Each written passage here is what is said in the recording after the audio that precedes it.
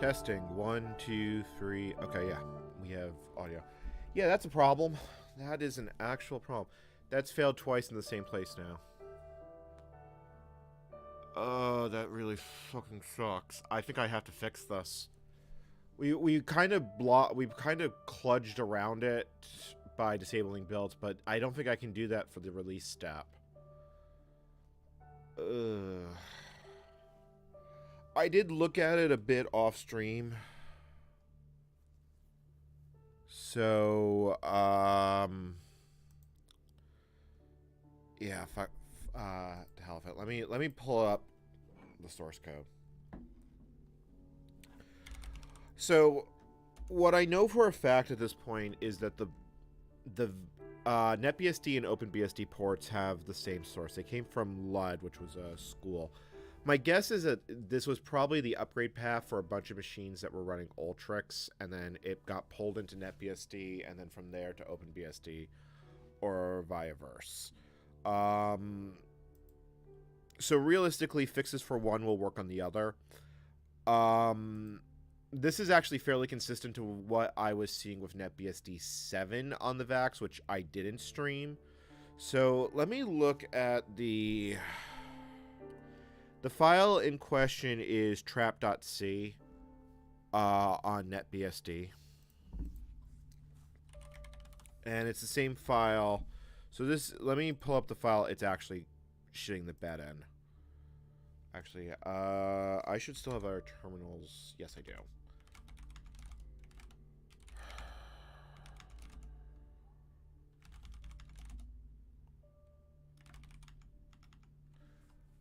Let's get a little color in our lives. Nope. Ooh, wow, that's weird to look at after so many hours of This has been my Yule log in the corner. Alright.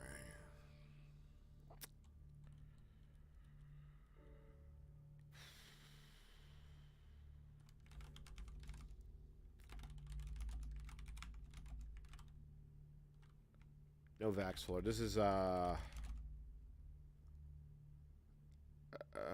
do I not have it somewhere handy? Are you fucking kidding me? I don't have it somewhere handy. Where do I actually have the source code? I don't want to really copy it out of the machine. I guess I can.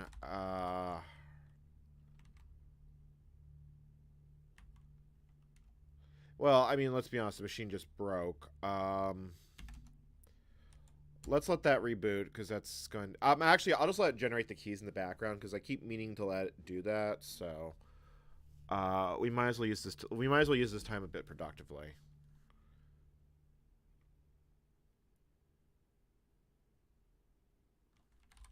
Alright, so that's going to go do its thing. So... yeah, let me... Do I have any VMs running? My laptop has basically been sitting here for 3 days. I haven't touched it aside to keep an eye on it. Yeah, I've got one VM running.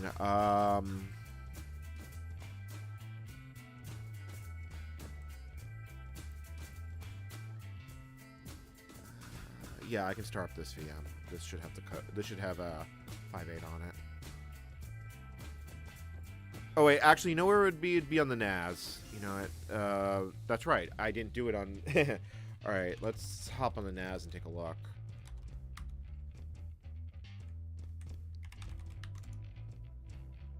I've literally just been.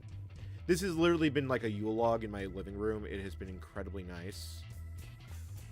Come on. Is it 102?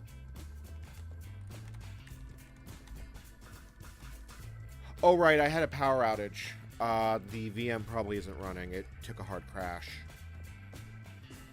Let me get on DSM and start back up. I really fucking hate the wire. I am so happy to not be here. I really should have a UPS for these sorts of things, but, you know, like...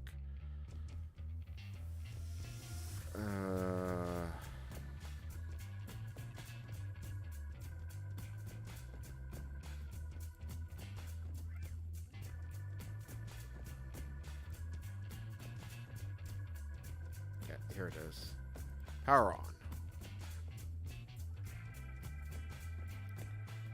Okay, let's wait for that to start up.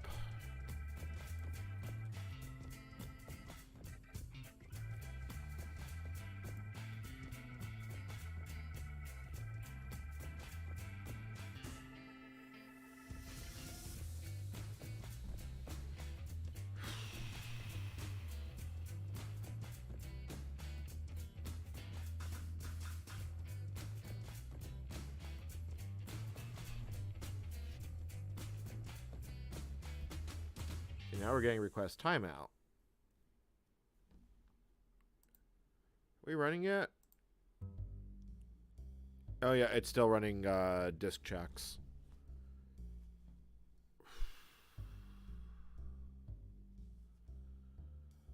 I gotta tell you, the last 2 days have been kind of rough on me.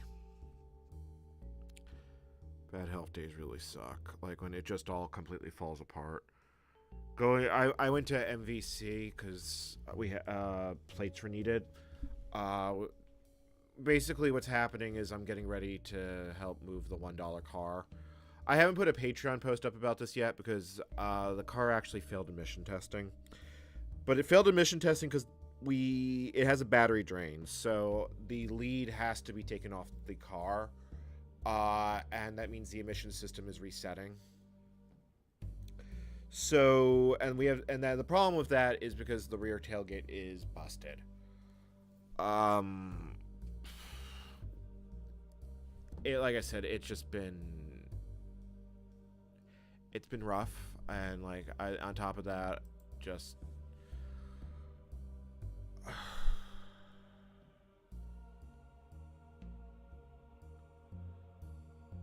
I don't know. It's like, do I really want to be bitching in the middle? Is this not booted yet? No, it's still going. It's okay. I guess we're it's just doing starting file system checks. It's hopefully going to come up.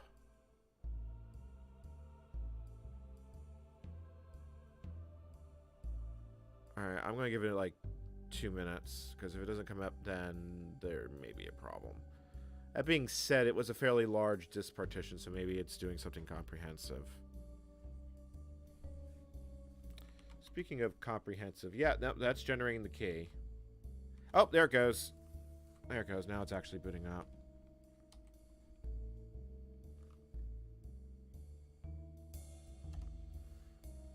Cool. Alright. So sys archvax.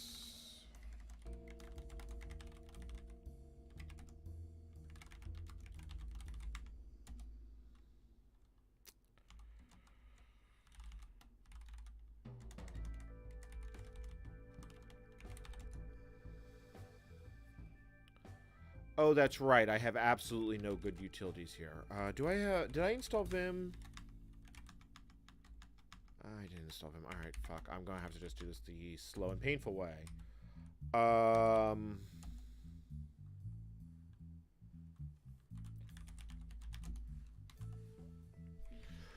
So this is where it's basically falling apart. It's doing some sort of trap debug. It's trapping into arithmetic frame or filt.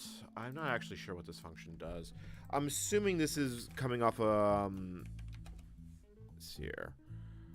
Like I don't know the VAX system architecture that well yet. I haven't had a chance to actually read it.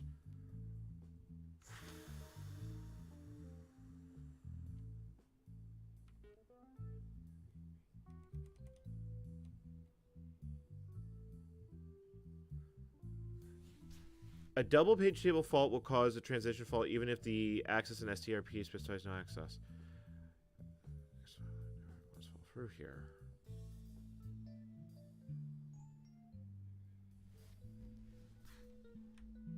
See, this isn't the function where it dies. It dies. What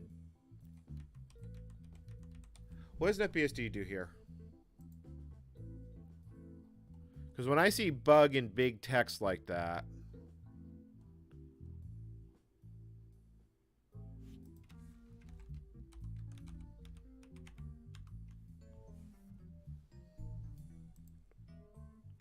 So the same exact message is actually in NetBSD.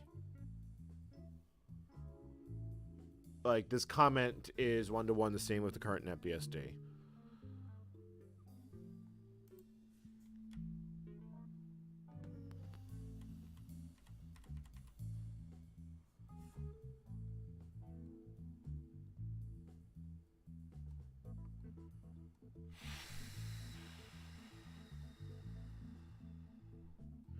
I think we're going to have to set trap, debug, and diagnostic. And then we're going to have to let it run and see if we can capture more information. Because it's hard to... I'm not seeing any significant differences immediately.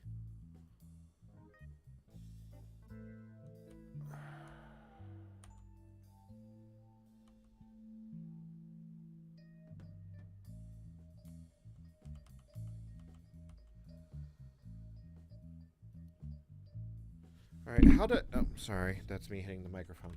How do I actually enable trap debug? I'm assuming it's in the compile somewhere. On this system, I did that as root, so it would be... kbuild...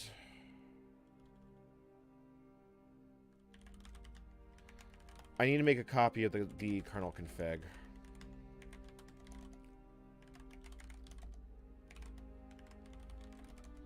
Is that just a file? Yeah, it's just a file. So generic.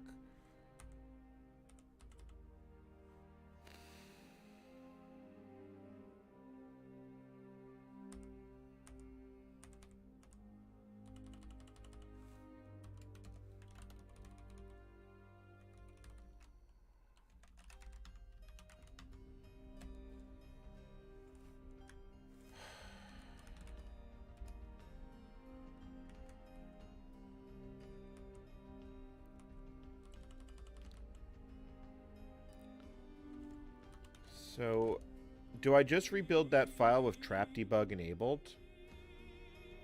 That might be all I have to do. Let me see here.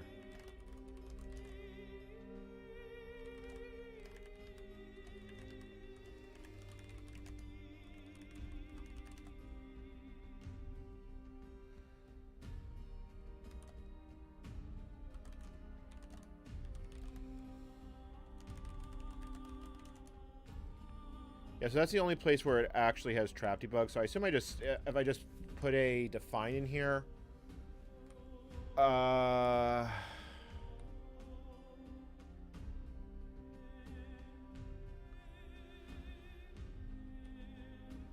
about diagnostic? Does that do...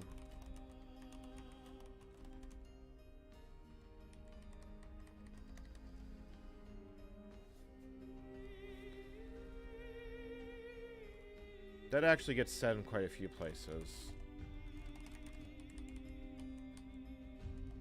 So if I...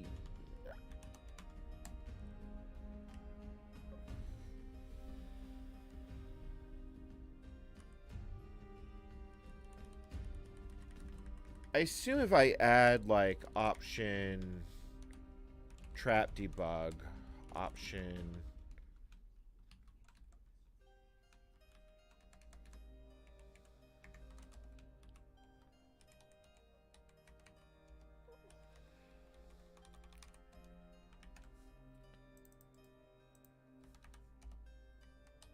option diagnostic.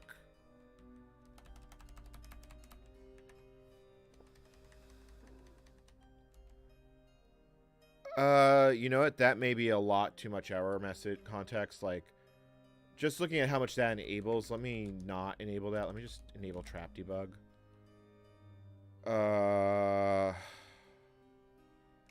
CD...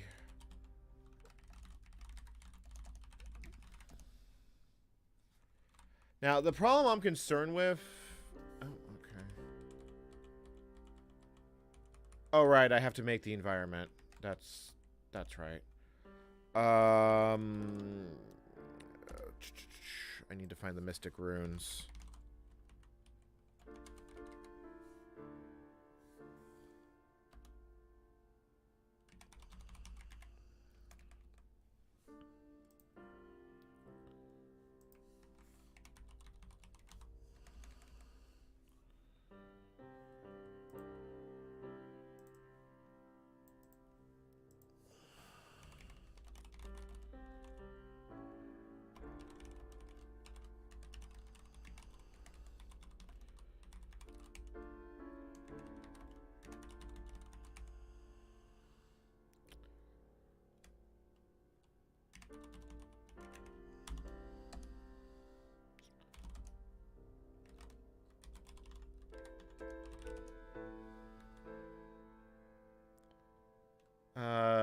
Okay, that didn't actually seem to do anything, so hold on.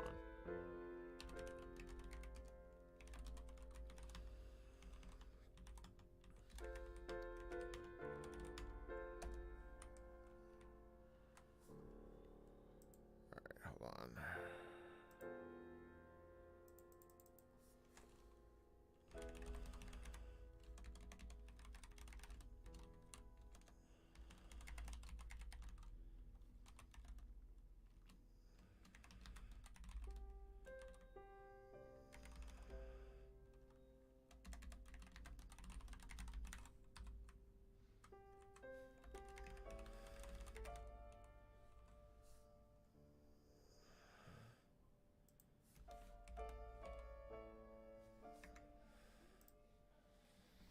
Yeah, I was going to rename the stream, but I realized, you know what? I can't do that because the first 2 hours of the VOD is going to be compiling. I don't want to get rid of that, so...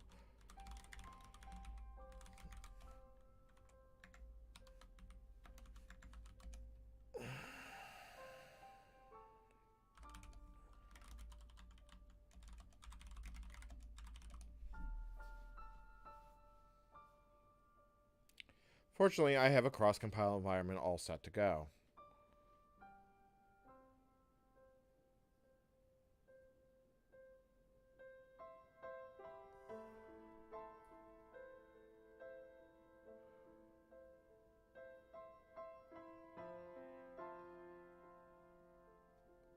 It's Tmux on the outer layer with screen on the inner layer. Because the profile is just whatever ships in homebrew. Yeah, no, it's homebrew.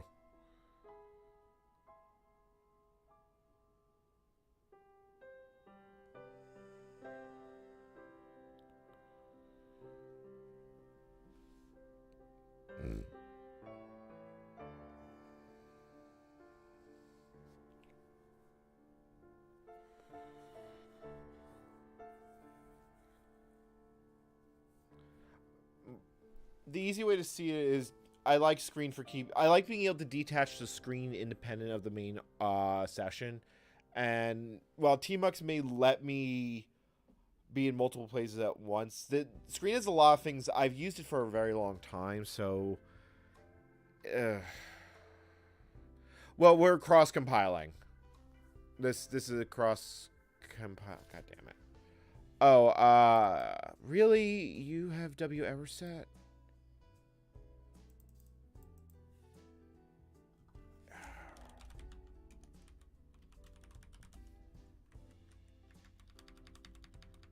No, you are not going to be W error today. You're just going to... Okay, there's the cross-compiled kernel. Is this done yet? Hey, look, it actually did generate the keys. Which means I could actually SSH into this, but I can do it from here instead.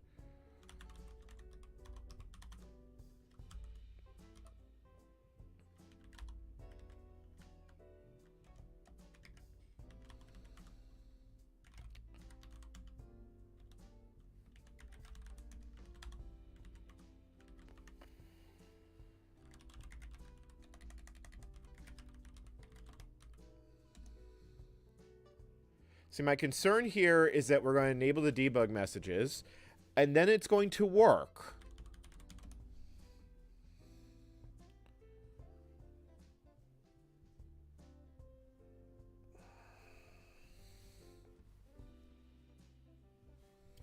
All right. Well, here goes nothing.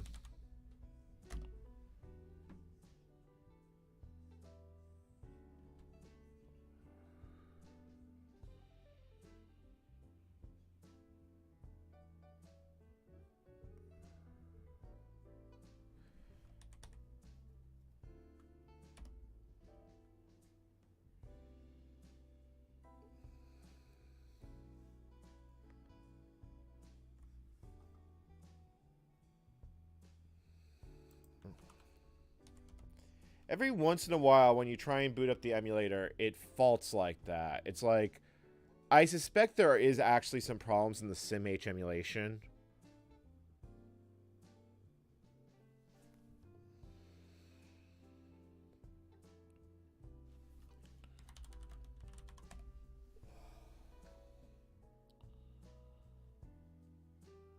So one of two things is going to happen. It's either going to successfully be able to complete the install step, in which case I'm going to be kind of frustrated, or it's going to crash in the same way, and we'll get more insight into what's actually happening. One thing I'm noting, though, is we're not getting any fault messages right now, which makes me wonder if it's not going to happen regularly.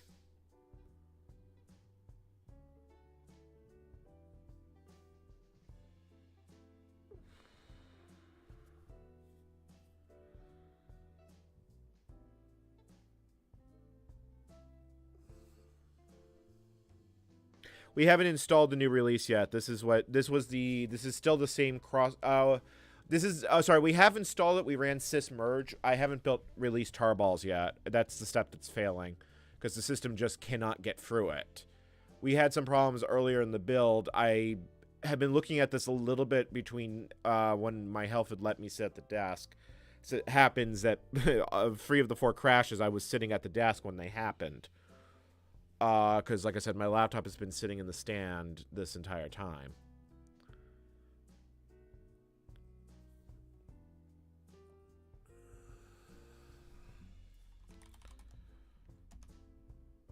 Alright, so we're now back up in the running system, so let's,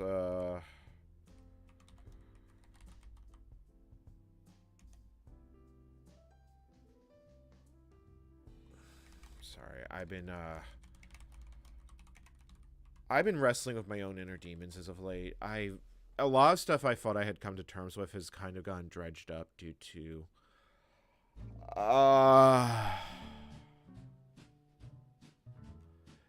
things in my life, like, you know, when you...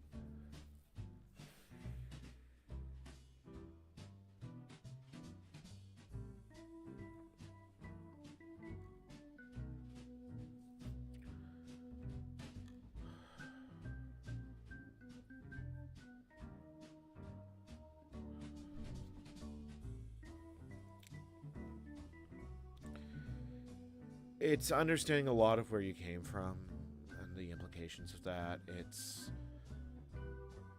the type of thing that I think I need to write a book about, if nothing else, because the experience is so unique. I mean, everyone's story is unique, but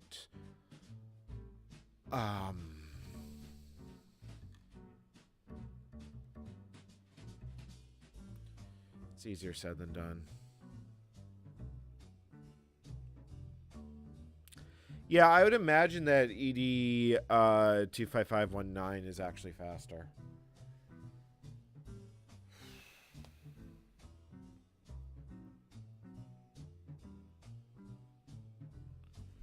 Okay, can we now mount you?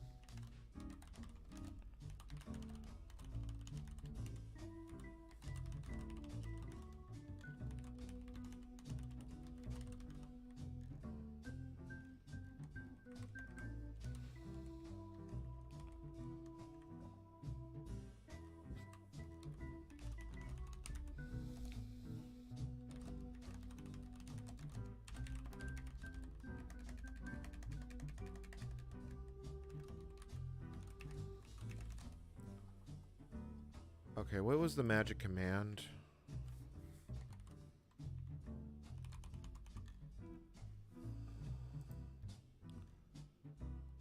So sysmerge.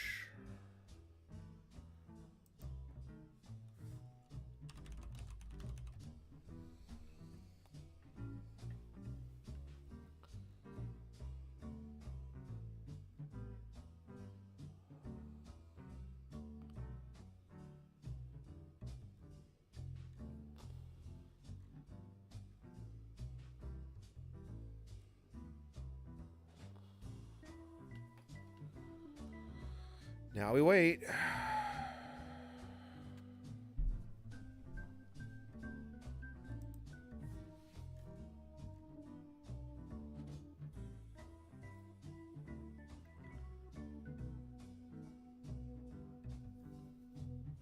I mean, you could do this on a Pi. If you look in my live stream archive, I did 3 streams where I ran Unix v6 on a Raspberry Pi, connected to a serial terminal, trying to recover old source code.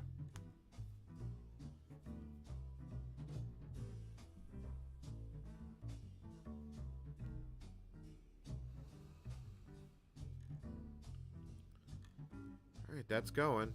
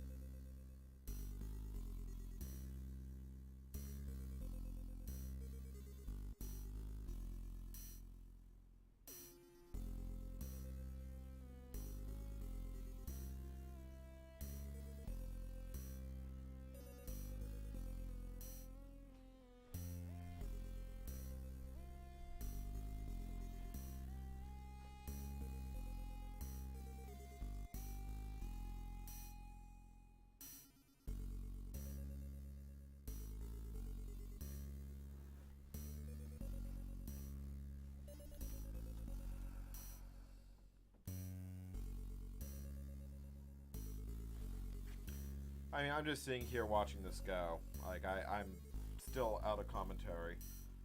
I wasn't exactly expecting to do anything.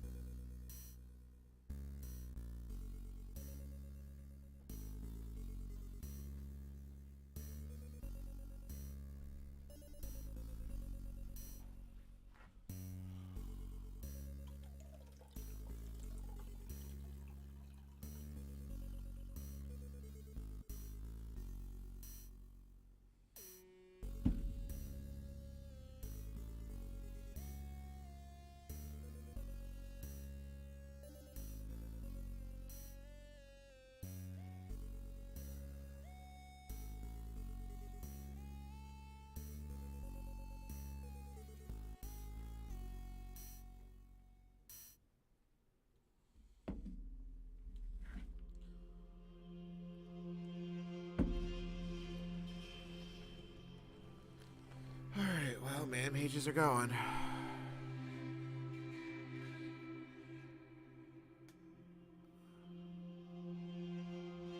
Yeah, the problem is it keeps kernel panicking.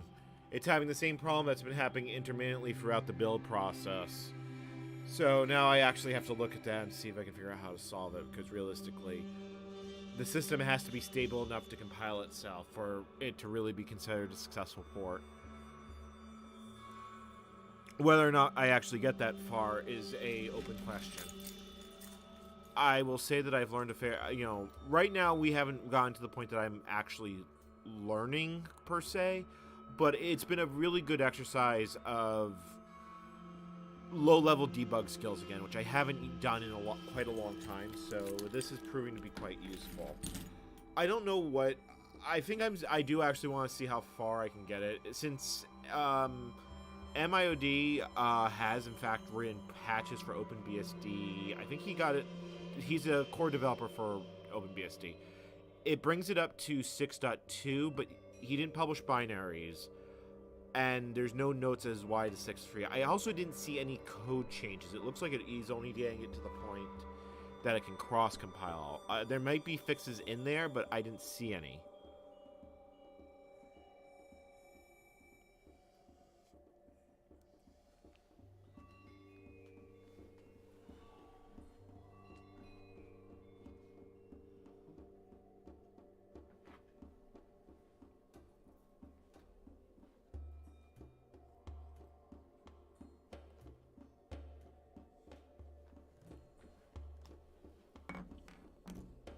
Alright, there it goes.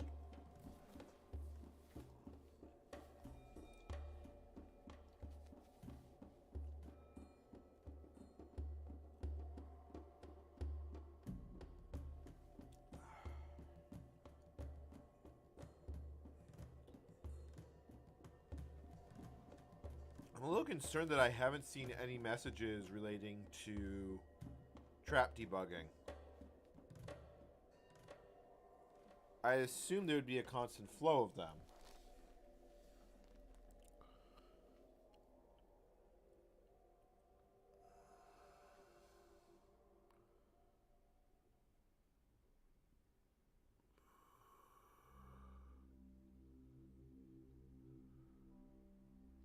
I've never played with Trough. Or I have played with it when writing man pages, but I've never done it in depth.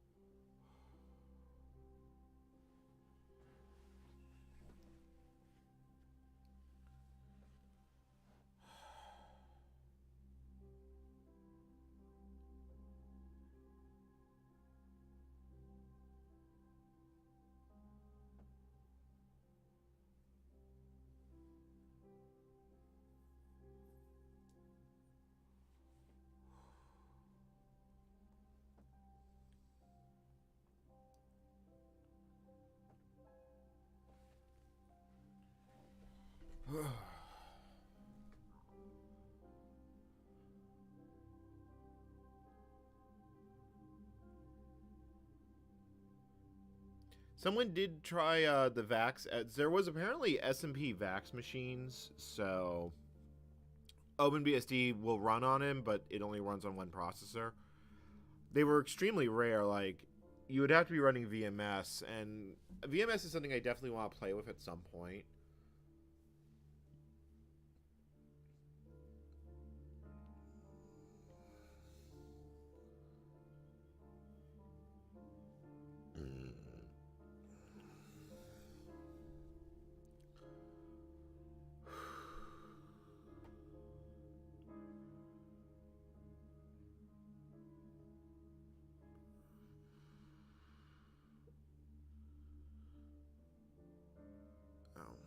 I don't know. I'm just...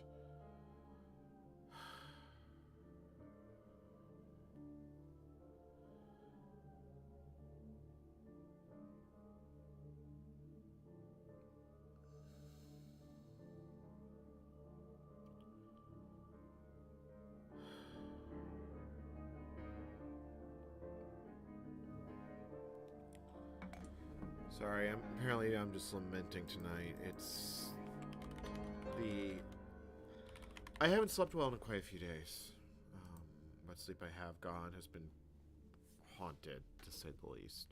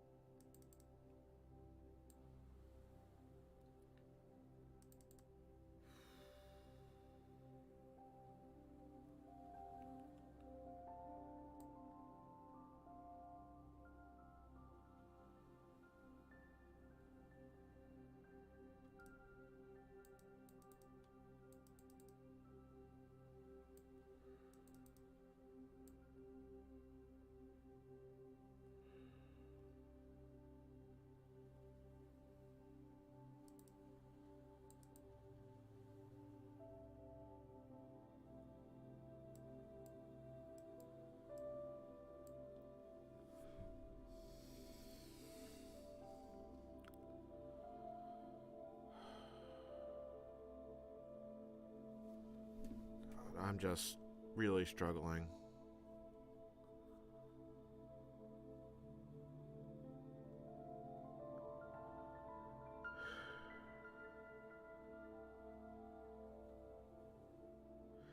David, I would not be surprised if that's entirely true.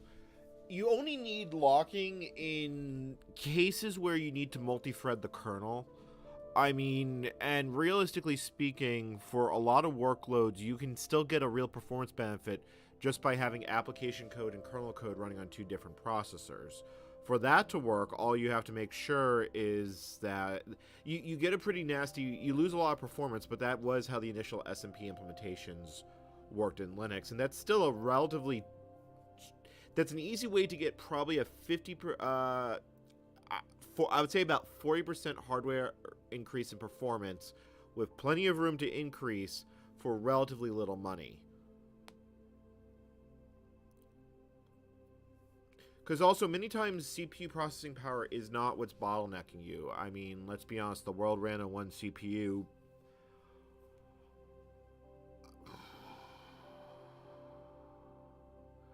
Multi-core machines really didn't start becoming popular until, I don't know, like early 2000s, and I would say they weren't even standard until probably the 2010s. The very early work I did on Ubuntu ARM was all single-core machines. We only started getting SMP machines probably around 2011. PandaBoard was one of the first mass available ones.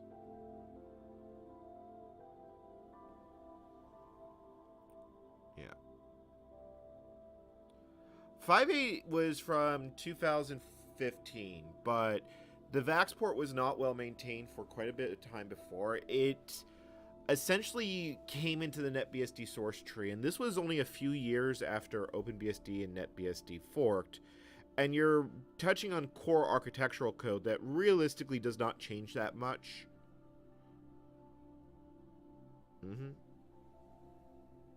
Yeah, I mean, realistically speaking, a lot of Unix hardware got a second lease on life running NetBSD and OpenBSD, because for a lot of businesses, you don't need a whole lot of fucking processing power. Yeah, Oct 2015, but the port was not exactly in healthy before then. Realistically, it's still using GCC 3, which even at that point, even for OpenBSD, is old. OpenBSD seems to still be holding on to its Motorola 88K port for, like, I am still staggered that thing exists. I need to run it just for the sake of running such an obscure processing port. I mean, if I really, really wanted to get fucking... See, SMP performance in Linux used to suck ass. It wasn't until, like, well into 2.6 that they actually, like, started working on it, because realistically, early Linux SMP was implemented with the big kernels lock, or what was the function name? Underscore spinlock kernel, where you could basically enter it into a critical section, so forth and so on. The original fix to the kernel was to break the big kernel lock into little baby locks, although the big lock is still used in some places. I believe it's still used even today, although I have to imagine only in early boot. I mean, there's been a lot of money spent to make the Linux kernel be fast. Yeah, but Spark was basically designed with SMP in mind. There are architectural reasons why Motorola 68K does not work well SMP. Intel had to kludge it quite heavily to make it work. The 486 was the first the first processor where you could do it. There was a single SMP 386, that's the Compact System Pro 386. And that will actually run NT, shockingly enough. There is a HAL for it. But I can't imagine it is like a 486 would literally run circles around it, because the 486 implemented the lock instruction, and there was also OS2 multiprocessing.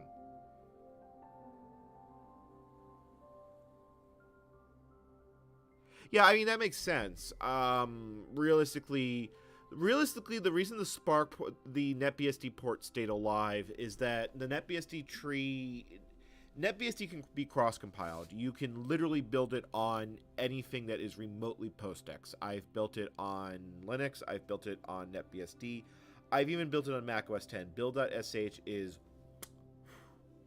So, realistically speaking, as long as it kept building, there was no reason to archive the port in NetBSD. And over the years, people would get bored and write a bug fix. And then someone actually wrote an updated toolchain.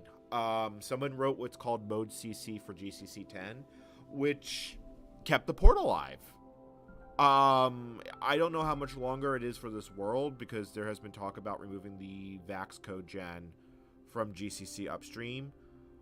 I don't know if that is or isn't happening, because I haven't been following the conversation at all, and it's like, whatever.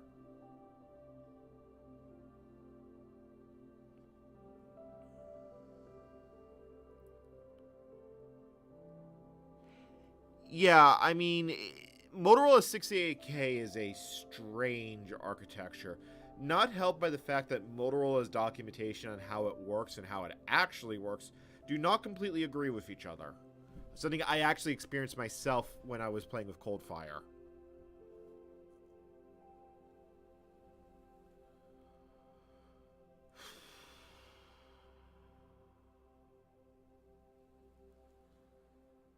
Honestly, Carmich, I wouldn't even try to avoid it.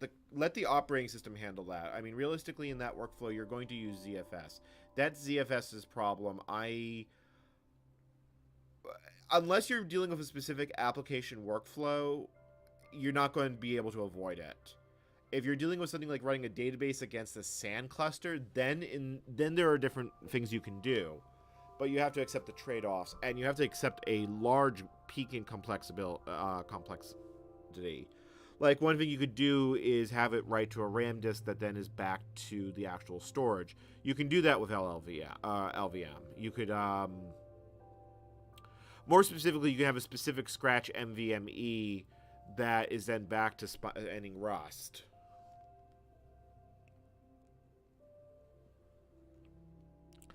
I mean, realistically, someone might implement VAX support for Clang. There have been Matter CS projects.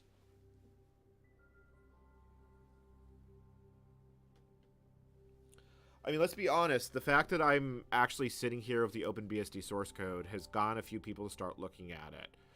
If I actually I don't know if I can actually do it.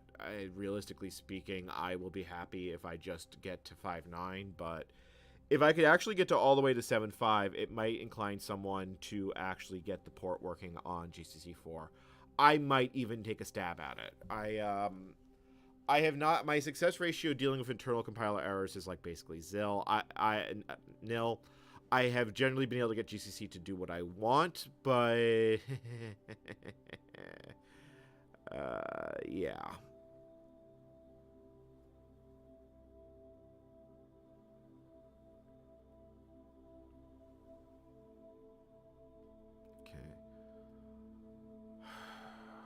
I forget how far it actually gets before it's going to go kablooey. I have to actually note that because I could also disable that install script, but realistically speaking, this is not... I don't think... Did I install the right kernel? Yeah, no, I installed the right kernel.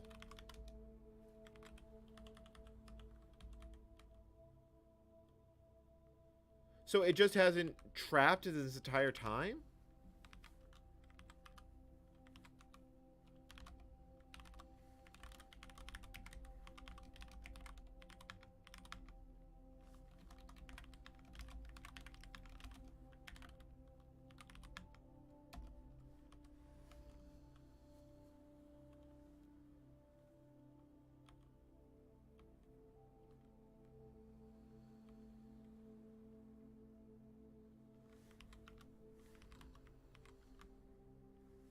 I mean, that seems impossible that it could go that far.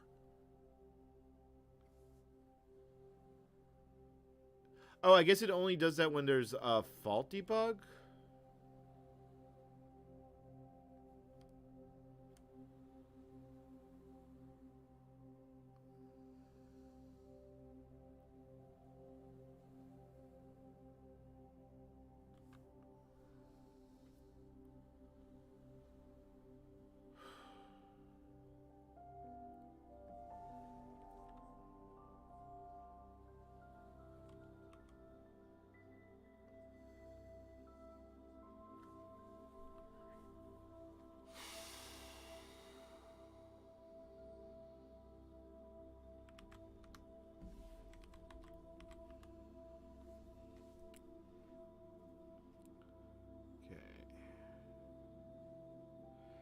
I mean, I wouldn't be surprised. LLVM, as far as I know, is intending to be a full GCC replacement. And it's considerably easier to write a backend for LLVM than GCC, or so I've been told.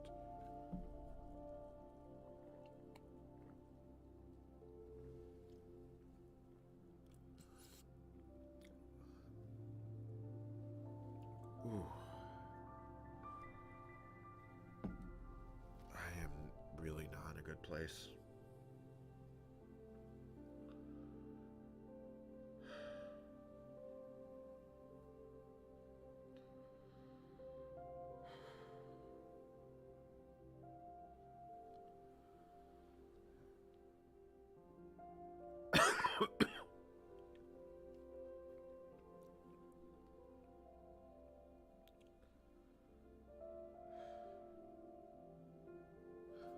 I'm just kind of sitting here staring into space.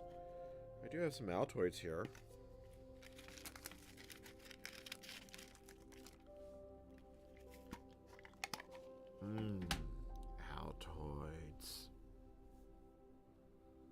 This video is not sponsored by Altoid.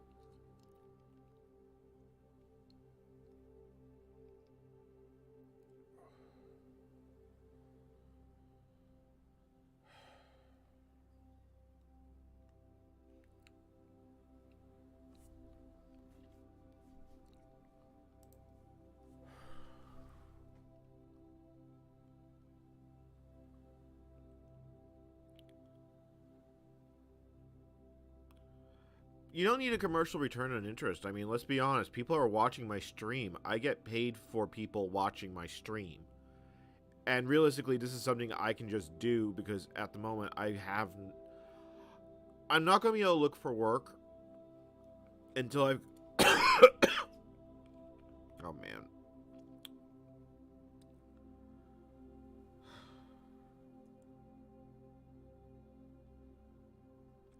I'm not going to be able to look for work until I've got a more stable living environment. And that's assuming I'm actually going to be able to return to work. But realistically, with what I make with YouTube and Patreon, I can't afford where I'm living right now, but I can afford elsewhere, so fingers crossed. And maybe I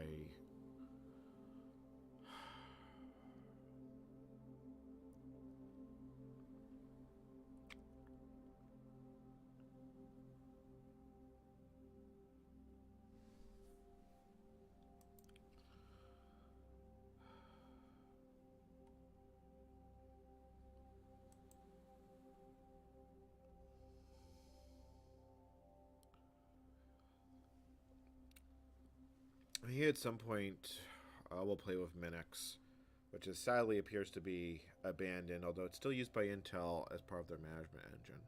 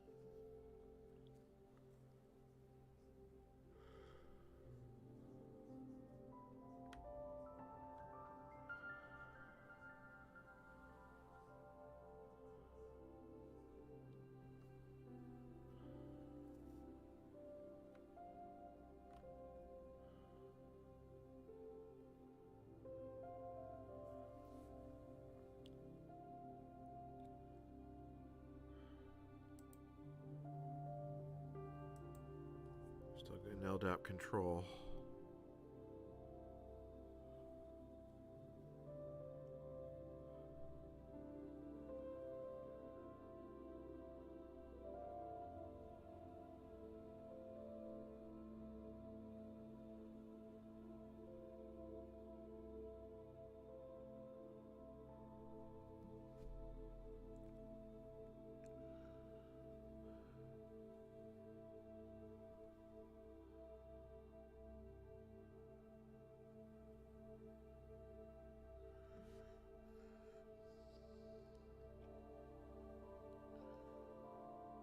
I'll be back in a moment.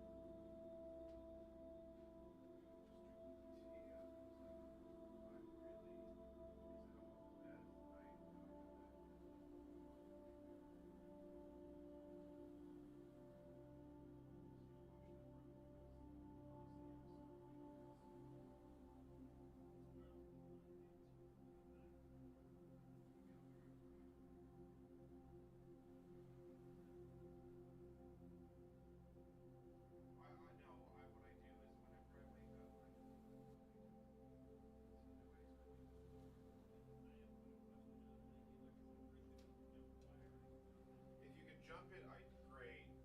If not, tomorrow I will just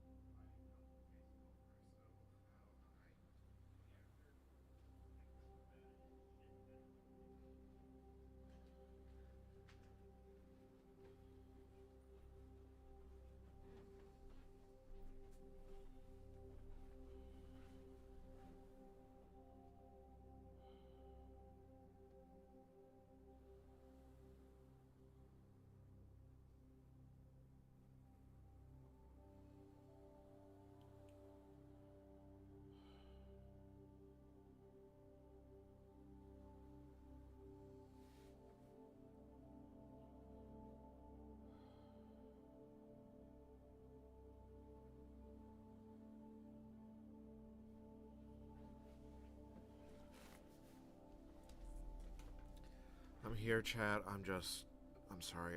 Not in a good way today, but there's nothing I can do. It's easier to be here at the desk and at least have the 47 of you keeping me company. It's always amusing. It always staggers me how many people watch these things. Like, I know that... I mean, let's be honest, it helps that I had done a lot of videos beforehand, and I'll probably do a video on this. I have to make sure to save this VOD, so I will end the stream before the 12-hour mark. Although apparently the 66-hour stream VOD did actually get saved, although it's not showing up for me. Like, if I look at streams on my channel page, it doesn't show up. But apparently, if you go to the link directly that it was used, it does show up there.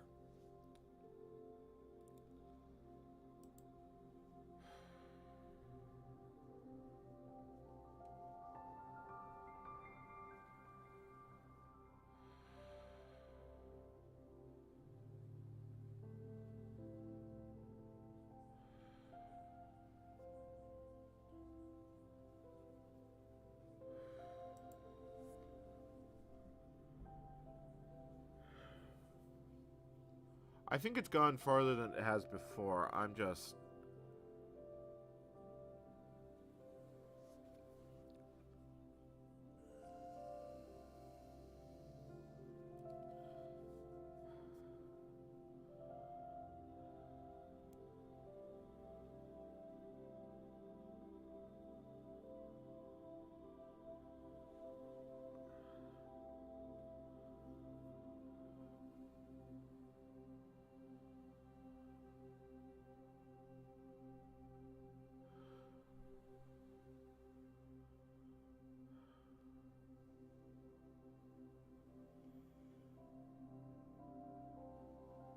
The million-dollar question is this actually going to finish?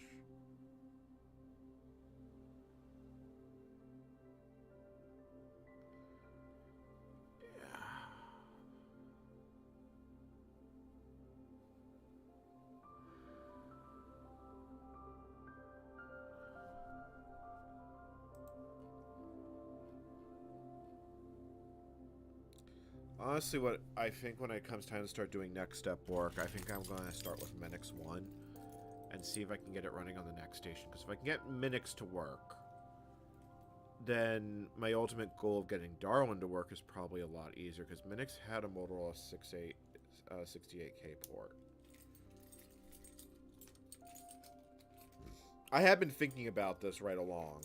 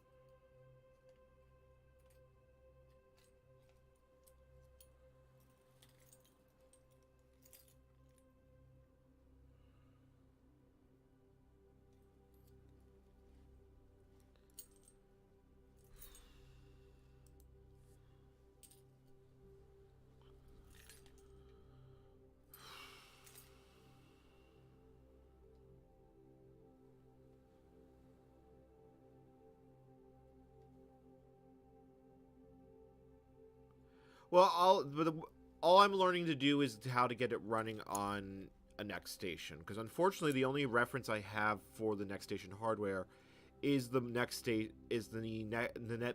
Next 68K port. There is partial source code from NextStep floating around on the internet. Whether I were to use that or not, I have not decided, but it would make legality issues. And again, it's so old, I doubt anyone actually fucking cares. I mean, realistically, this is IP that was owned by the company before Apple.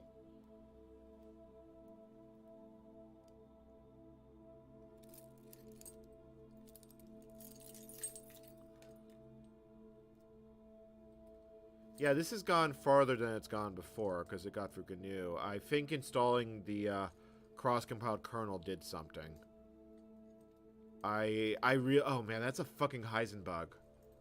Because the instruction... Oh, son of a bitch, I understand what's happening. If that's what I think it is, it's because this is running faster than any real VAX system. There's some sort of weird race shit.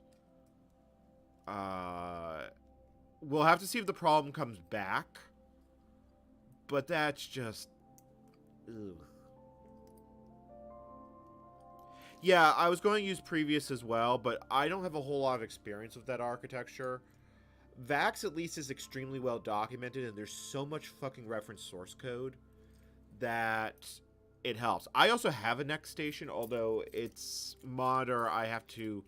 The modder is cooked. I have to take the soundboard out, and I have to make sure it still works. It's like, got so much to do in front of me. It's been hard, chat. It really has been.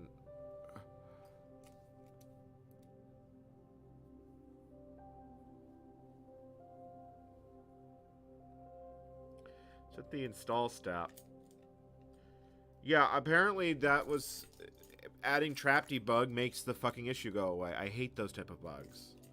Oh, look, it's installing BCD. Everyone tell Black Coffee Drinker hi. I guess we could try installing this on real hardware tonight. If it builds an install image. I'm not certain if this will or will not.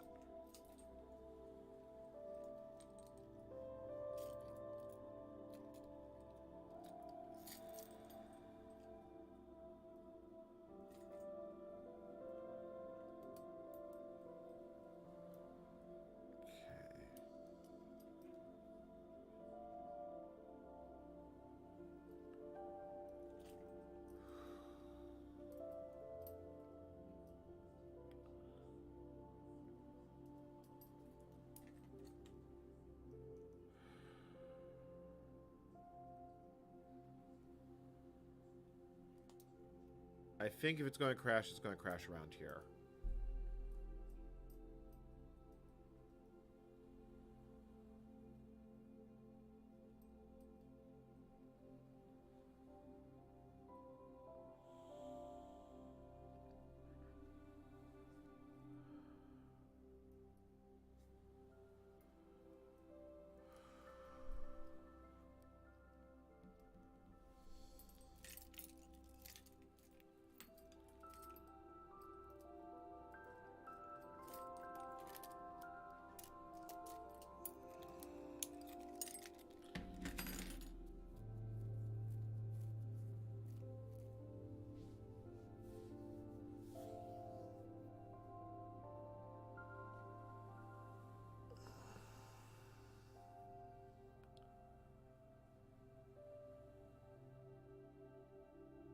Oh yeah, the video just dropped. Fuck, I forgot to set it for premiere mode.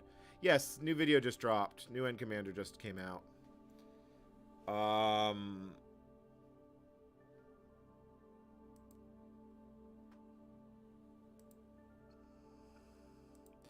I completely forgot that was happening.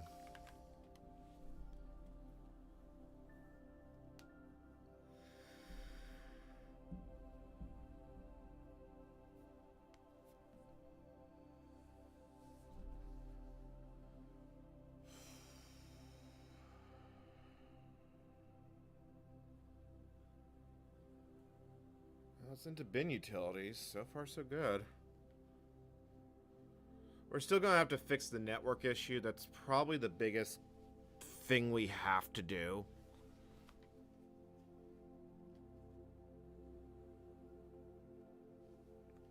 But we can do that as part of the 5.9 port. I don't need to fix it right now.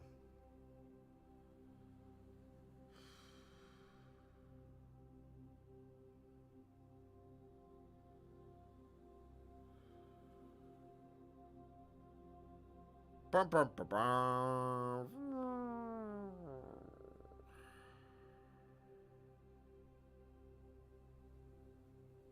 It didn't print any messages. Alright, so what exactly is it doing?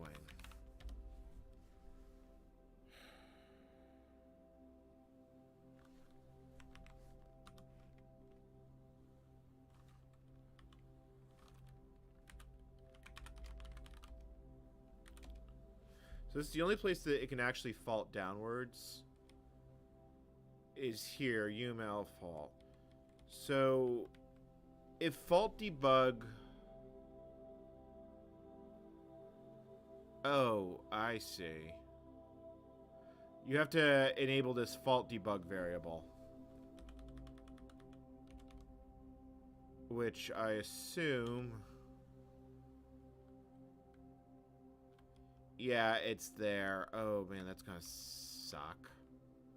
Okay, well, it explains why we're not getting any messages, but the fact of the matter is we can basically... we go down this rabbit hole.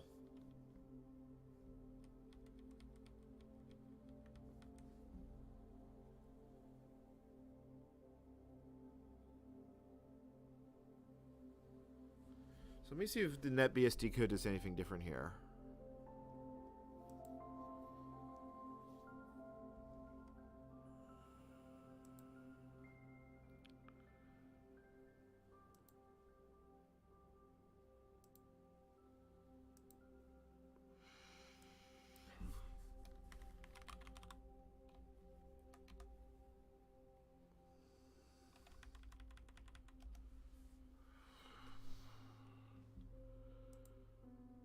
So if we look at NetBSD,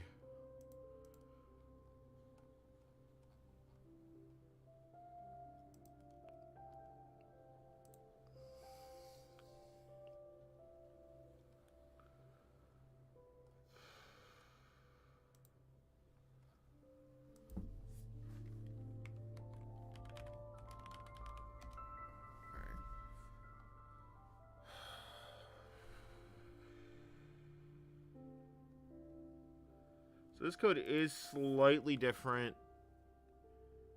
So this truncates the page and then UML faults.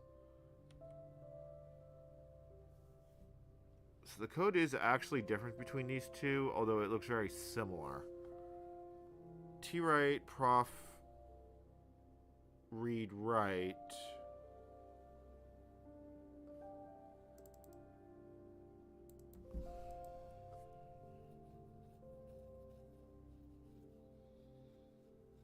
I gotta look at the Git history of this.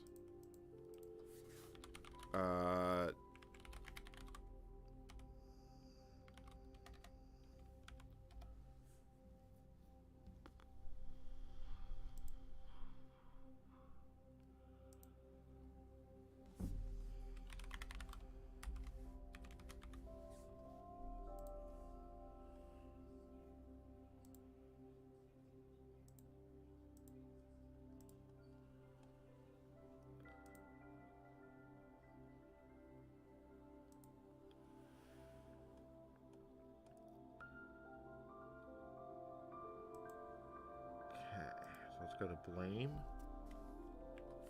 And we want to go to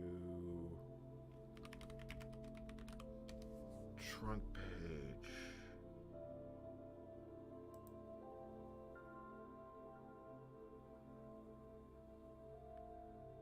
So there was a change to this.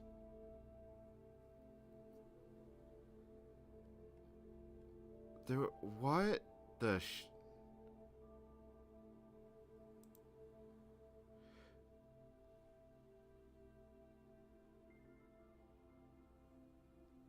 There was basically a change to the CVS history that changed a whole bunch of crap that looks completely unrelated to this. Here, I'll drop the link. You know, let me look at the base tree because sometimes that works better. I'm looking at it on GitHub.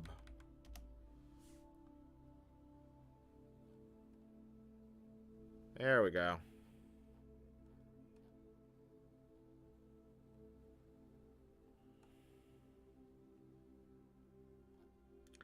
Yeah, so there was actually a change in the 5.8 base versus the end-of-life code, which largely looks identical.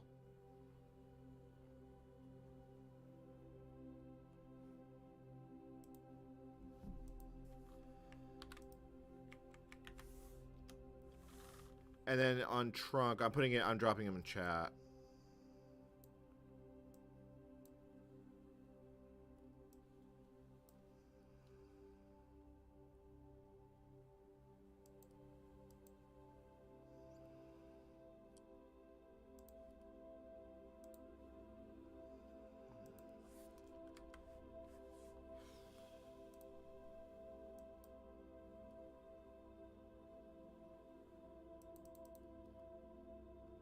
Like, it says that the commit is too big for GitHub to get it. But apparently this commit touched every fucking file in the repo. It's likely this is an import error. Let me look at the file on the trunk repo, because on the official one, because I just have to find it, though. That's the sucky part. Like,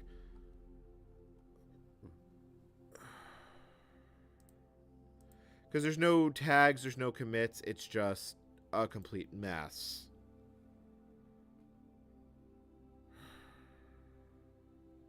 Actually, no, hold on. There's a better option here. I can look at the actual CVS web. What am I thinking of?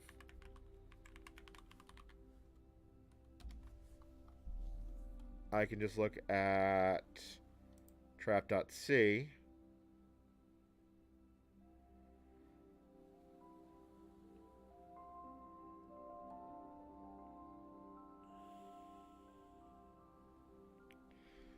Alright, so I'm looking at its history.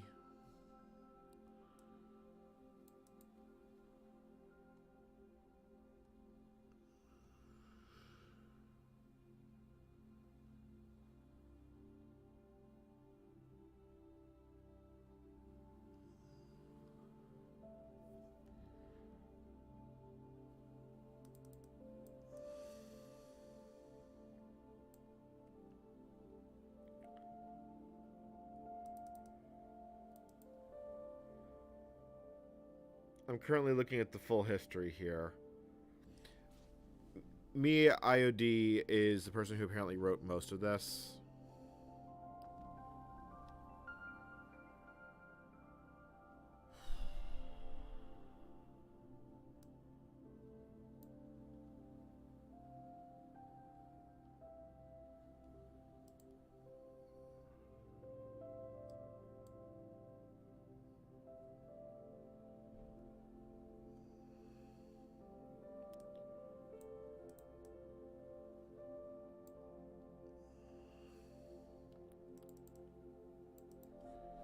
Fix a long-standing problem on VAX on arithmetic fault exceptions. We schedule a SIG FPE to faulting process.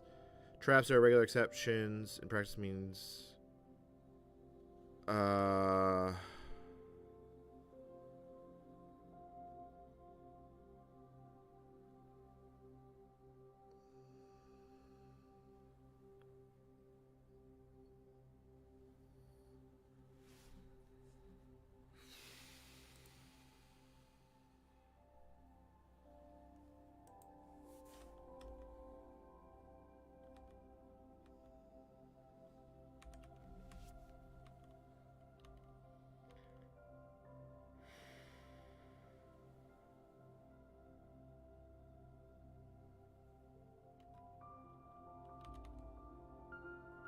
So this looks like this could actually recurse itself, because obviously we're generating a fault.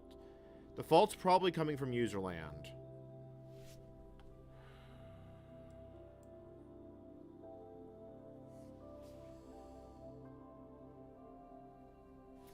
So what do they do in NetBSD land, which apparently does not suffer from the same problem?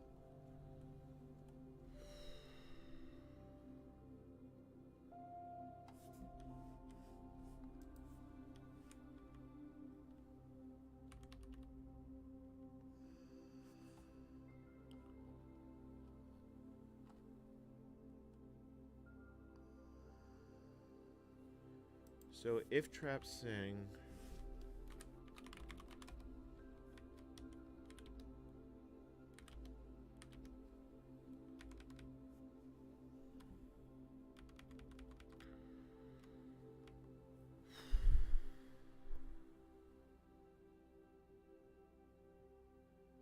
Okay, so this patch made it back into NetBSD. May have been by the same author, actually.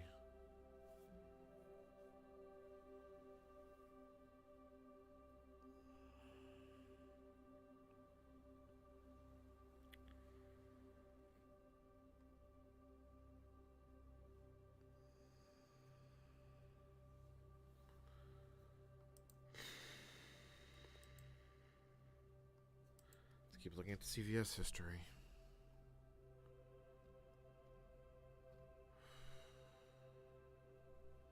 Actually, more specifically, let me look at the history of this file in NetBSD, because if NetBSD had a similar problem,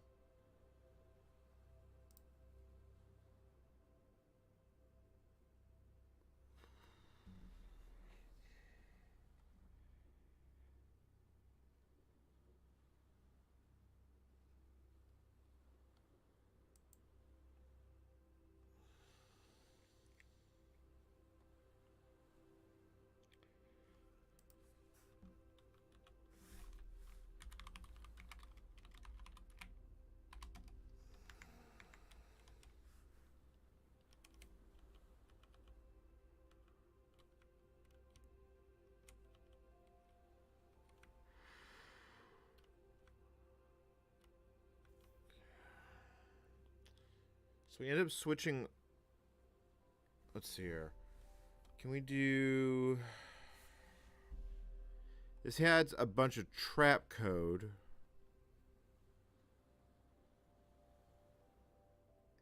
Handle eval.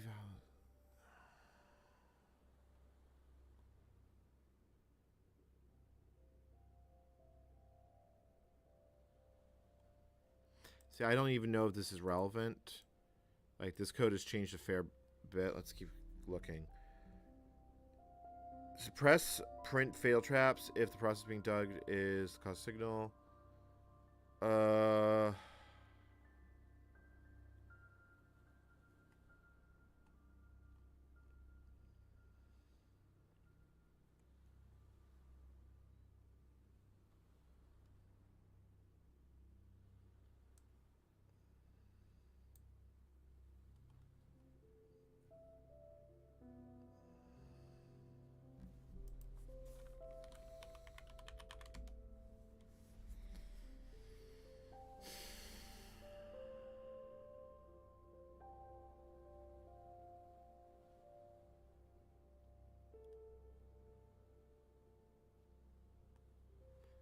It is possible we are running out of memory.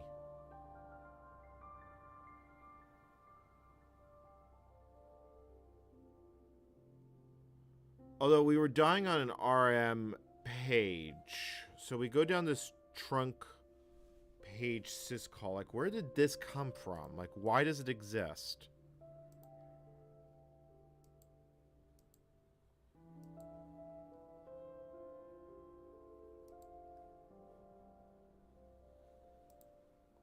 Like, if I look at the version from 21 years ago, does this exist? Yes, it does actually exist. So if I go... This has existed for a long time. So, like, if I go all the way back to 2001, is it there? Yep.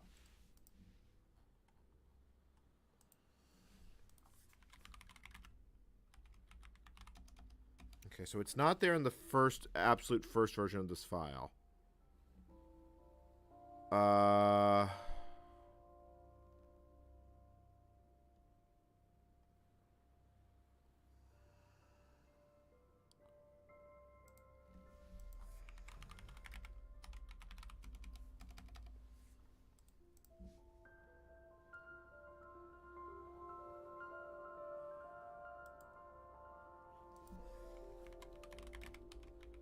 Okay, so it's there in 113.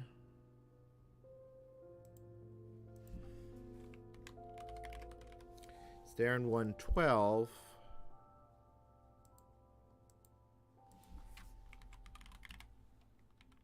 It's not there. Okay, so this was...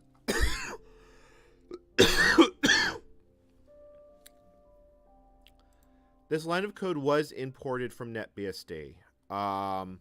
It's now since disappeared from NetBSD. I'm trying to understand what is going on here, because understanding the last time this code was changed helps, especially because this is a difference between NetBSD and and OpenBSD. Oh no, wait, that call is here. Never mind. No, hold on. I'm looking at... I'm not firing on all cylinders tonight, chat.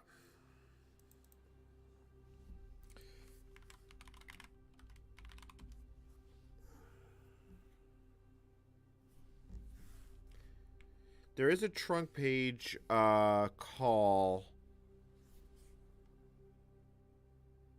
Yeah, so this code's actually been refactored a fair bit.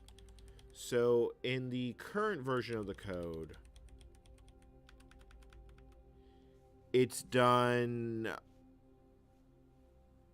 The trunk page is done up here instead of down here. Does that make a difference? Let's take a look. Let me pull up NetBSD CVS.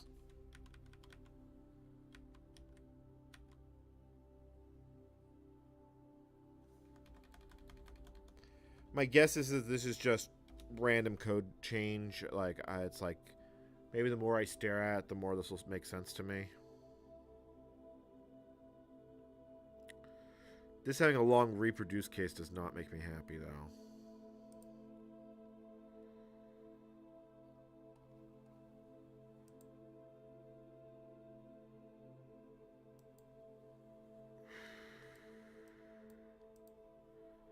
so here we go. CVS log. So here's what it looked like 10 years ago. I know you guys can't see what I'm doing.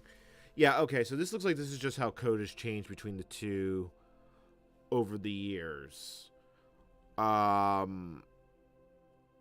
Like the F-type has changed. There's small, subtle differences between the two.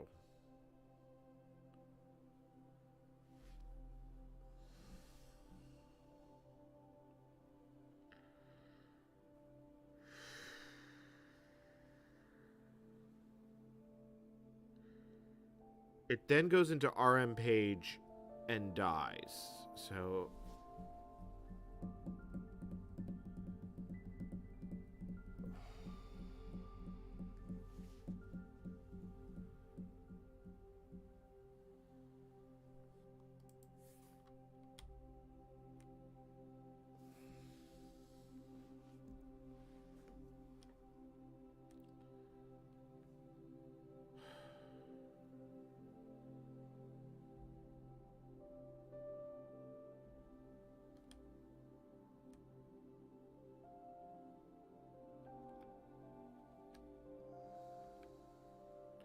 So what type of fault is this? This is Excel.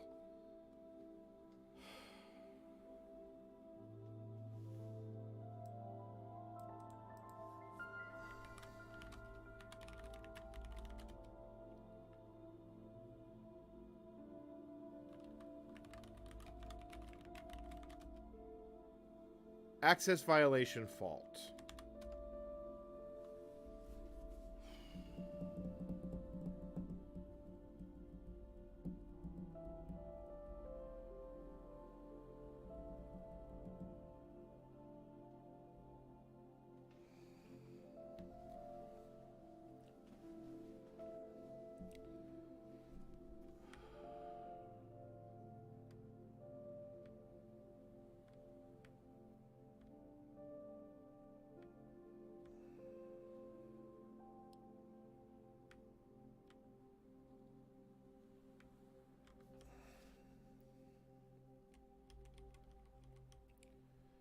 So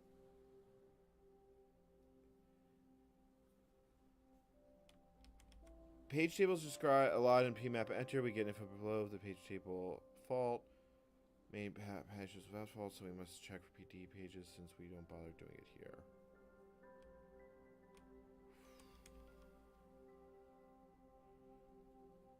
UVM, I assume, I don't know for a fact, I'm assuming is...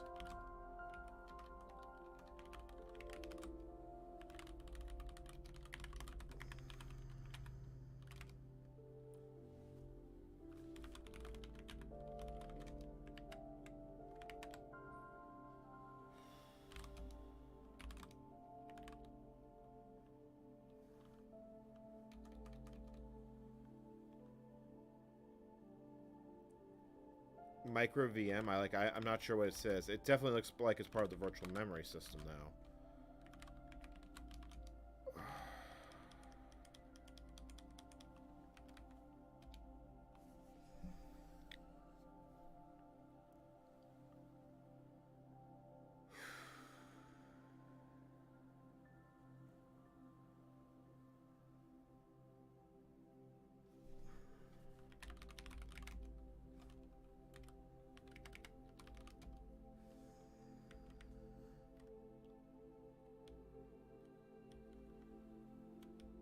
So it checks for kernel space.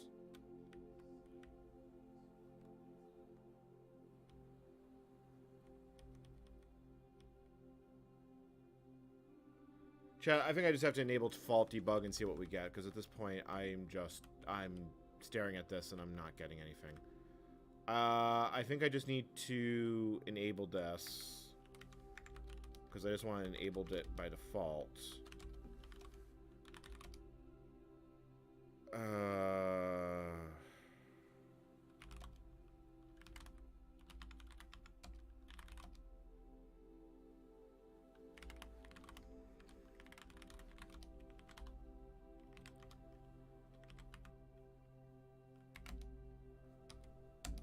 I should have let that reboot.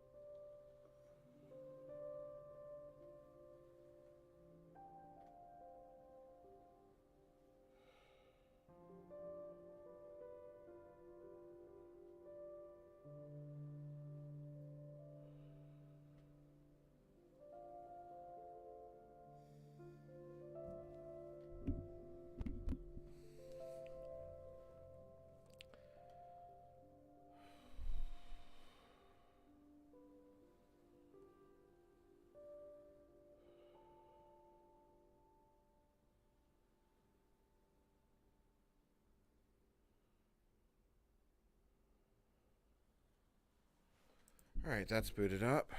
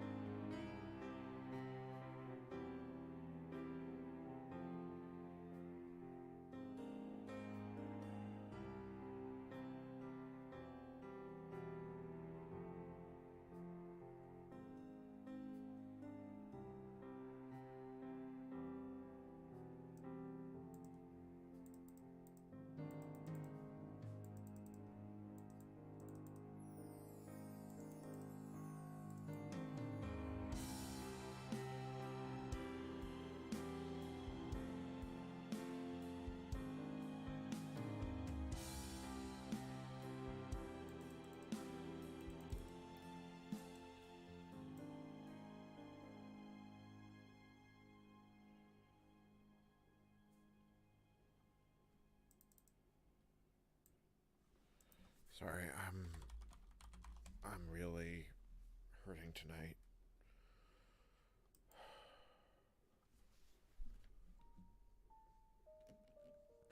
I am pretty sure the network timeout is a... Wow, that's going to be a lot. That's going to be fun.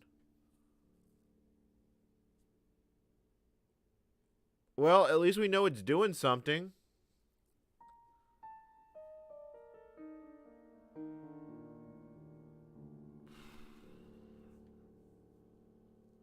Oh man, this is going to be slow.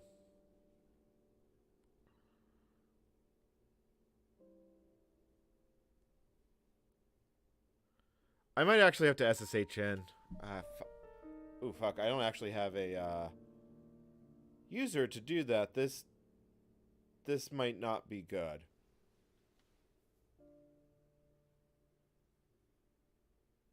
Oh dear. I may have miscalculated.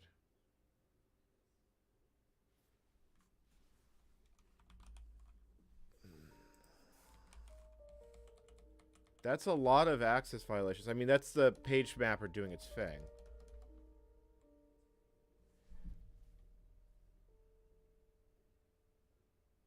I mean, it's obviously working in the most general case. Like, this isn't just hitting a bug and then going kablooey.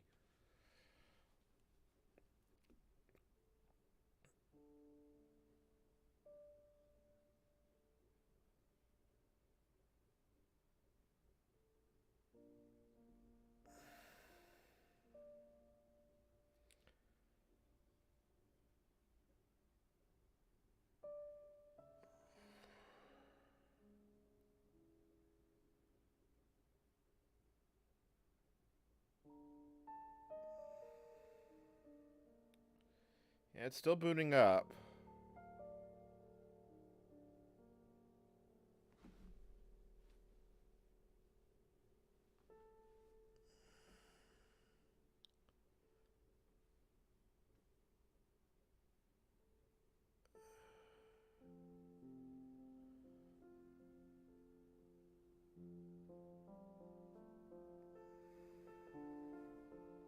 The problem is that because of the buffered output, it's going to run much, much slower. Oh, I wish there's probably the right way to do this is to get into the debugger. How do I get into the OpenBSD debugger?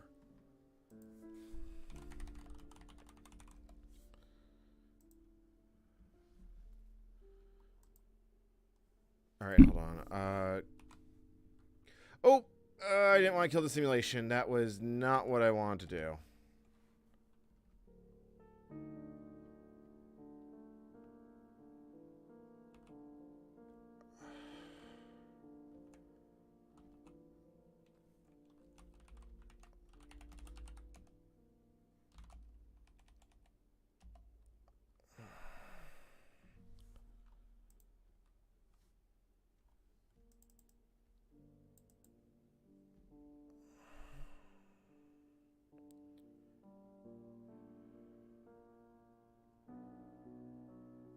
Alright, well, let's see here. Boot DOA 0.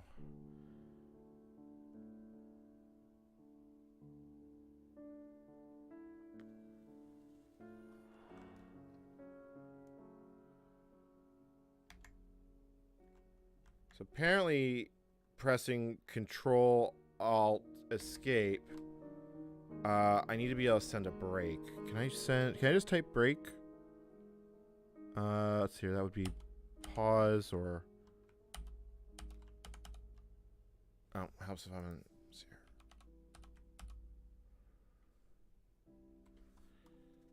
Like, with SIMH, how do I send a break?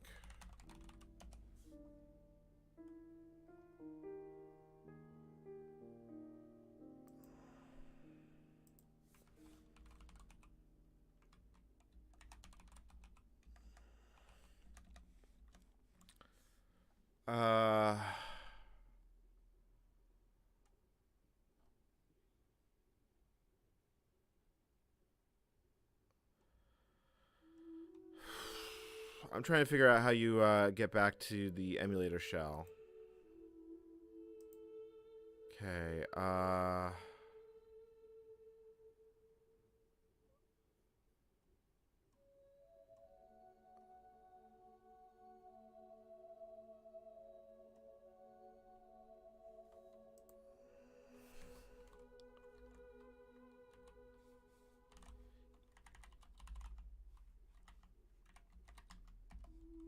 Oh, hold on. I need to get rid of that exit. That's why it's doing that. Okay. There we go.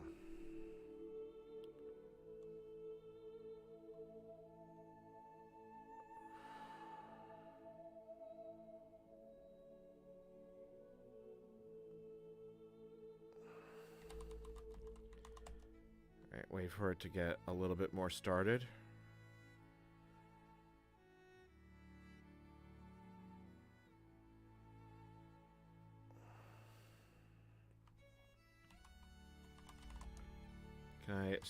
Can I just do send break?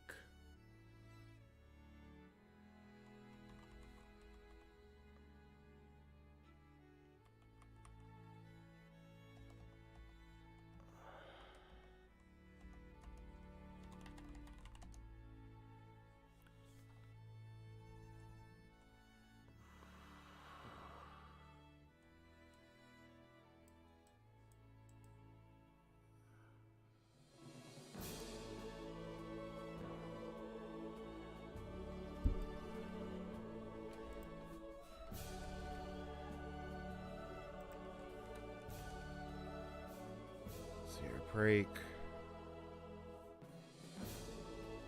So break, I'm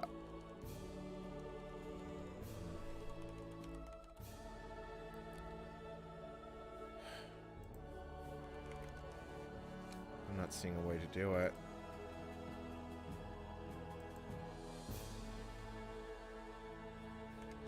Alright, I think I'm going to have to,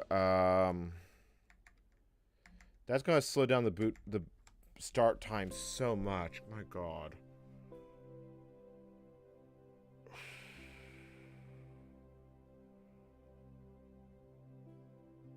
I'm not even convinced it's going to be useful. Let me...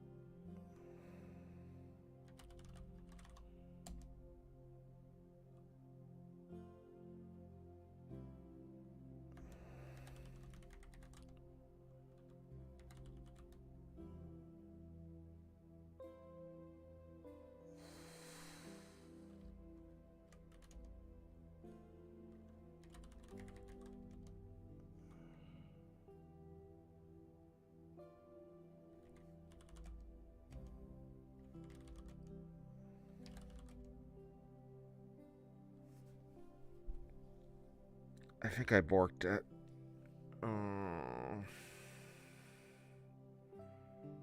I have to put the CD back in. I think I'm gonna have to put the CD back in and put it back the way it was. Oh, that really kind of stings.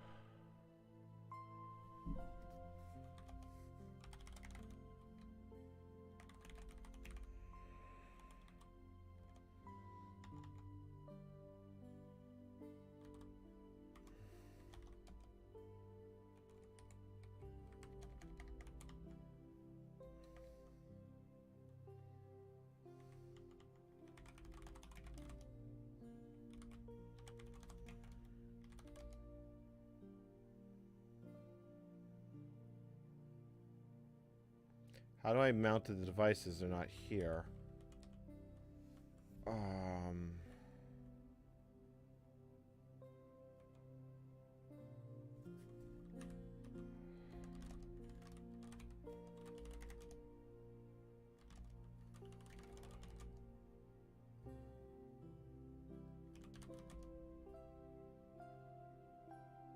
I can do an upgrade. You know, I can do upgrade. And I can just tell it to install the kernel, nothing else. Alright, 0.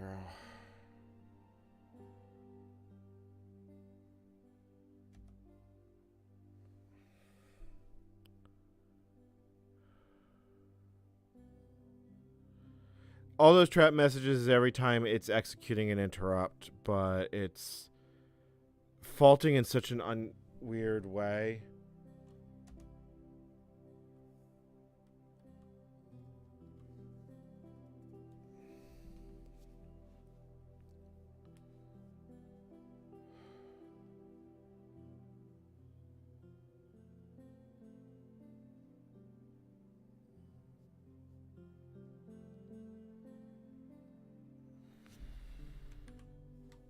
Actually, look, it did actually mount this here, so can I remount?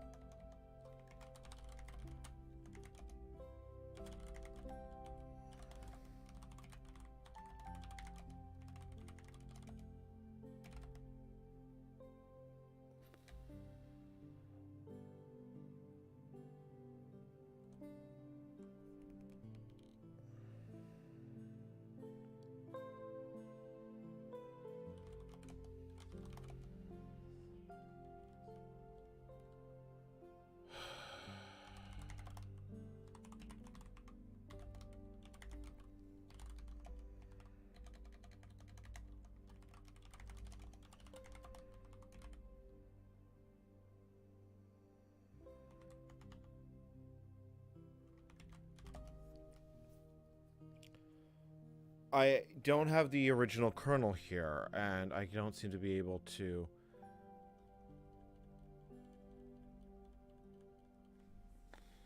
Can I just download it? Like, can I cheat and just... Can I just download bsd.current... BSD?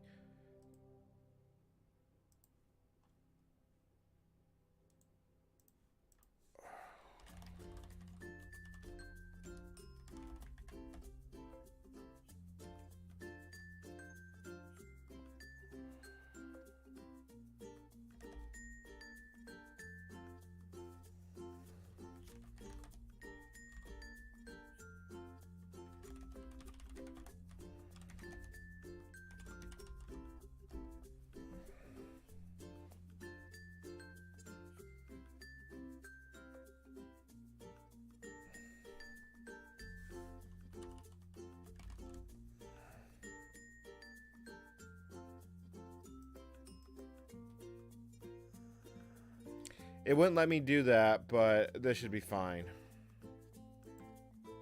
Oh, don't hang here.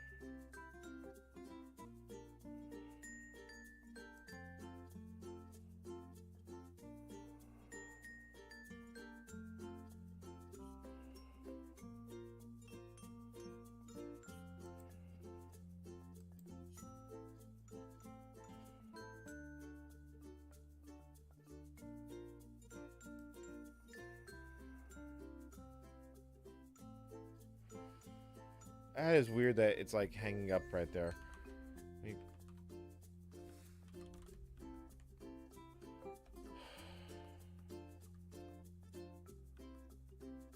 I may have to end this stream soon because honestly I'm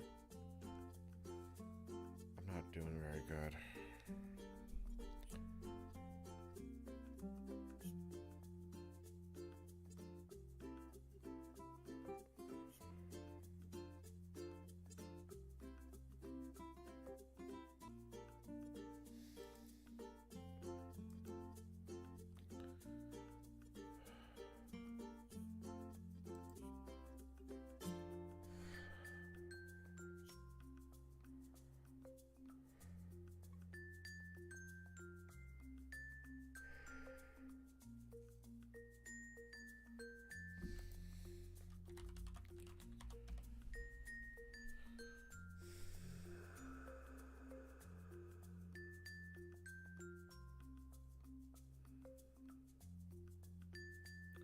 Alright, well that booted. Alright, so this needs to be... we need to have trap debug. I'm gonna have to figure out how to enable it with the debugger. I think that will be a...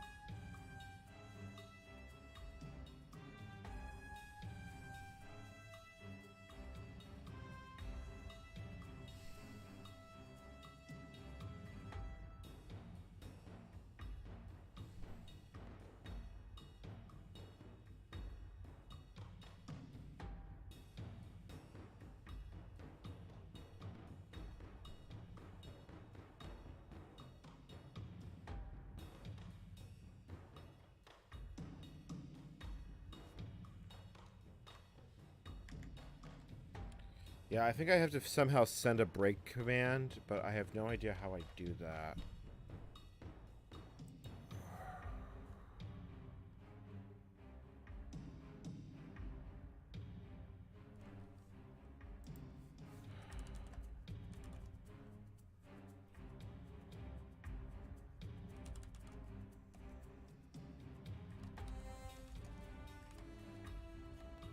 Well, now I have BSD old, which I don't think I had before.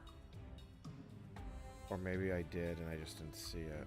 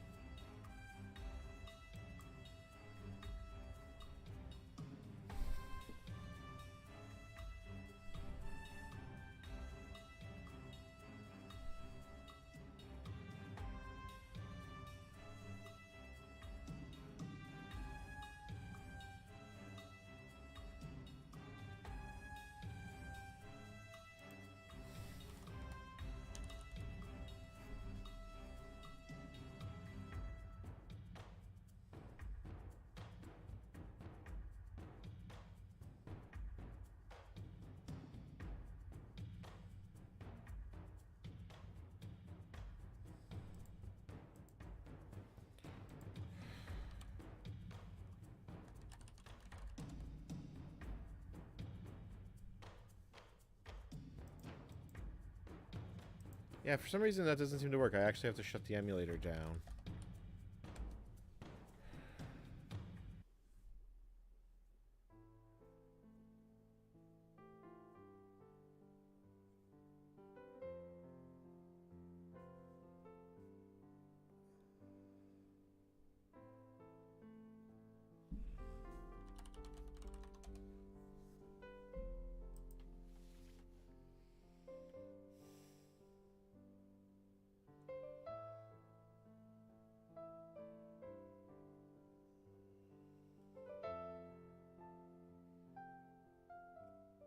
Okay, now we have that loaded. So can we now figure out how to enable, disable trap debug? Because we'll have to break into the debugger. So the 4 ways to get into it is running the syscontrol ddb trigger.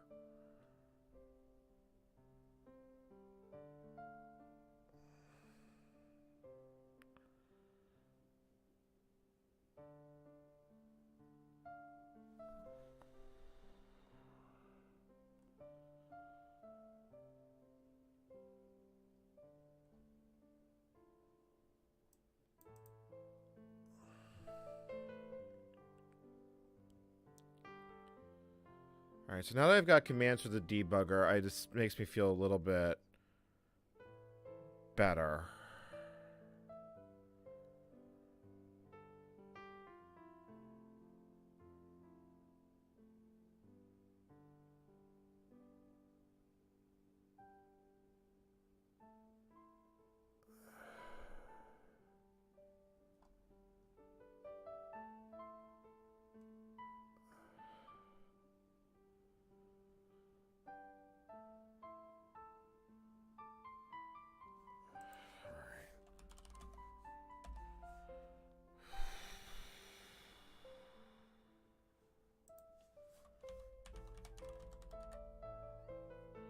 DBB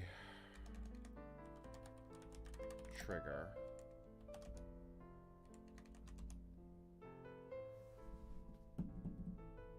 Operation not permitted.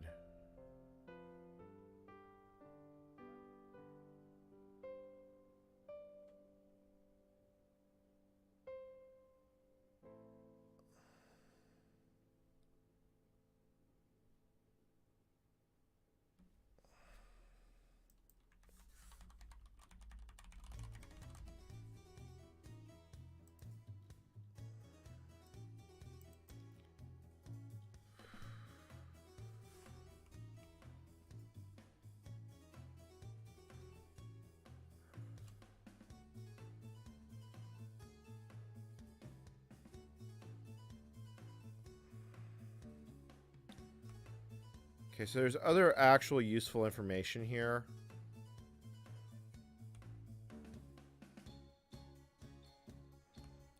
Like, there's actually quite a bit of information on how you use DDB properly.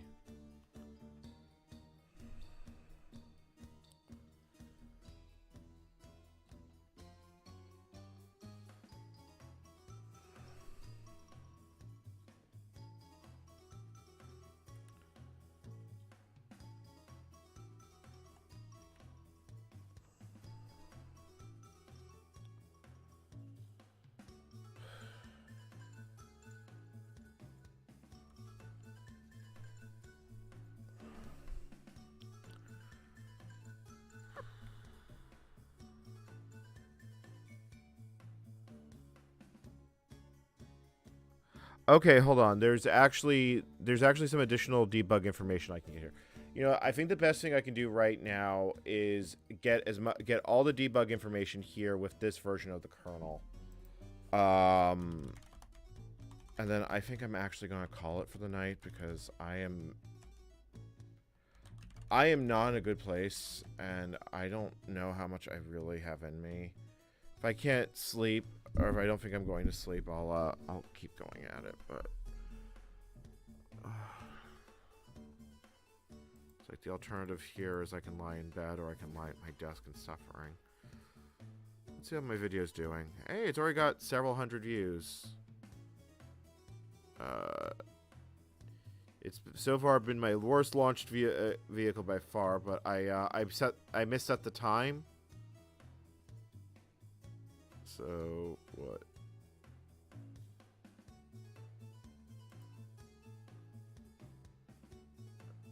Okay.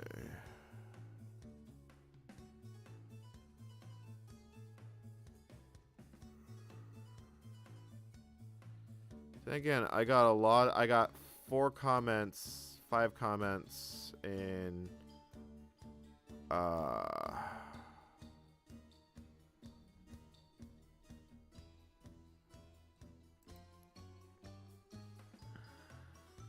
like it's getting a lot of likes for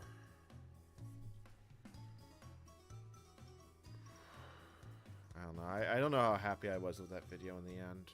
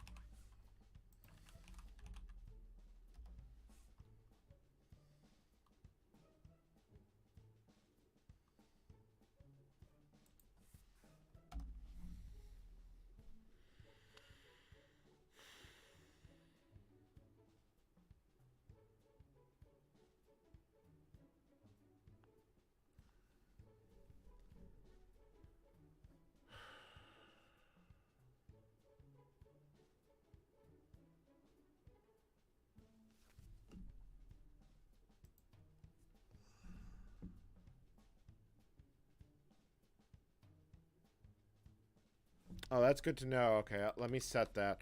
I still want to get additional information. Syscontrol conf.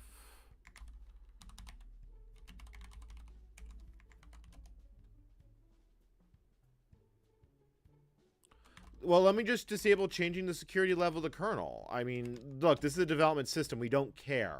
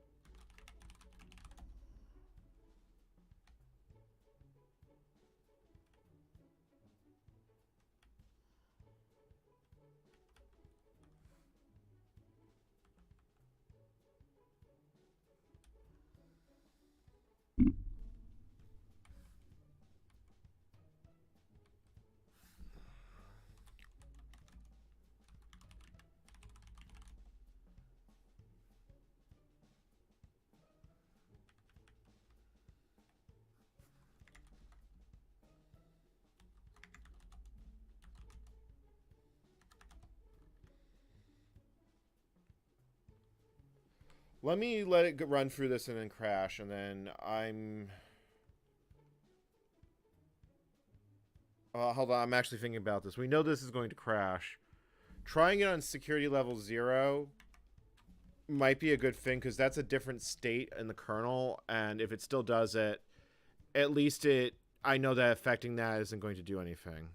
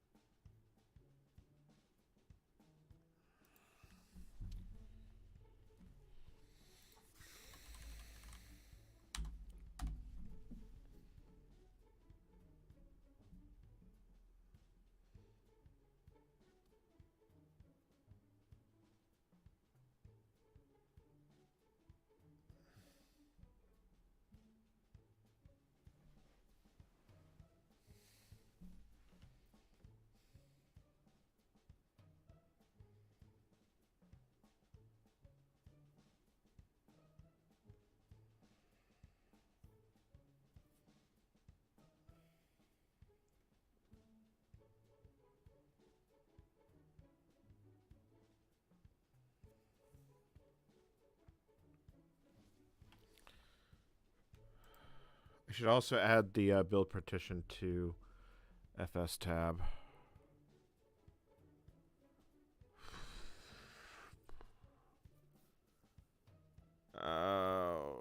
Well, fuck.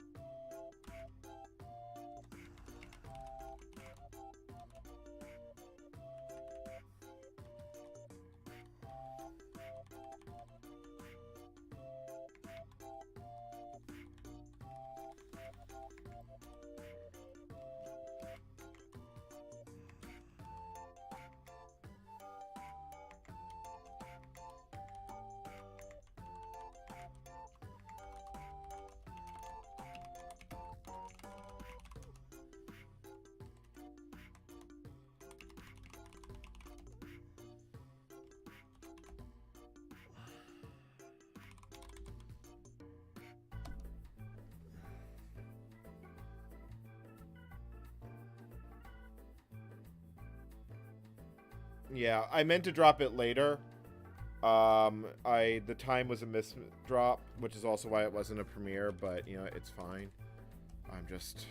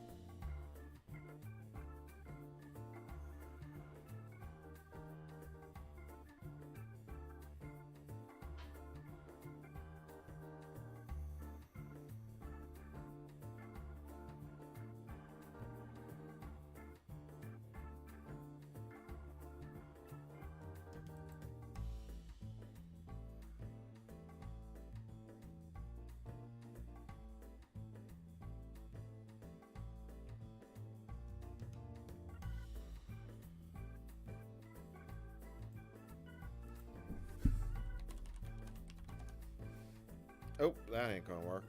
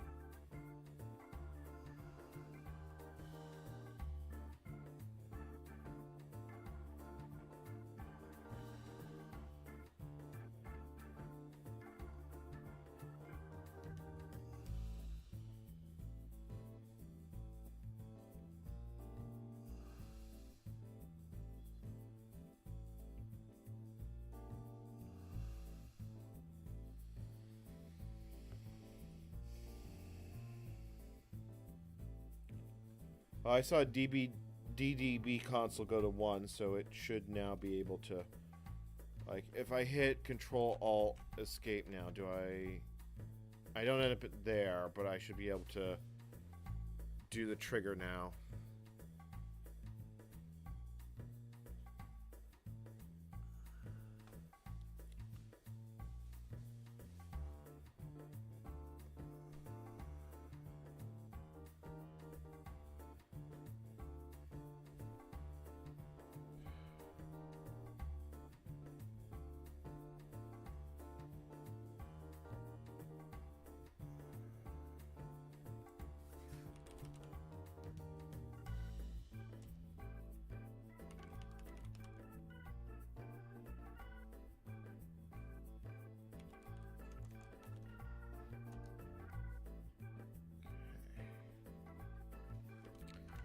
This is control PV trigger 1.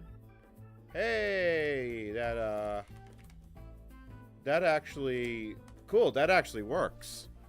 Okay, cool. So that means we now have a way to break into the kernel debugger. That's actually kind of big. All right, so let's fix FS tab because I have that distinct feeling I'm gonna have to just deal with this for a while. So dev RA2A build FS.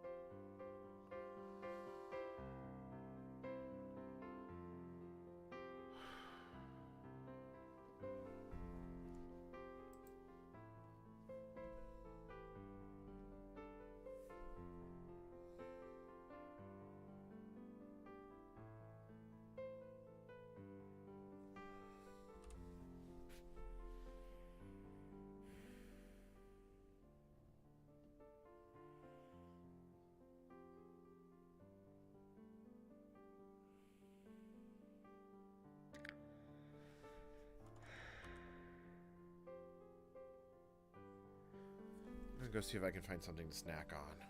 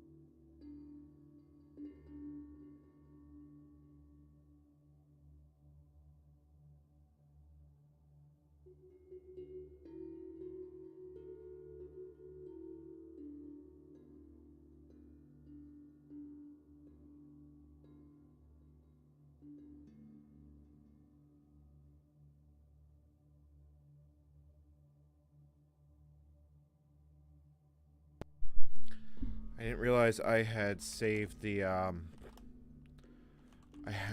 notes somewhere.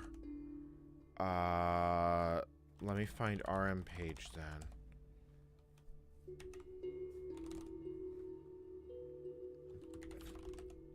Oh, you know what?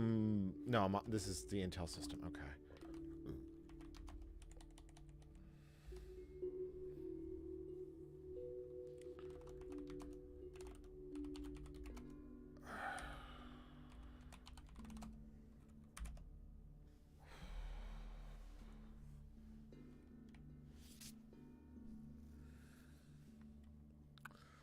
So what causes it to panic here?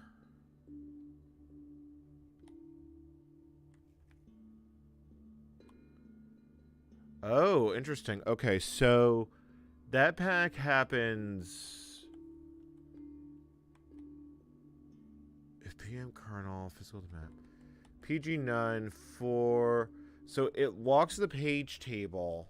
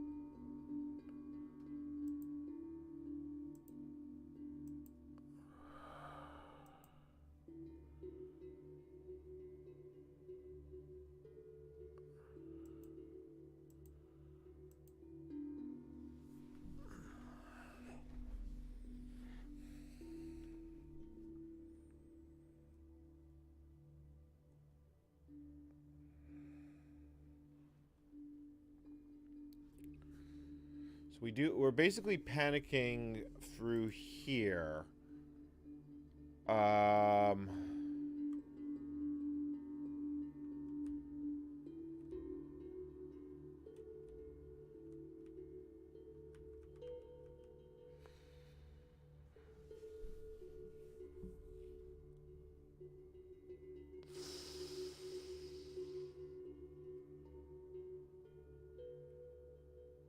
Something about this code doesn't look like maybe it's just a gut feeling, but something about this doesn't look right to me. Let me compare it to the NetBSD code. Let me see if I can suss out what is going on here. So, okay, maybe I jumped the gun. Maybe the problem is not traps, but let's be honest, I am learning. Like, don't expect miracles. I'm not going to just be able to wave my hand and make it happen.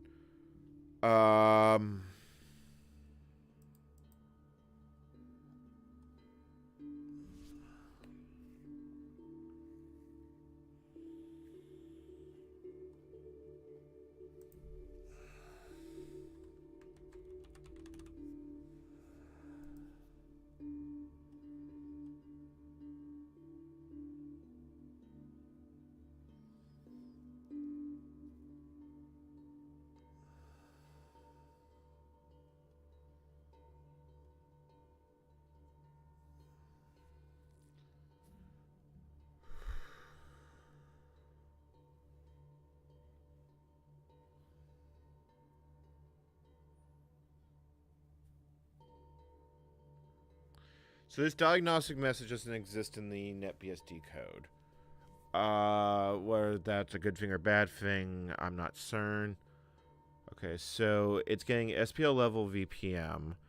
SPL is usually the kernel exception level that we're running at.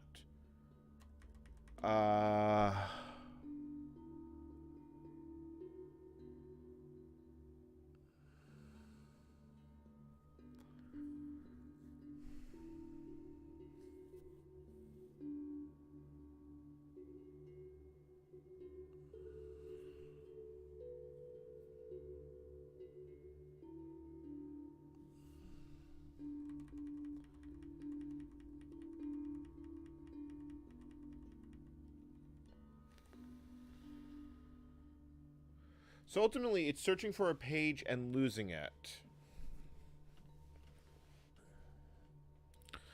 BR is what exactly? BR is... Alright, so we come up the stack. God, look, this is extremely deep plumbing. Have we crashed yet? Not yet.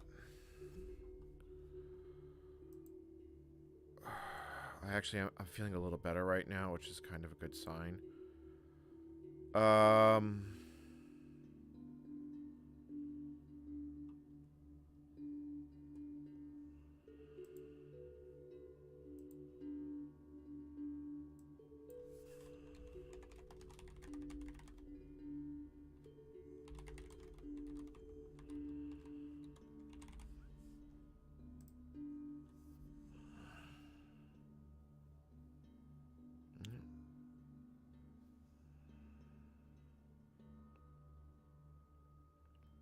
Like, what the hell is BR? PG looks like physical address space, based on that panic message.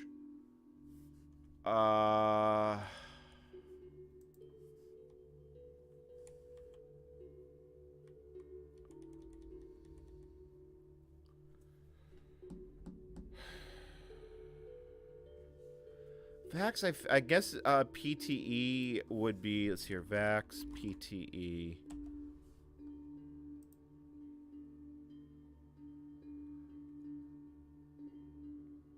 Oh, wow, I literally found coursework from University of Texas talking about Vax virtual memory.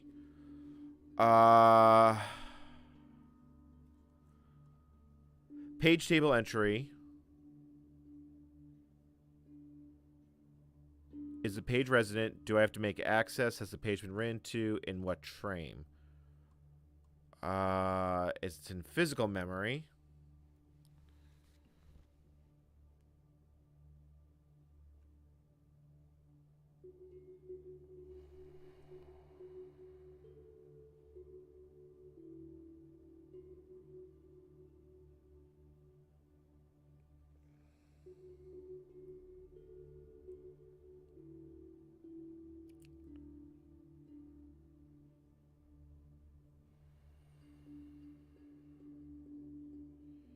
P0, P1.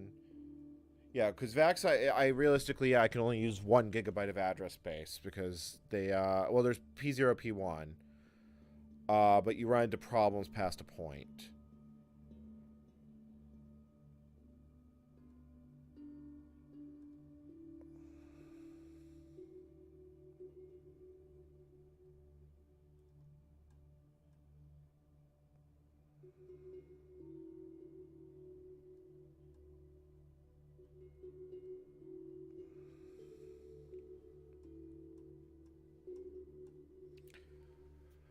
Okay.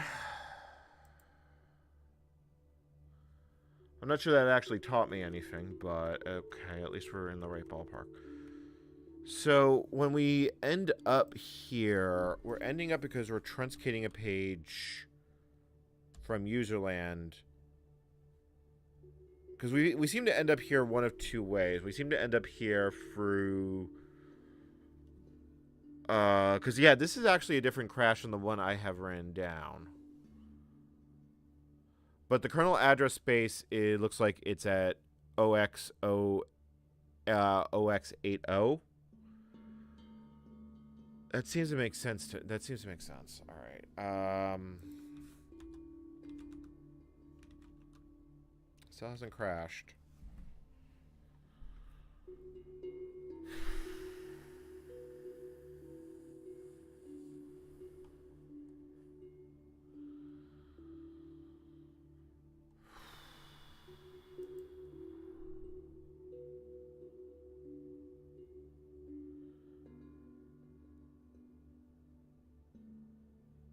I should see if Myode had fixed this. Like, why am I spinning? You know, that's actually a really good point.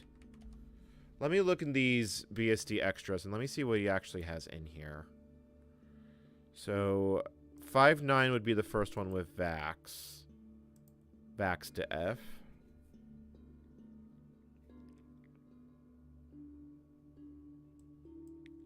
Because I did actually look at this earlier, and it didn't look like much had changed.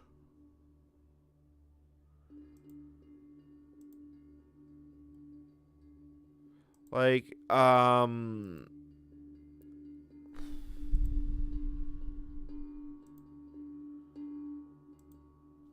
yeah.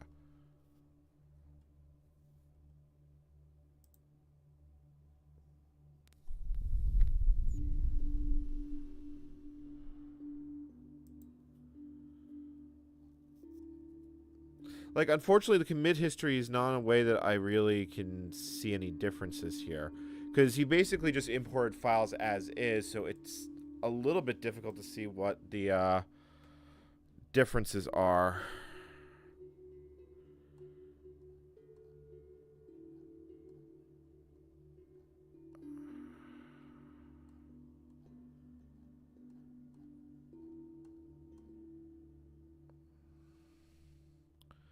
I mean, it largely looks like just all the files that were fished out of source control, possibly some new ones written or added. But, I mean, you can see, like, these look like these were just directly pulled out.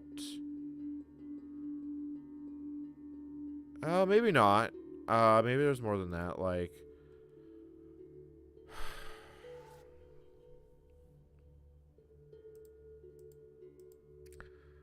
Hold on, let me look at this, because there's got to be a diff set that you basically apply to get all the files back.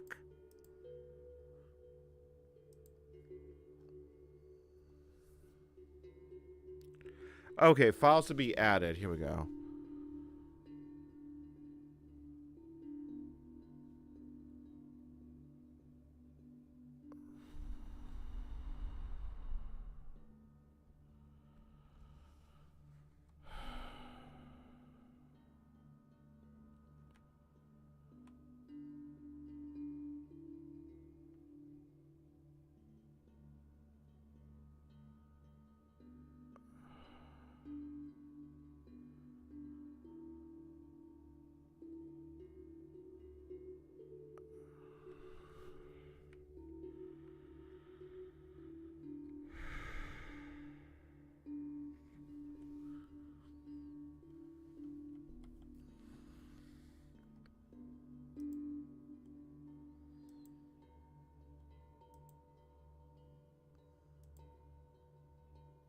Okay, I see how he did it. Okay, that is a little bit confusing how he's organized this, but given the fact, given how the BSD source code is managed in CVS, there is no real good solutions to this.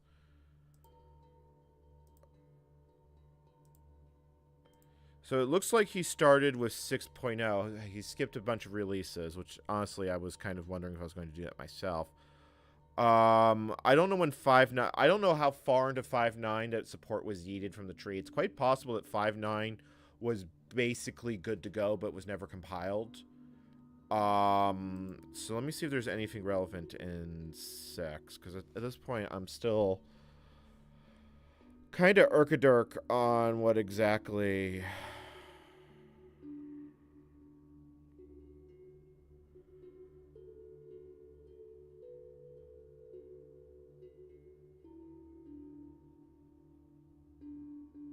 Alright, so I look at PMAP.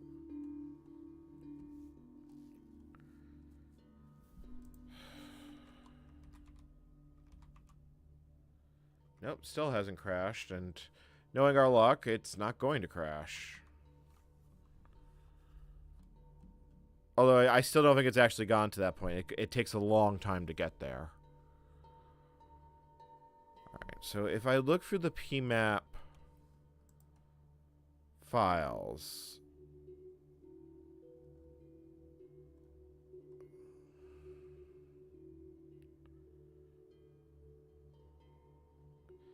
Initializes the kernel PMAP. Initializes, yeah, so it sets all the address spaces. It creates the PMAP, PTP, and PV entry pools. So, do a page removal from the PV list. The page is identified by its virtual address combined with its PMAP struct in the page PV table.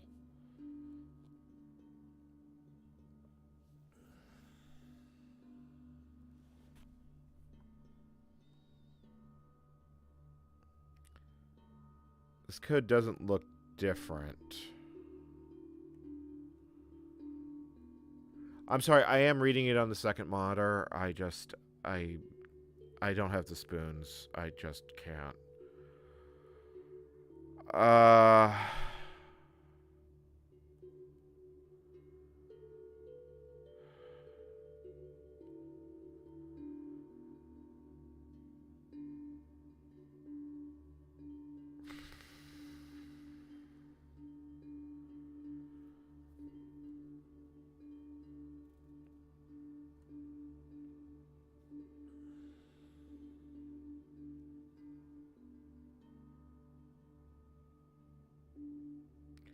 Do we actually need to panic here?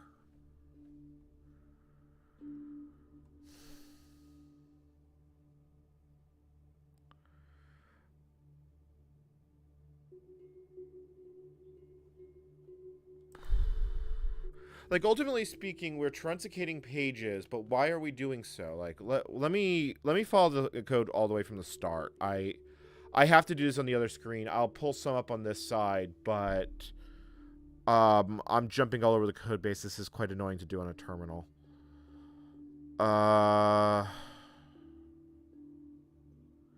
So we enter in trap.c because we're hitting a riff.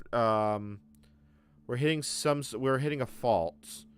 We're hitting an access violation, which means we're trying to load a page that may or may not be in memory.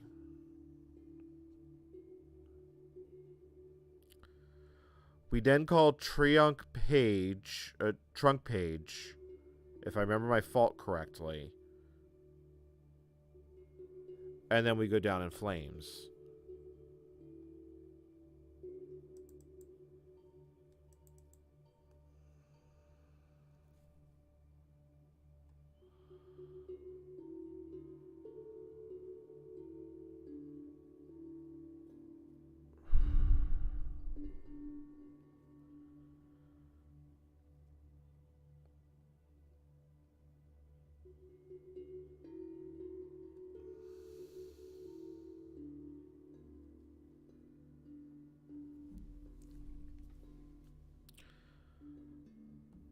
I'm looking at this. So the way every time I see this bug happen, because this has been happening a few times, it always happens when we're deep. I think it's about to happen again.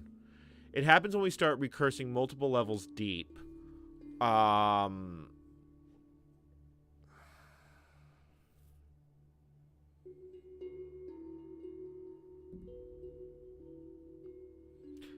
Yep, there it goes. We literally caught it on camera. So there's the... I'm going to grab as much context as I hear. Okay. So we have an RP page.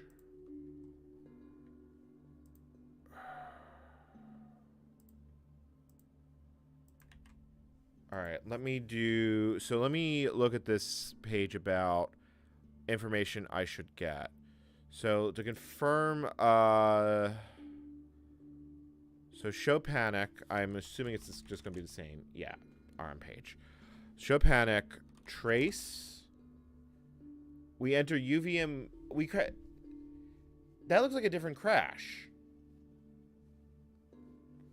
Well, I guess it's not a different crash. We're basically ending up in the same place, but it still looks wrong. So we end up with that trace.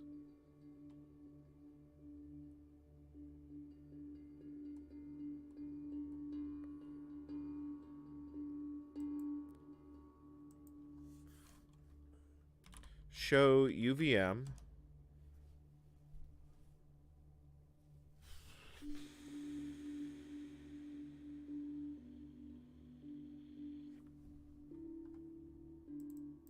I think there's relevant information here. I'm going to make sure I copy this all.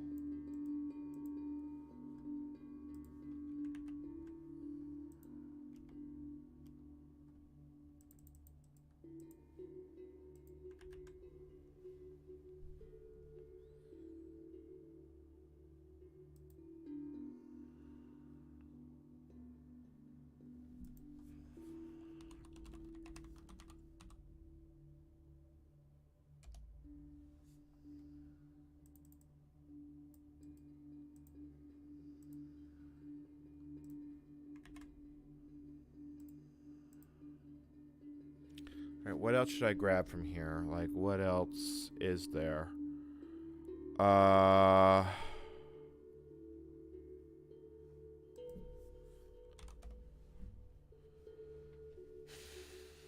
Like, there's a lot of processes running at the time of the crash. And this is largely the behavior that we've been seeing right along.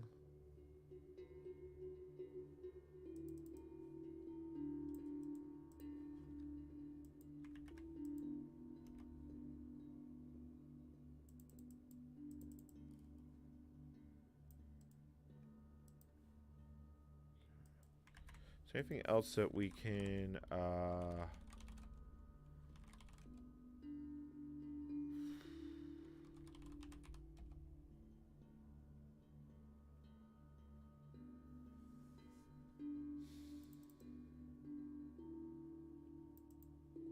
Oh, chat, look, it actually kernel panicked. It kernel panicked in the debugger. Panic, segv in kernel mode.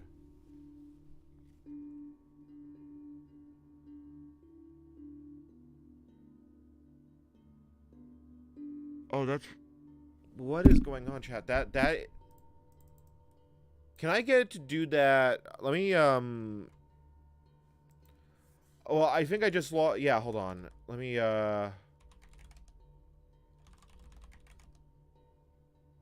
No, apparently it's... I think it's the same one, but, I mean... Show panic.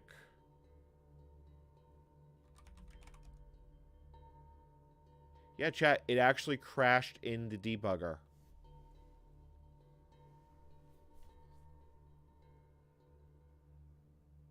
This is saying we're somewhere else in the call stack. Let's hold on. Let's actually figure out where we are. Let me save what we got from the first crash. It's entirely possible this is a SIMH issue, but the problem is that this port is known to have stability problems. And either way, I still think it should work under SIMH. I mean, realistically, the SIMH has had 6 years of development.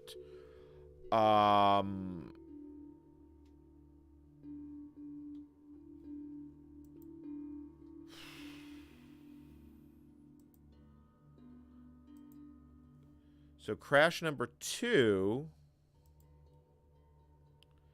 It basically tried to read its map pages, and then it took a shit.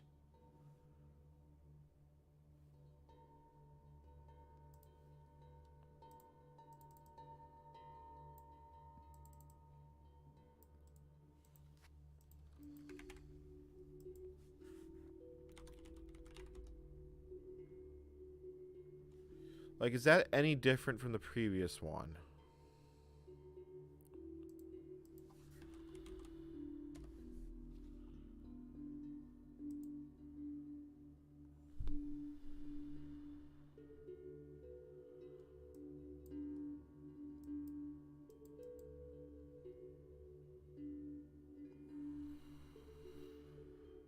Yeah, see, that's absolutely no different.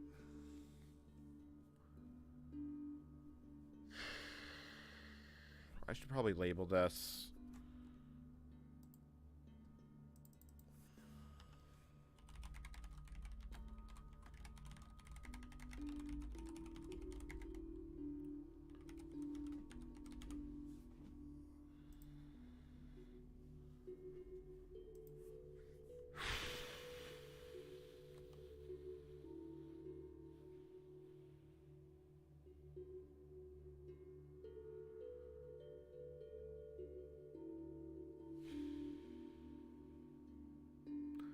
There was no fault counts for no RAM, no anon, PG wait, PL rec. I think the system was starting to page out.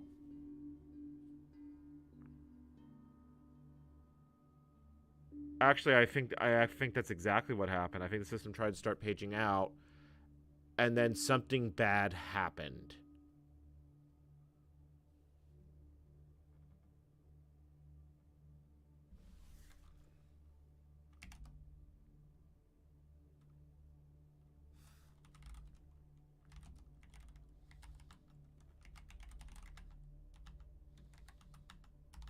And if that's the case, let's just give it more RAM and see if the problem goes away.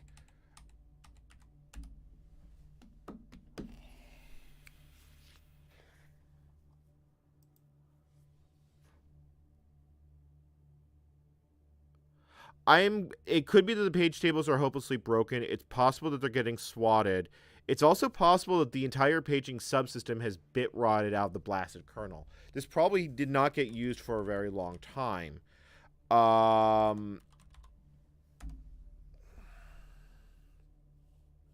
So if it is a problem with the kernel paging, which it entirely...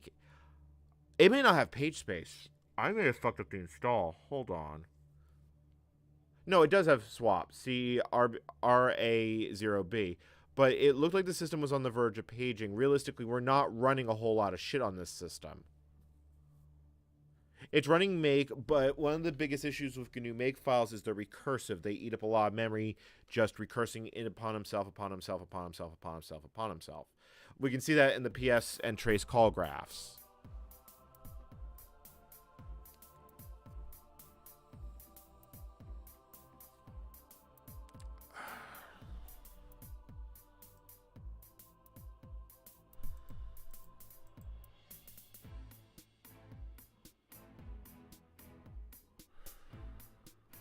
My video is on its way taking off, or at least I hope it is.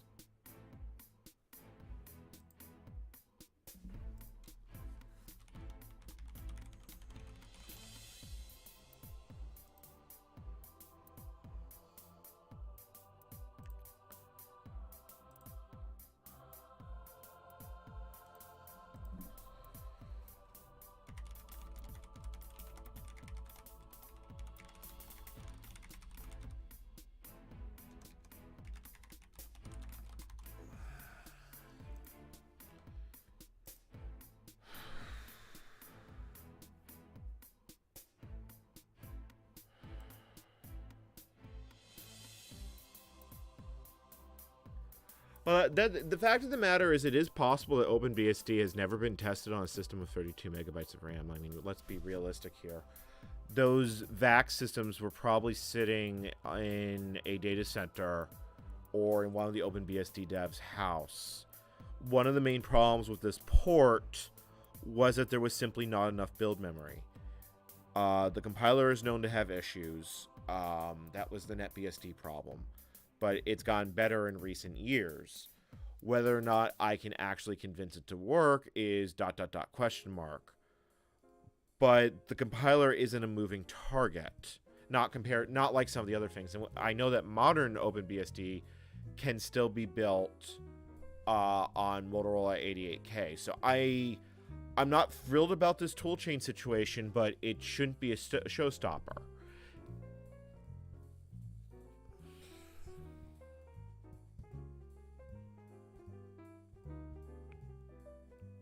That being said, once we're actually booted up, I want to jump into the debugger, and I want to see if it'll crash if I run show maps. Because if that's the problem, then at least I know why it's broken. It means that the page table isn't properly set up, and it's got a dangling pointer.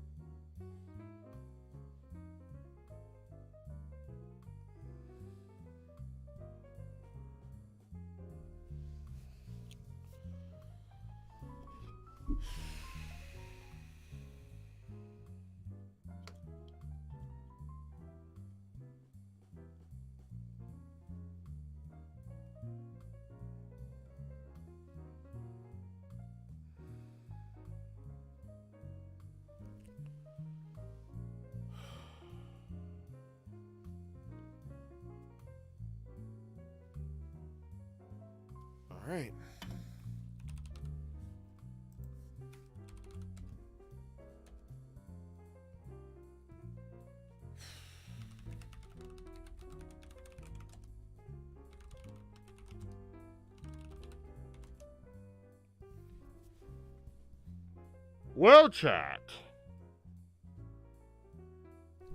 Look! It broke.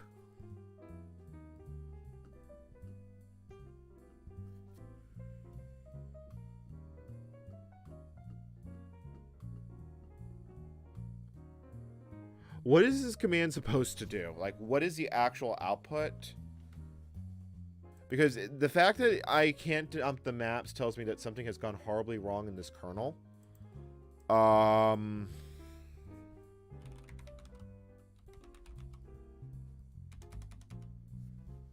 Like, I don't know what this is supposed to look like, even. Can I find where,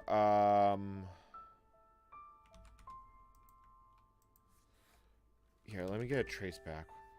So you want a db map print command. So what exactly is this doing? Ooh. Oh, wow.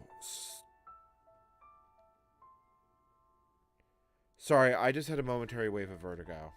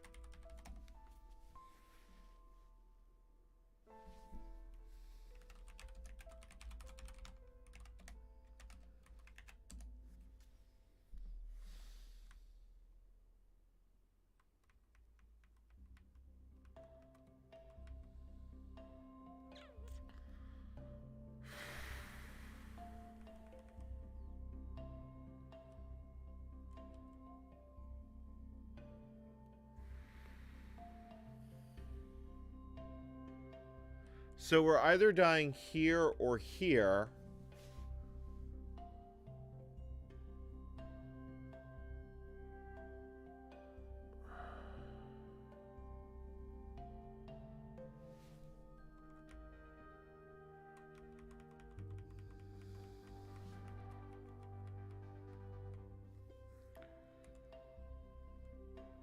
Okay, well, we know that something is badly broken here. So let's figure out which one of these is actually defined.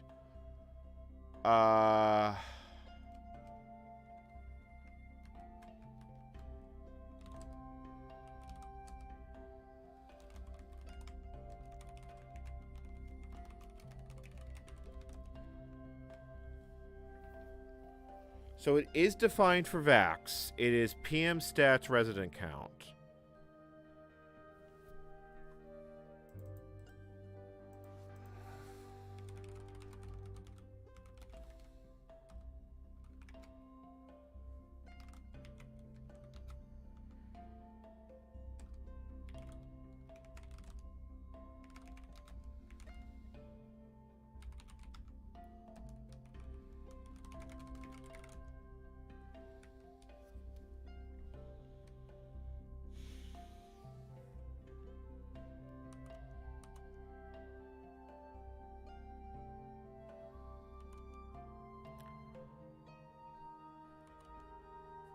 Hold on, I gotta reduce that jitter.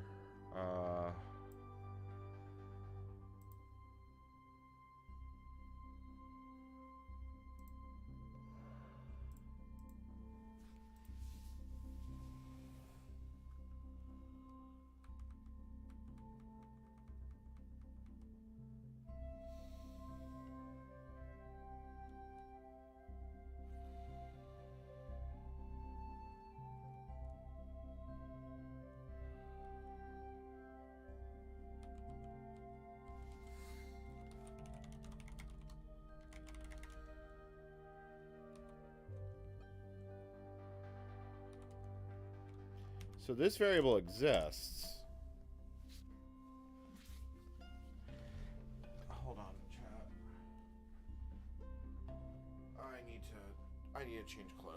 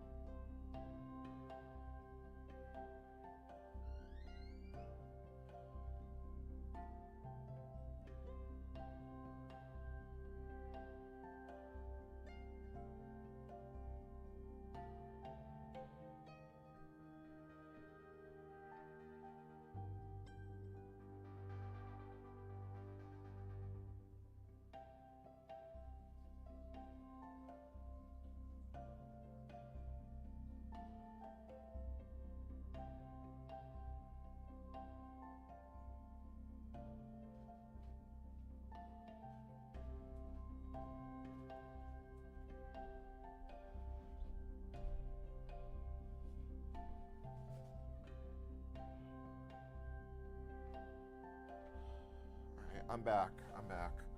All right.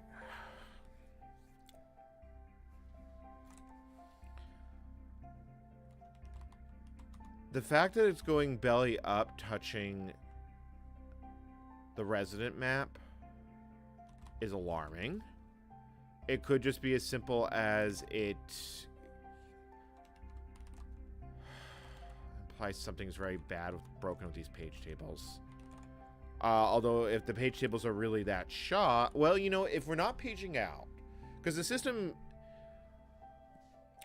we are running under max load, but we're not actually stressing the multitasker until we start forking up a lot of processes. Because essentially, due to the way the OpenBSD build system works, it's a shallow build system. It's not putting a whole lot of stress on the scheduler.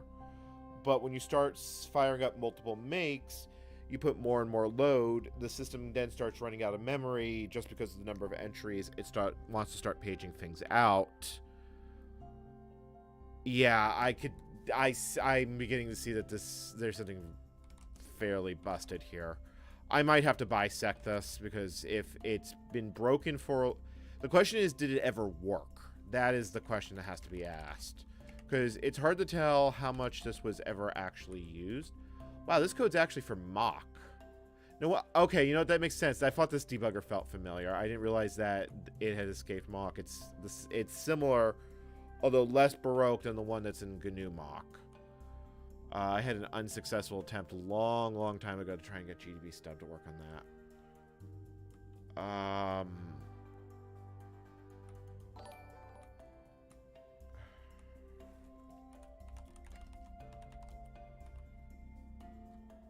Oh, hold on, I'm in the wrong function. I need to go to UVM.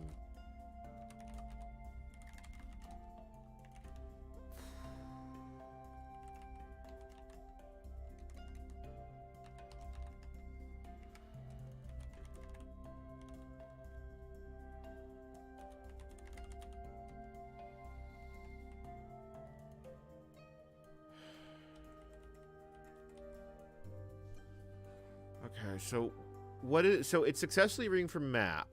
So either it can't read... Wait, why is it treating that as a function? Why is it treating that as a function? That doesn't look right.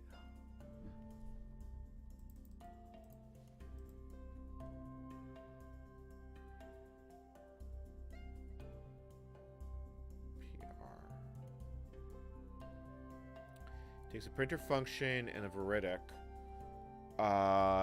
It also takes the map and the boolean, which it gets from probably one level up.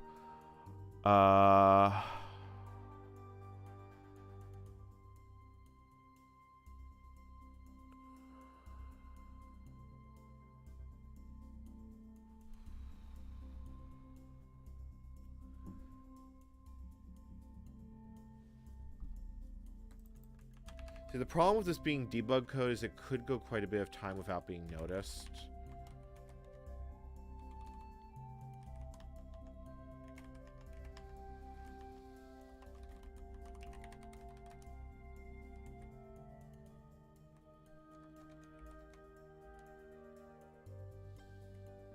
Yeah, see, that's not a function. None of those are functions.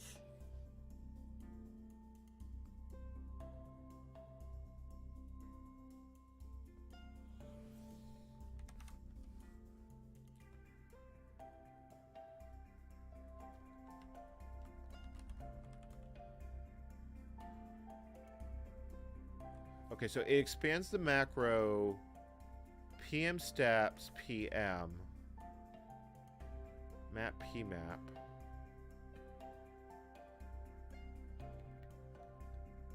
Map goes in as VN map. Goes to pmap.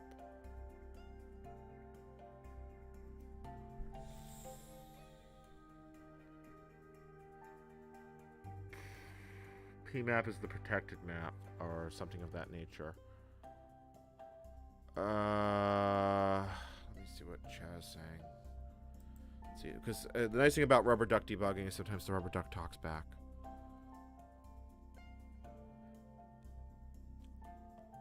Yeah, see, that's my question, is if the command itself is broken.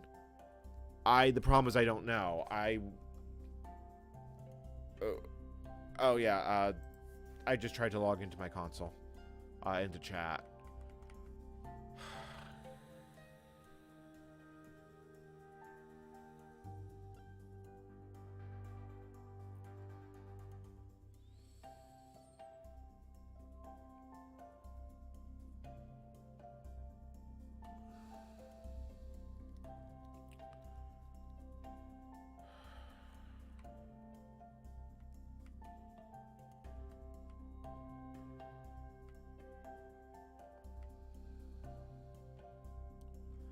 All right, let's just comment out that line, and let's just see if we can do more.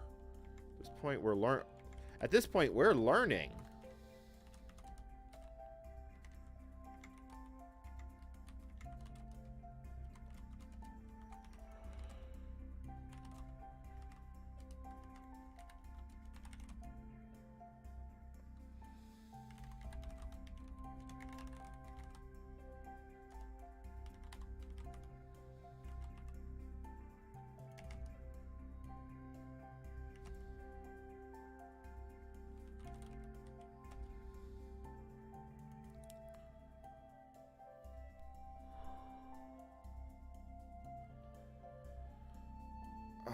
I'm really... Wow, the algorithm seems to know, like, it's like whenever I start doing something, suddenly we have more viewers.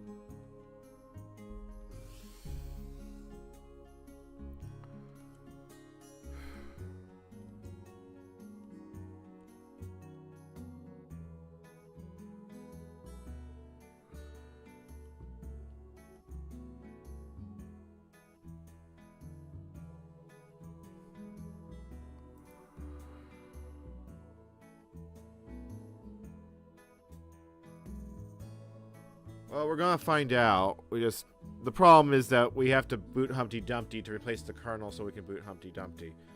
Fortunately, this is functioning at about the same speed my brain is.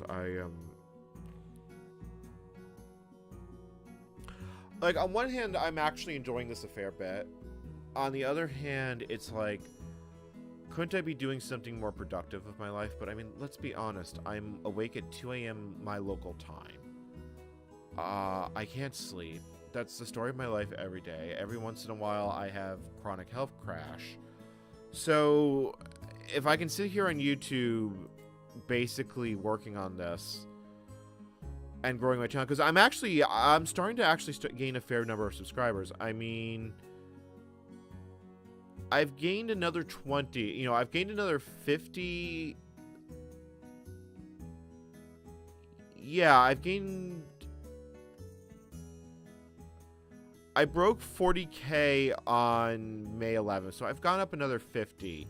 But ultimately, it does compound upon each other. The thing that really helps is when a video takes off. And, like, the more watch time, the more views, the more likely the algorithm is willing to recommend my content. And I'm starting to see traction on that video that just dropped. The problem is I just can't get videos out quickly, and it's murder. It really is murder.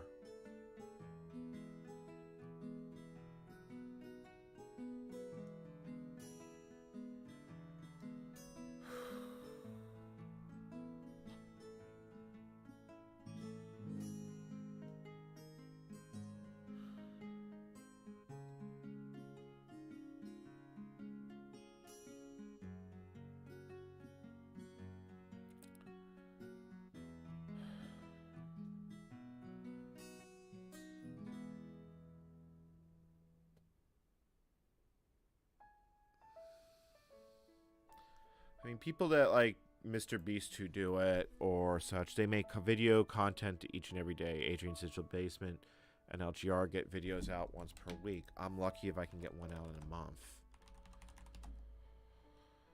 I try and compensate by that by making it deeper dive. I mean, realistically, if there's no competition, there's no competition. All right.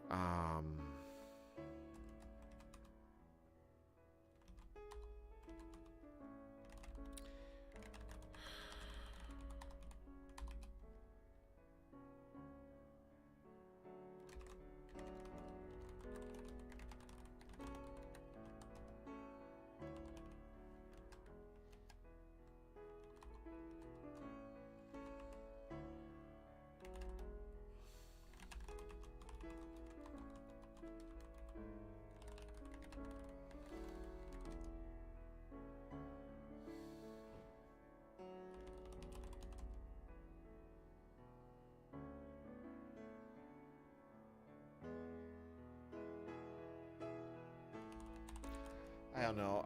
I'm hoping...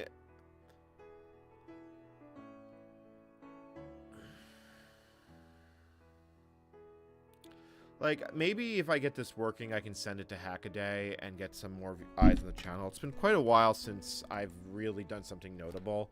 I've done a couple of videos just for the feed the algorithm, but I don't make new stuff very often. I mean, the pinball stuff got actually a lot of traction to the point that a few major news articles wrote about that video when it went viral.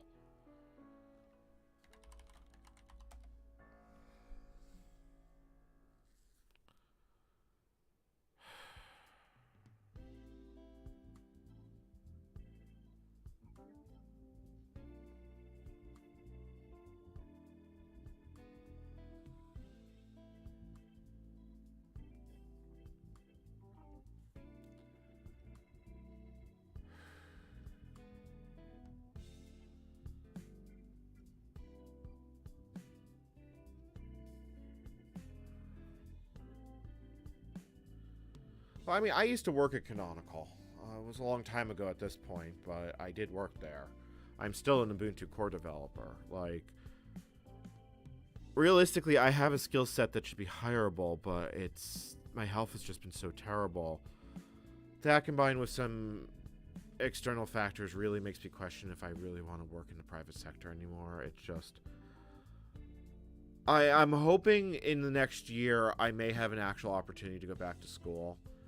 And if so, I think I am going to take it. I don't know if that will happen. And right now, because I don't know, I basically want to just keep my options open.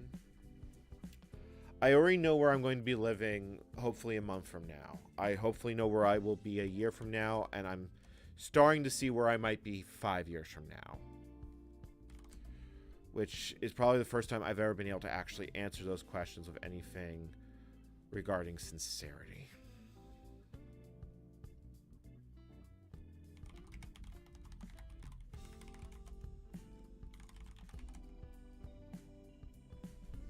Well, that's interesting.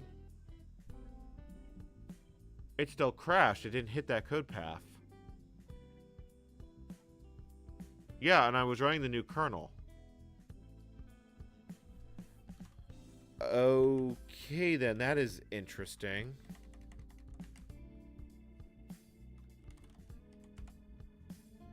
Alright, let's get ready to build another kernel. So, if that's the case...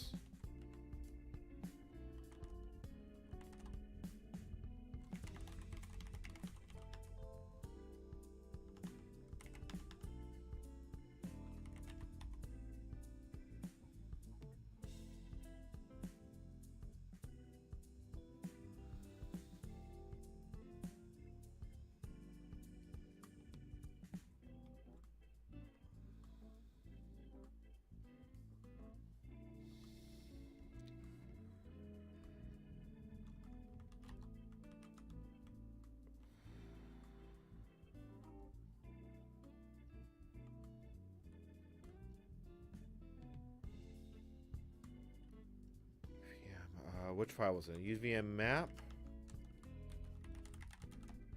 Yeah. So, does it mean that we're actually running down this branch?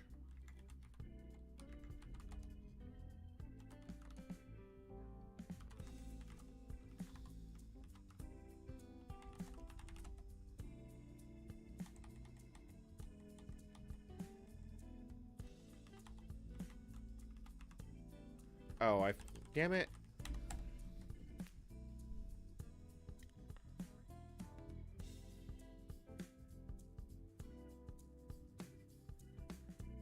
I don't know. Maybe my life is just debugging one floating point issue after the next. I'm gonna have some tea because that's depressingly existential. I'm having a code brain. I'm almost out of tea. I'm on my last pitcher. It's like, but no.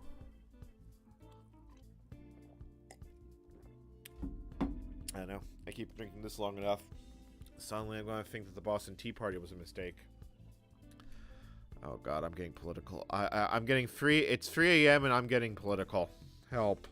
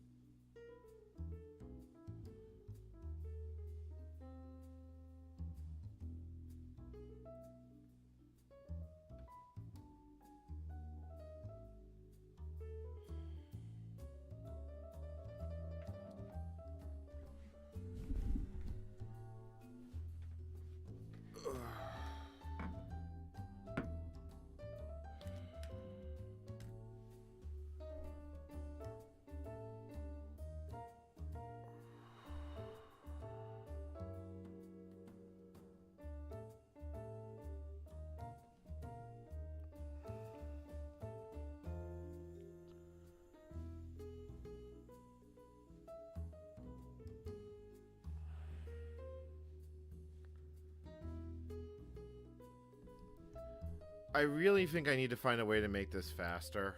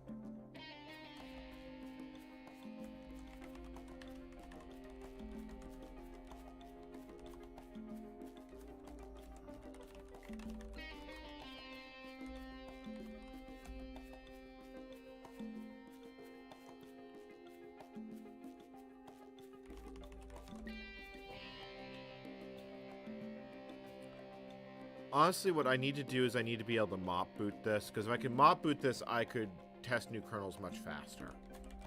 Okay, well, at least now I have a plan. Like, I have some actual plan and actual guidance of where I should go from here. I probably am going to have to set up a tap network. Like, I'm going to need a tap network that works with a Linux VM. I can probably do this in the cloud.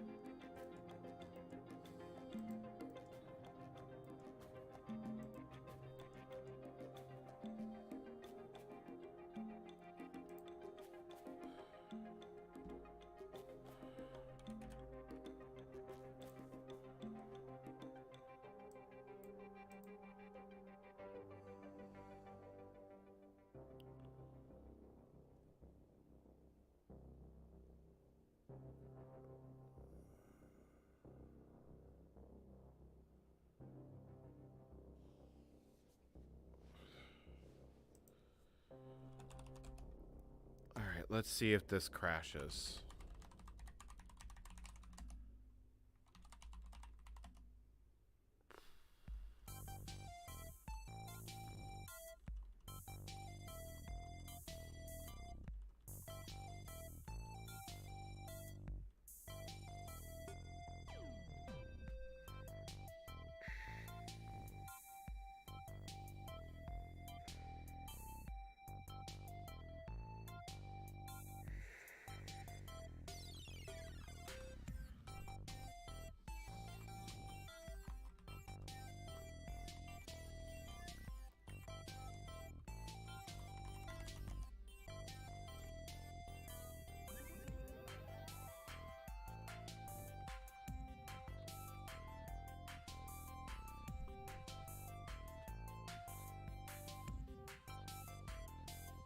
The fuck?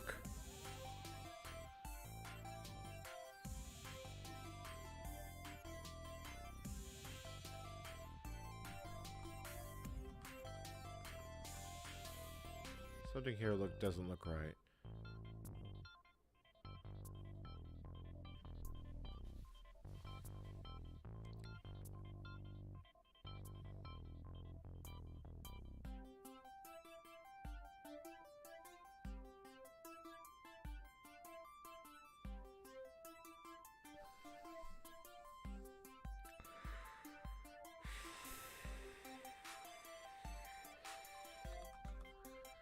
I commented out both those lines, so it can't be crashing there. But it's not getting to the next line. Is it somehow reading a value and then...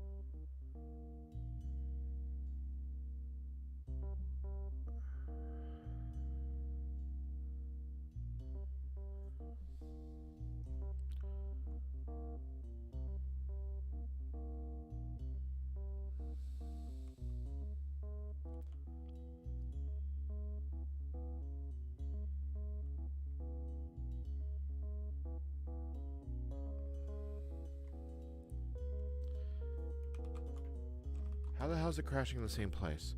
Unless there is a second possibility. It is possible that the output is buffered. If the output is buffered, then it could be crashing later in the function. But we don't get the but because it's enamored, it never actually makes it out to the console. Essentially, the buffer hasn't gotten flushed. No, apparently it's just the fault handler. I don't know why it's called, it has a like maybe it's a arithmetic fault handler, but it's also what handles paging requests. It looks like we have something bogus in the page tables because the honest truth is I'd be surprised if this is broken.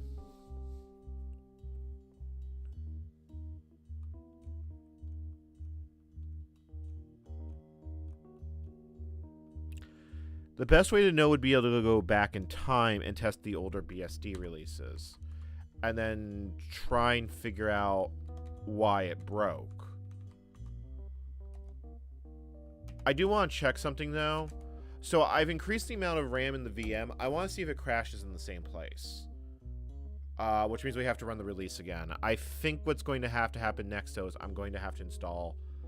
I think I'm going to have to install the older OpenBSD releases, and I need to see if their debuggers are as knackered as the one here. Because if the problem is with the show maps command, it will at least point me in the right direction? ... question mark?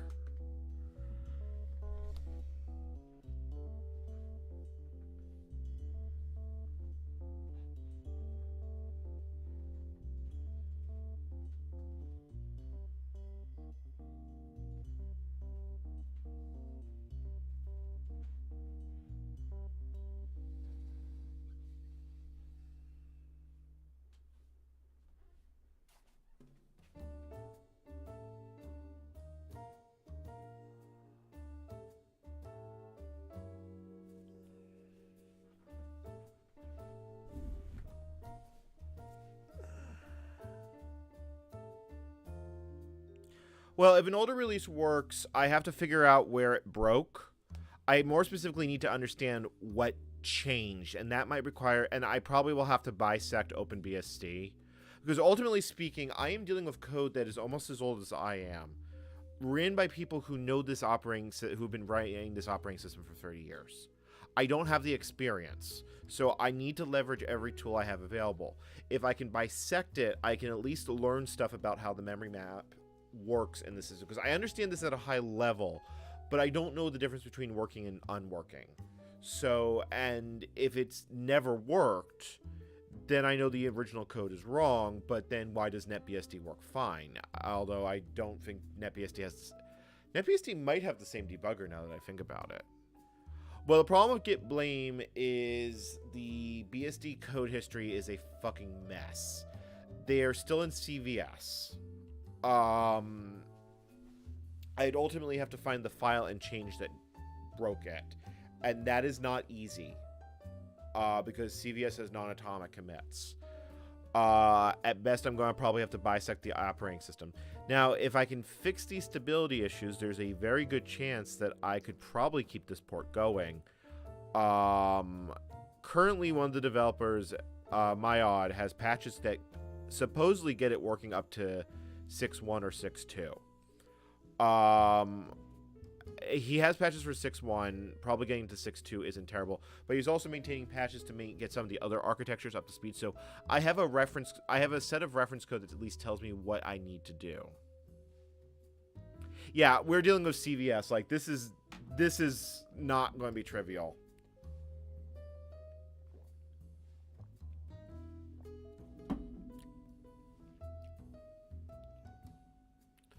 I don't know how long I'm going to continue on this BSD kick. Like, I think this is going to hold me until I get through the other side of the move. I'm just... I am struggling incredibly hard. But I can sit here and I can stream. And at least it helps grow the channel, or so I keep telling myself. RA2 is, no, that's RX0. I think that's the tape drive. Because, see, it's RX0. It's something that exists. I'm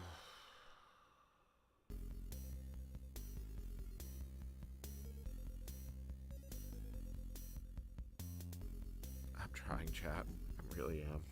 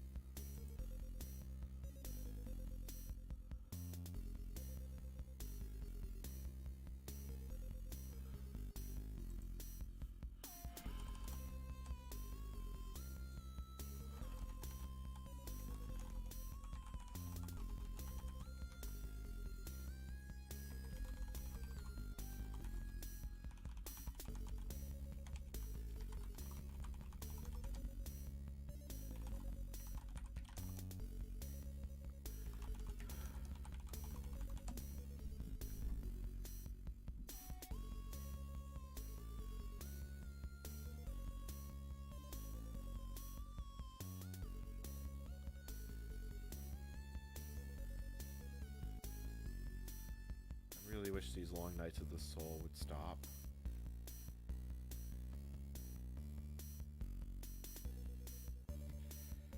I was talking with a friend of mine earlier tonight, an old friend of mine. I was talking about some of the broader circumstances of my life.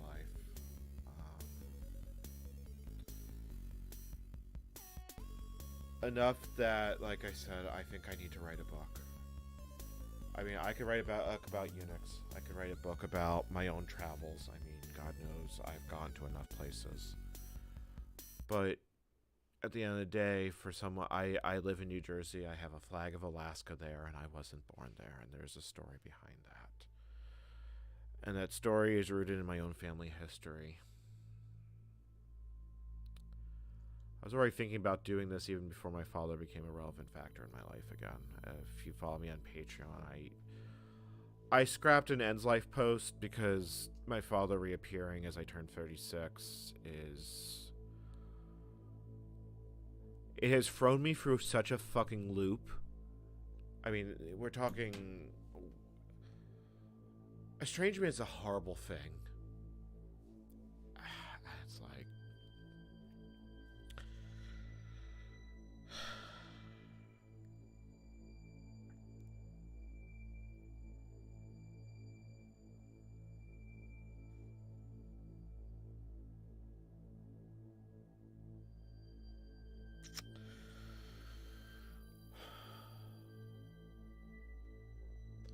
It's something I think that needs to be written simply because the perspective is unique.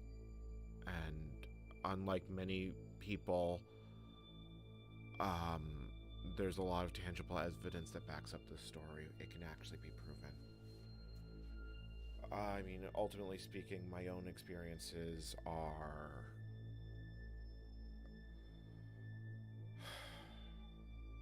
Look, I've been to a quarter of the world's countries, and I'm 36, and I did most of that before I was 25. Before my health really got shitty, and maybe I get back to it, maybe I don't. I know that my health is at the point that I was able to drive to Key West and back. That's nice. Whether or not I could do something like drive the full length of the Pan American Highway, or even survive it, who knows. But...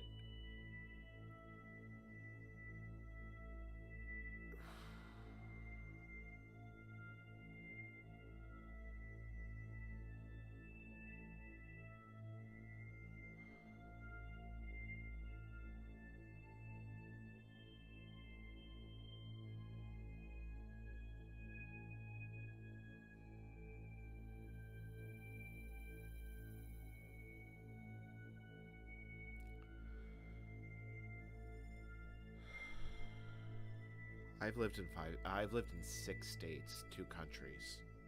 3 countries. Sorry, 3 countries. It's like, God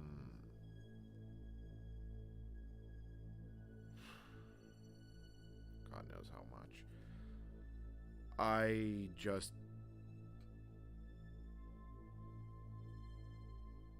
I wouldn't know stability if it bit me in the fucking ass. I've had to build my entire life with the expectation that everything vanishes, because it's already happened multiple times, and this move has dug up a lot of trauma. This is the longest place I've lived in over a decade, at 4 years.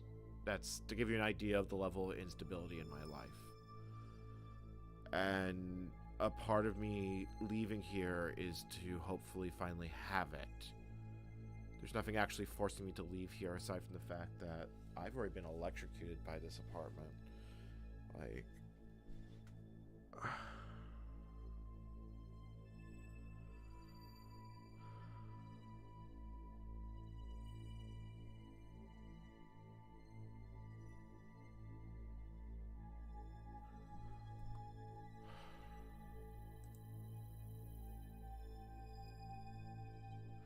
The funny thing is I actually have. It's not as... Home for me is a relative state of mind. I was sent to boarding school at a relatively young age. I boarded through middle school and part of high school, and then I was sent away for college. After that, I lived out of a backpack for years.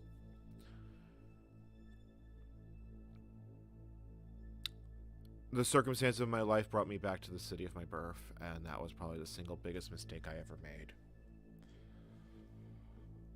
But I've entered into a career that I found incredibly unfulfilling, mostly because my hand was forced.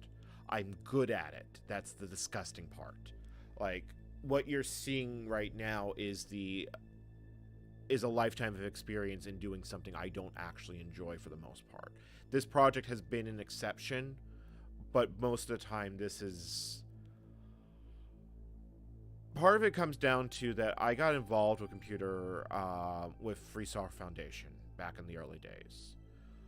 I didn't know about the allegations about RMS back in that time, but I did have a personal RMS experience.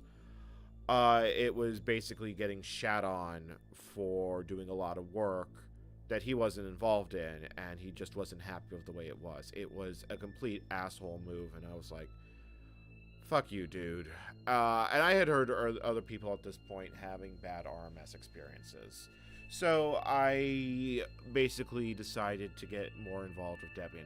More realistically, I also want my fucking computer to work. Like, if you want to be a true FSF zealot, to use the term lightly, you're not expected to have working Wi-Fi because, you run GNUs and so forth and so on, Linux Libre.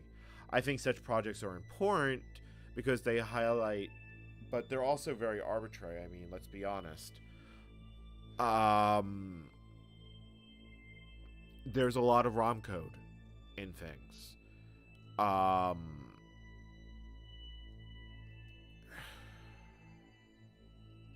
And at the end of the day, for someone like me who can tinker with an operating system, it does actually matter.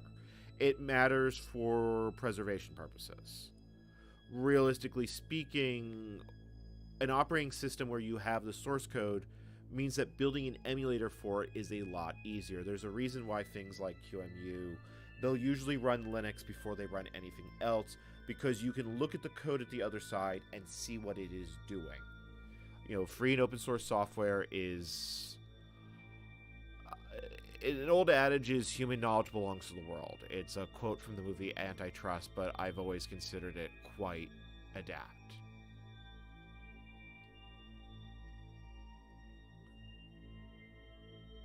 I mean, that's the entire idea of a patent. The idea is that by documenting your invention for a period of time, you get a period of exclusivity. Then that information becomes part of knowledge of the world. It's part of the system. Realistically, the world is, from the cutting edge of today to about 50 years ago, is the level of infrastructure you see across the world. Like, in a lot of places in Eastern Europe, they've basically been bombed to pieces multiple times through multiple governments. You get the vibe of, like, 1970s, 1980s sort of vibe. The progress is moving forward because human progress always does. That's the nature of progress. The species doesn't stand still because to stand still is to die. It's why we as humans have built giant pipelines that cross the entire stretch of Alaska. I have seen that pipeline. I have driven its entire fucking length. I know how big it is. Yeah, and you don't appreciate it until I know people who, the first time they come to New York, they are blown away by the size of the bridges. We have 5 bridges. We have 4 main bridges in Manhattan that cross the Hudson. Then we have all the other bridges that connect the island of Manhattan to the rest of the world. In the heart of the island of Manhattan is the UN. And then you see something like that. A stretch of metal piping that pumps it out of the Prudhoe Bay oil fields at the very tip of the world and brings it down across, I think it's 1,200 miles, give or take. I couldn't follow it for its entire length. The Dalton follows the pipeline going north. Going south, it parallels the road to Valdez, but you can't always see it. Mostly because the road was built first, so the pipeline had to be laid. The Dalton was the service road for the original for the pipeline going north. And there's places where it crosses bridges and rivers.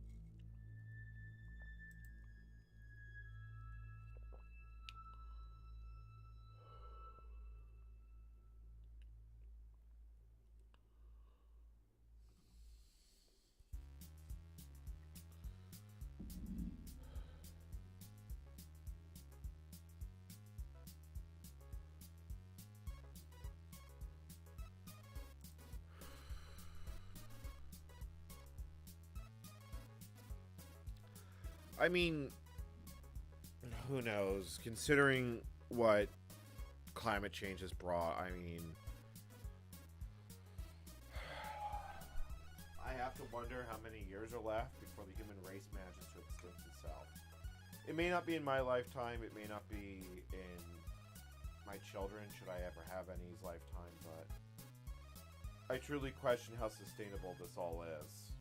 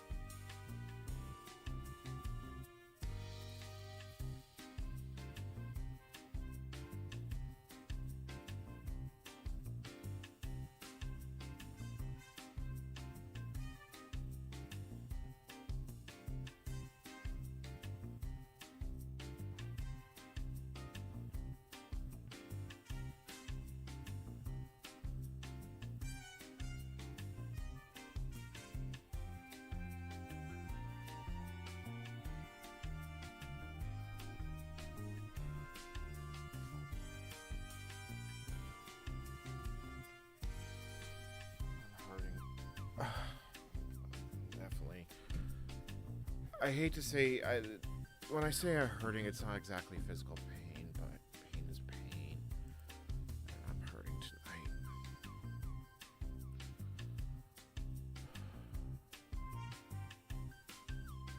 I read both The Martian and I saw the film first, and then I actually thought the film was good enough. I actually read the book. Most of the time, if I think a film is worth watching, I'll usually read the book afterward, although there are some exceptions.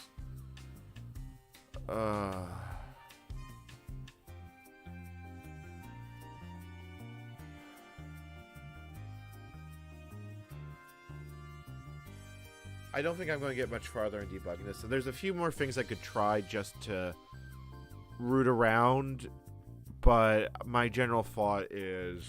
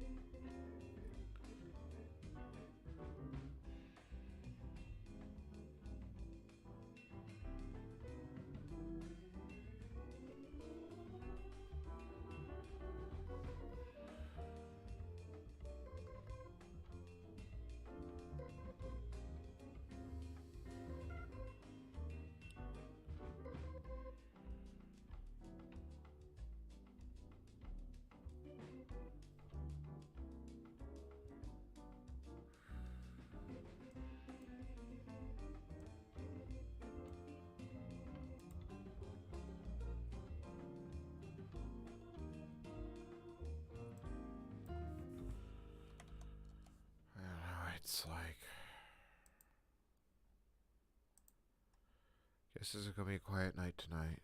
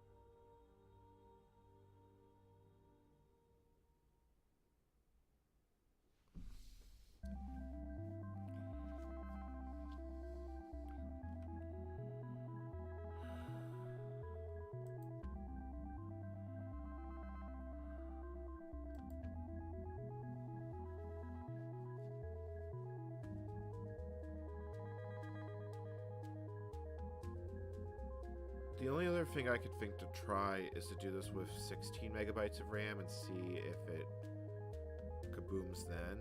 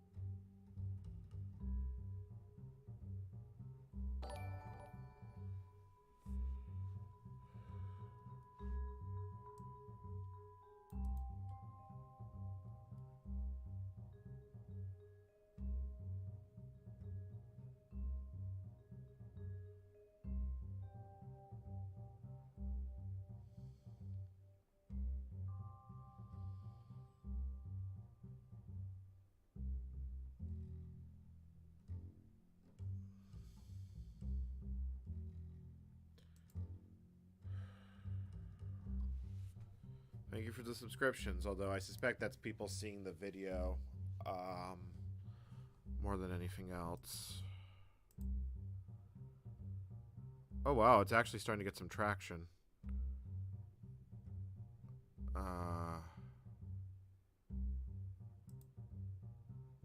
Yeah, it's actually starting to get some traction.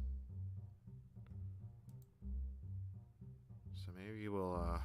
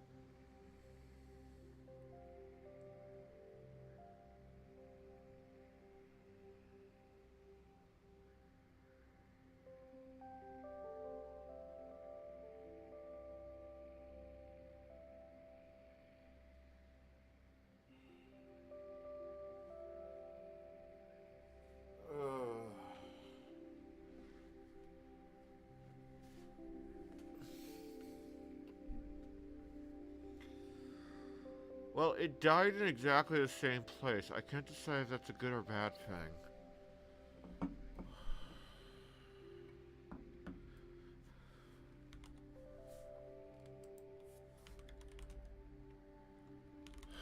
Can I show page?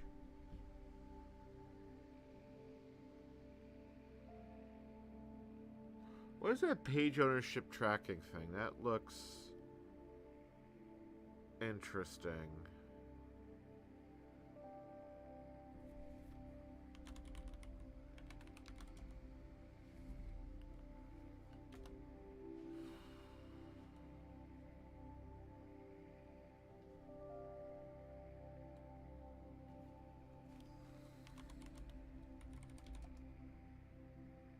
Oh. It kernel panicked trying to print the pool.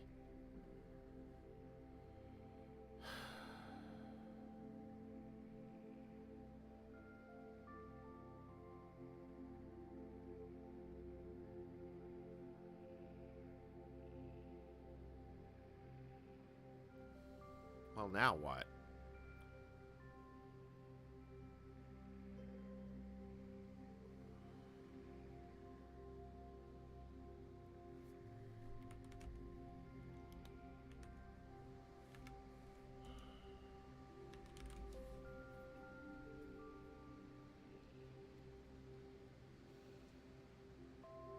Chad, I'm actually thinking about this right now because yeah, it's true if I'm not going to sleep. Oh, no, my mic is working.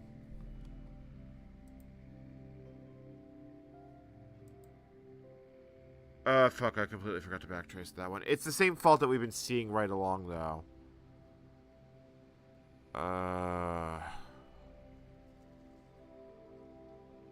I kind of want to see if this problem... Look, at this point, we know there's a problem with the show commands, and we're ending up in a crash in the same place. That implies that something bad has broken here. Now, someone on my Discord told me that they uploaded the old versions.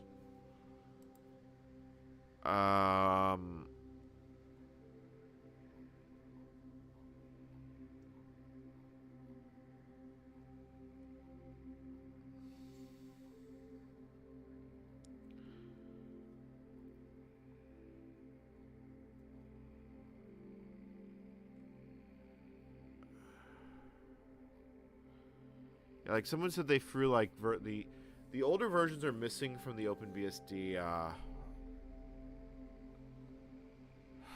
let's see here.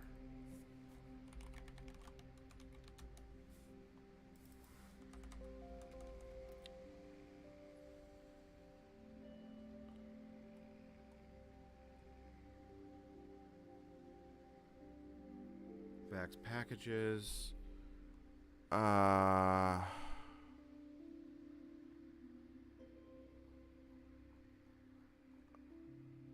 Damn it, let me just get on Internet Archive and see if I can find it.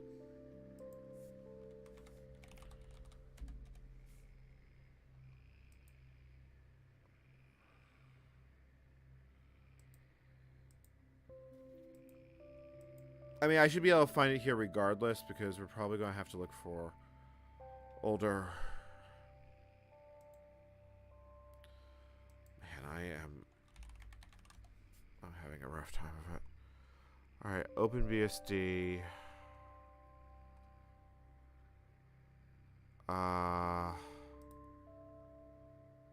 Sort by date published.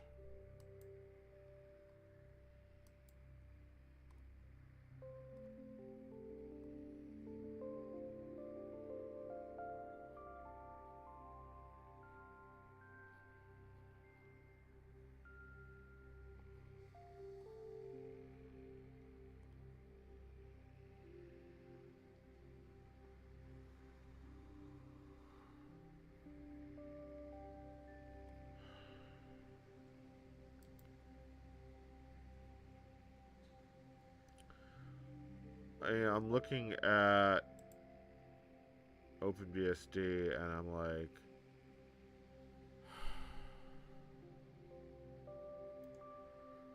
Who knows? It is compiled with debug symbols. I've posted. It's in my guests. If you look back in the chat, I have posted it. God, I'm not in a good way right now.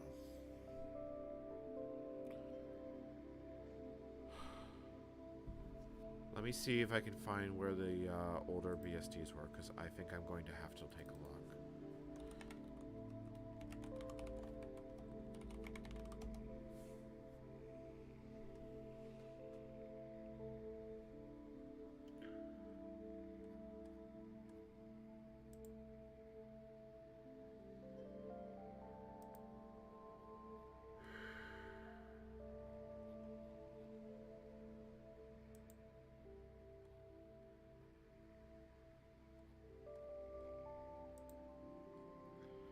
I could have sworn there was...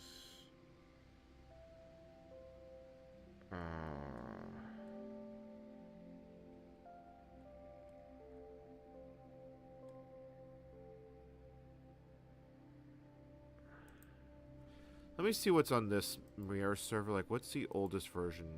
Oh, this actually has a bunch of the older releases. So, you know what? Let's install one of the older ones. Like... Let's install 3.9. Like, how does the version go? Okay, so it just increments up. Okay. So, 3.9 would be 5 years... 10 years prior. Wow, that's a big gap. Let's, we can go with 4.8, which would be 5 years prior. So the VAX port would then hopefully not have been in such horrible shape. Dot question mark.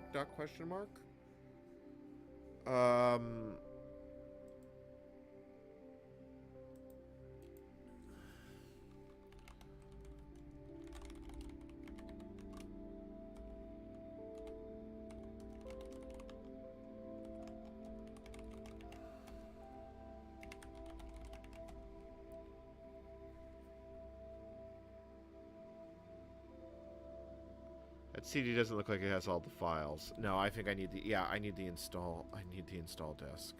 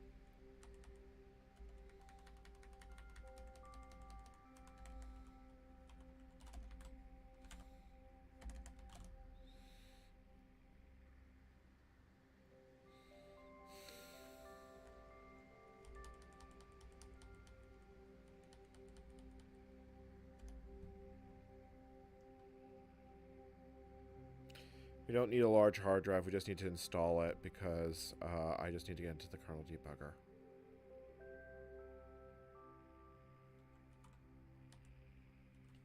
I guess we don't even need to install it. I just need to actually get into the kernel debugger. If syscontrol is on the CD, that's all I need.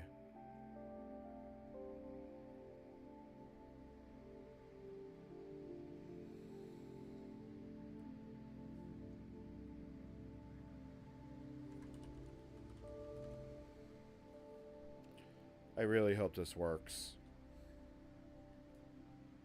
Okay, well that's good.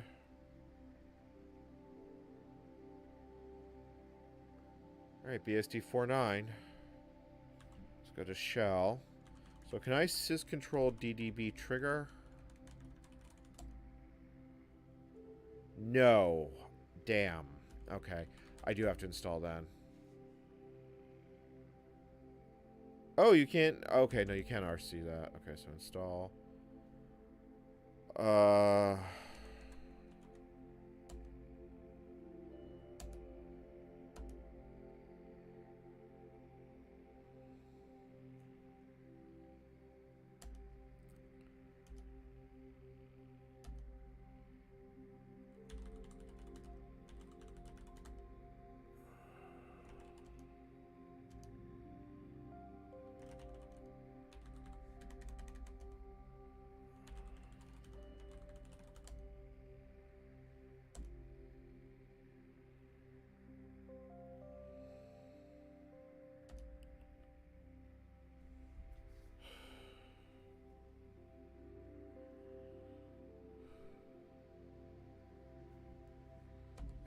It's cool, retro term. I'm sorry, I'm not much in a talking state tonight.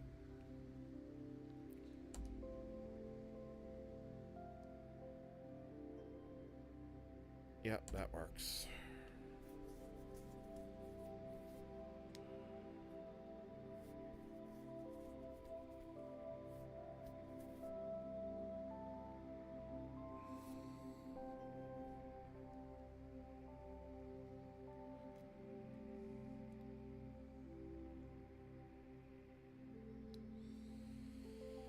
Yeah, it only works on Mac OS and Linux though. We're on a Macintosh, so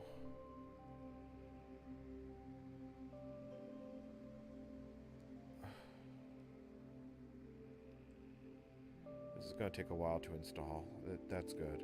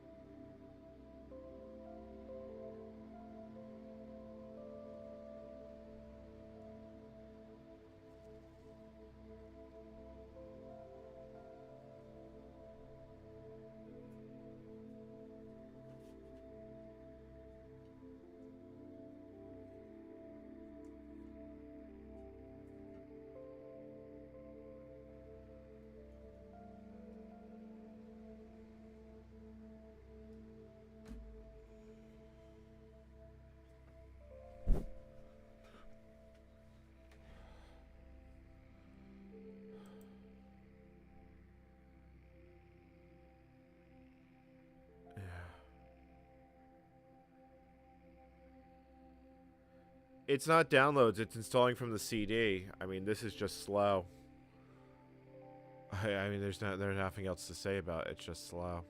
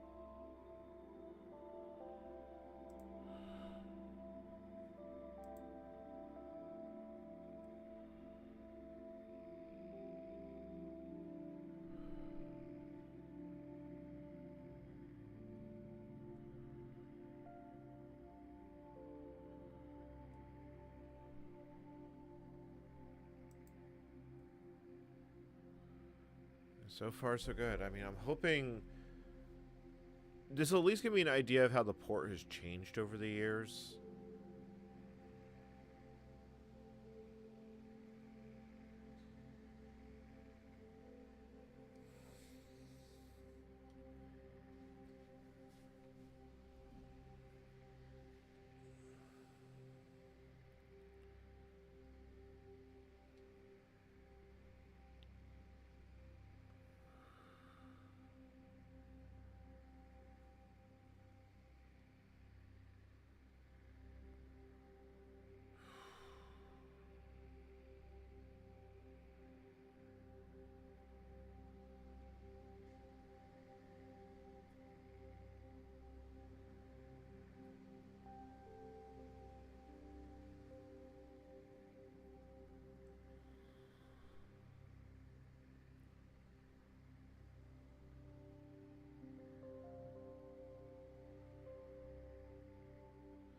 I also had some ideas of how I can also pretty drastically speed this all up.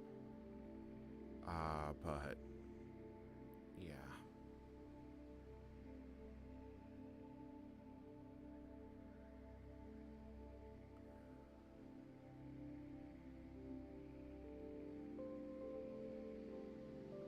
Well, that's why I'm thinking going back to the fact of the matter is the port was dead in 15. The question is how far back do I have to find the bit rot?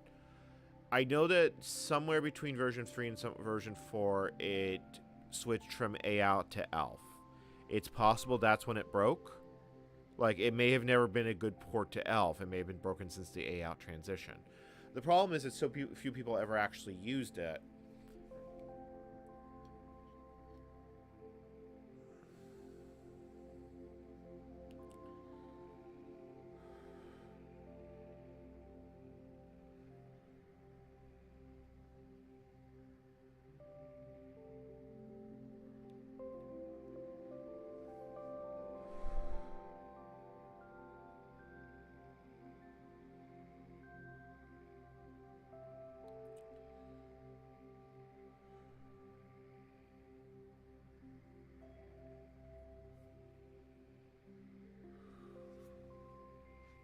Alright, I'm just trying to...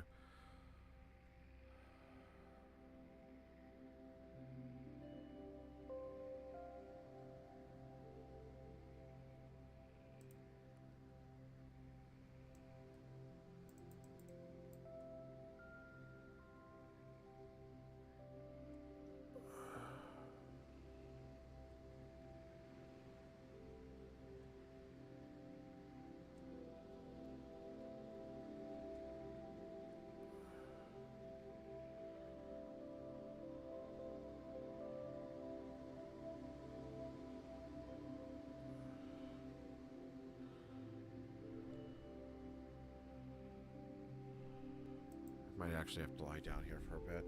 This is going to run for a while.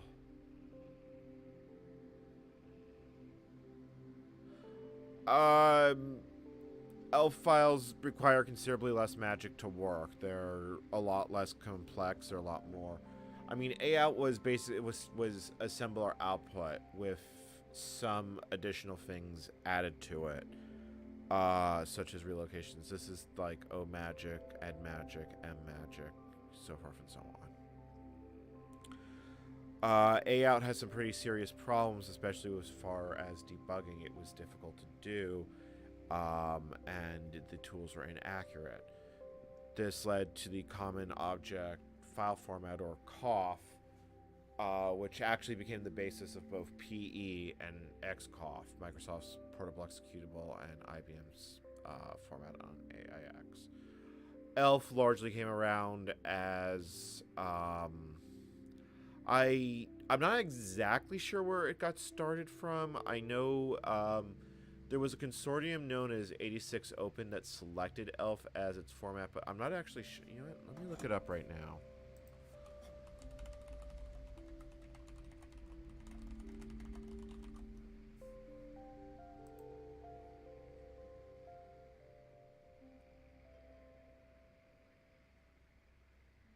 Okay, it was published as part of System 5 Release 4, so it's It looks like so. Wikipedia says it came from Unix System Laboratories or USL. Um. Oh, this was the part of AT&T that they spat out to make Unix. Like, the family tree in this area is fucking convoluted. Because that was the Unix software operation, and then that eventually became SCO, if I remember correctly.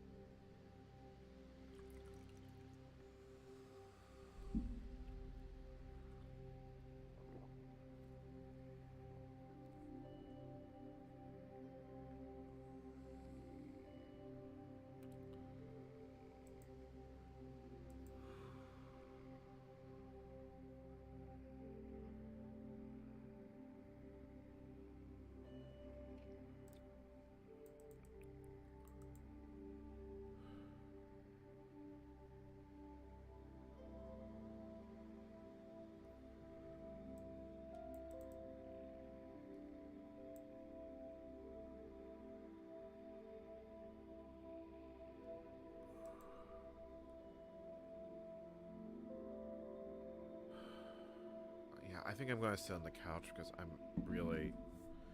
I can see the screen from the couch, so at least I'll be able to see what's going on.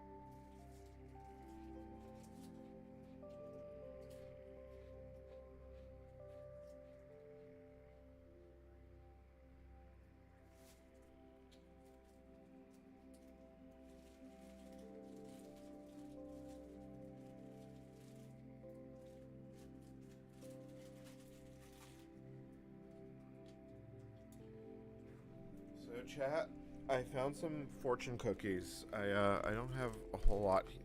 I have a can of corn, but let's just eat these and see what fortunes I get. The first one I ate was exchanging compliments is intellectual back scratching. I like that one.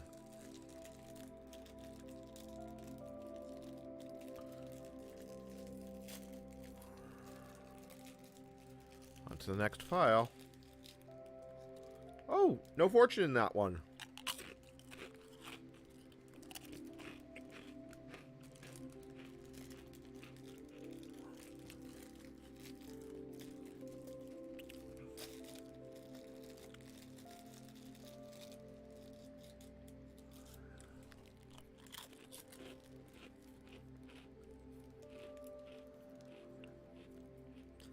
Oh, this one's nice. Everyone feels lucky for having you as a friend. I'm pretty sure that's as true for me as it is for everyone in chat. Last one.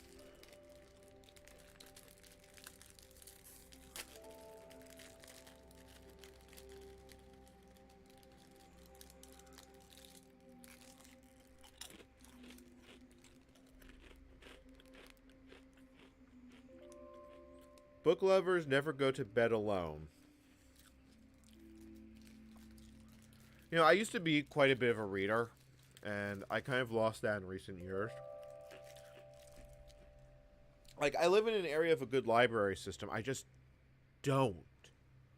I really fucking hate how much I'm permanently online. I'm helping relocate a car. Assuming it passes emissions, which is the current holdup, I'm going to be helping relocate a car. Well, we're going far. I'm thinking of not taking my laptop and not even taking my cell phone. Just literally my wallet, my documents, and that's it.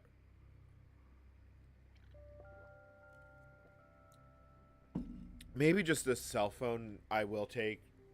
I never actually think I've traveled without a laptop since I was a kid.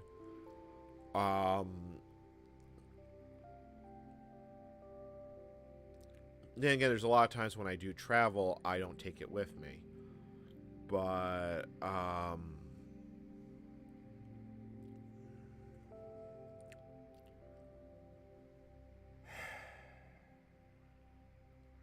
I trying to be something I'm not by trying to exist in the real world? Or do I feel like is staring at a screen making pixels change? Is that the only thing that I am? Is that what my life is just to be?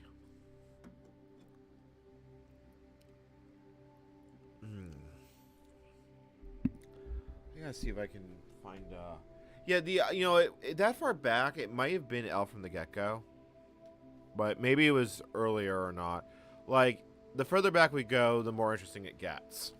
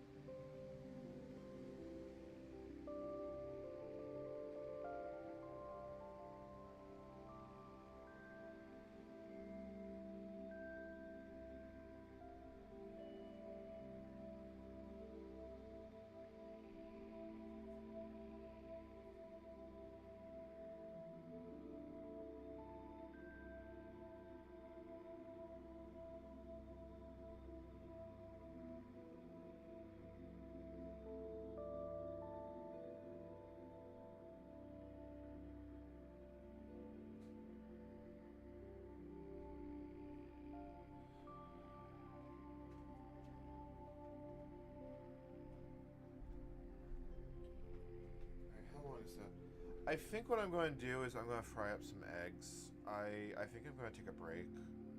I'm not going to shut the stream down, but I really do need to eat something. I haven't eaten something for quite a few hours, so let me like fry something up and then I'll be back.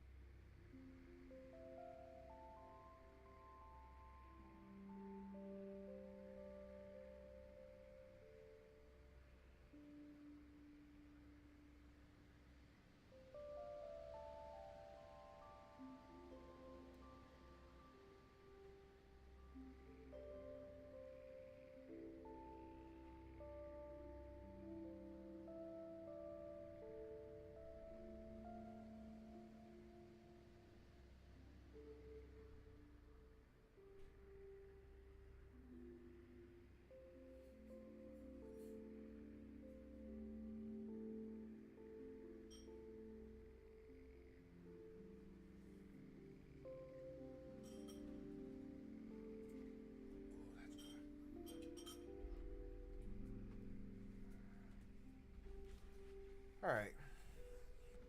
I'm back with some fried eggs and some mushroom slices. So done.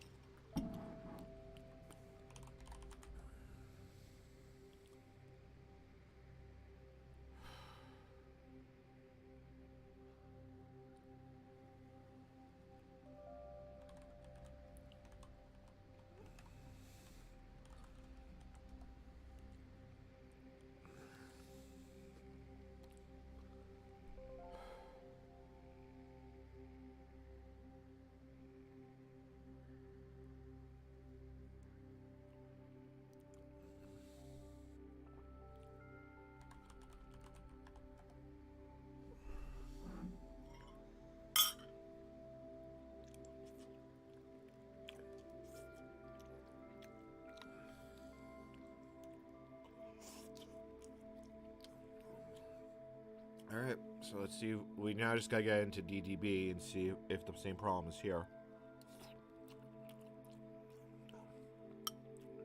This is actually really good.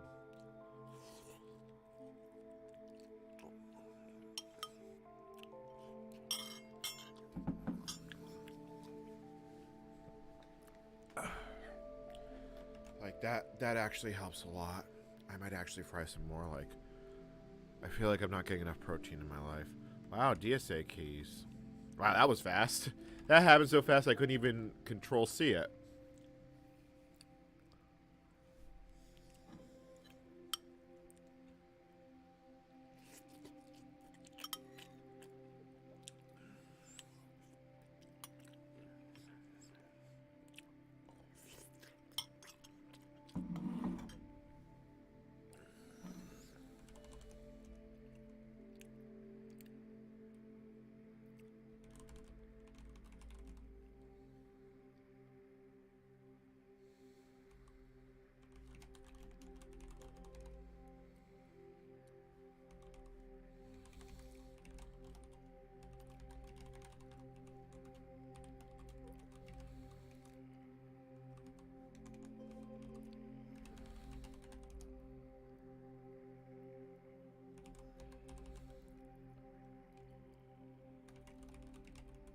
I don't know if I just need that or...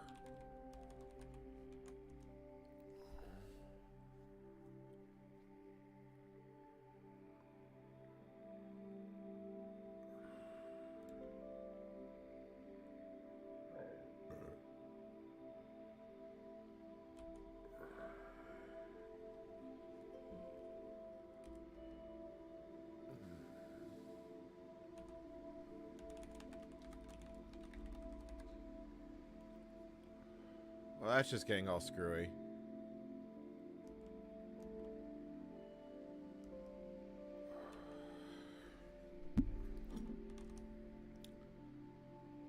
You know, I just want to see if that console thing is enough. I like at this point, the more I learn, the better off I am, and I can afford it right now. Hmm.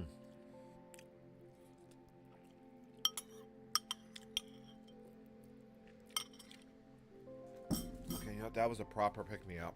Like, that was legitimately...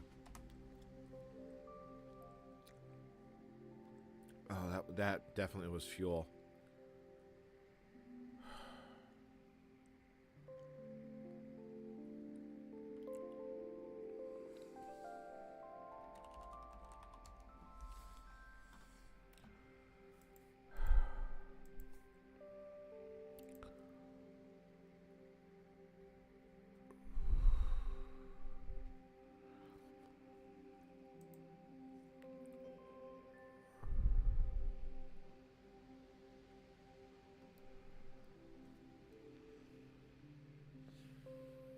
Actually, you know, I didn't see the sec level go up.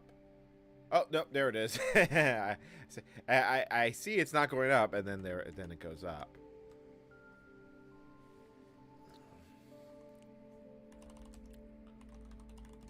All right, so can I just trigger it now? It's interesting how much faster it is. Hey, yeah, I can trigger it. Cool. All right, so show map. And it did panic. That's a different panic, though.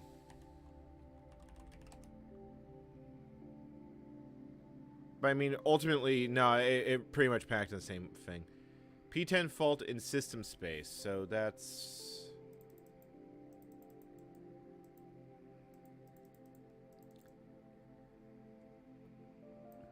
And look, the output of the map command has actually changed. So this has actually seen some changes over the years. So this has been broken for a while. But I don't know if this is related to our problem, but when you start seeing one broken thing, I don't know. I might just be completely going down the wrong branch here. I'm just going to log this one. So if it was still broken in 2011,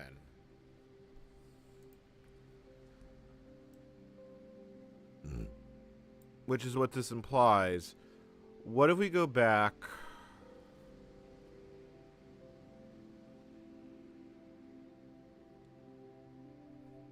Why don't we go back? Well, if I go all the way back to 2.0, I mean, maybe?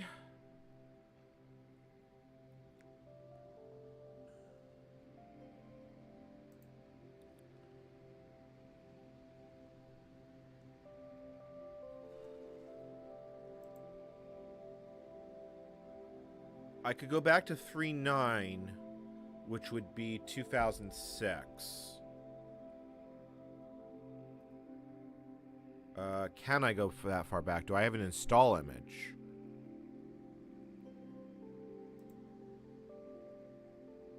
I don't appear to have an install image. I've got the files. I've got the sets.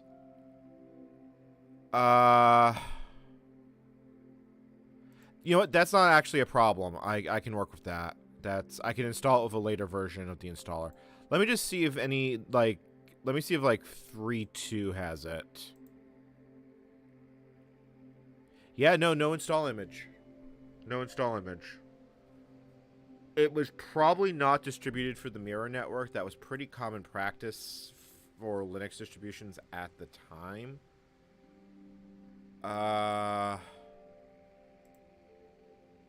Fuck. Alright, let me think about this.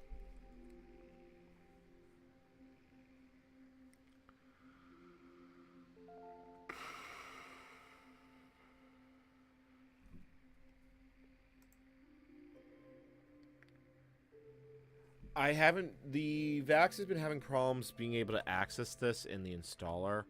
So let me... Yeah, let's go here.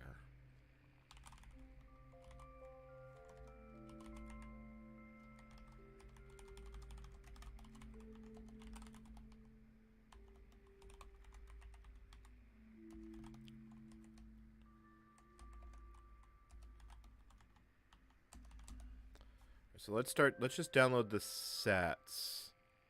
Because there is a floppy FS image here, but it's going to need to be able to download stuff, so that's not going to help. So let's see if we can actually install this. Because what we'll have to do is we'll have to install it with the newer install medium. It should work. I can't imagine why it wouldn't.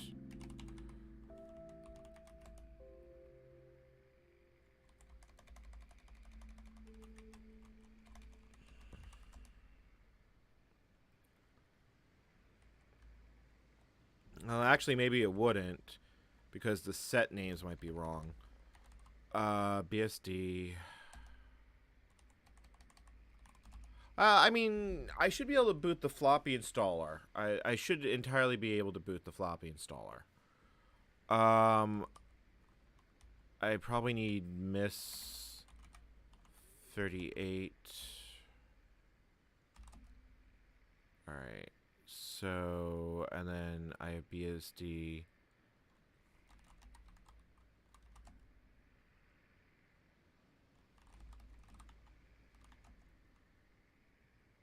See, that's the problem I keep having. Let's see here. Well, that one, at least I think I know what I did wrong.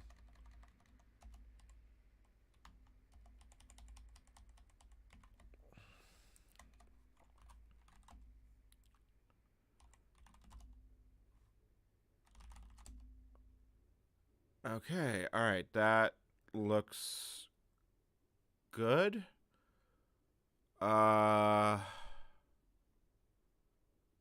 Yeah, alright, so can I have Python 3, so I have HTTP server here. Yeah, cool, I do have that. Alright, so now that we are here...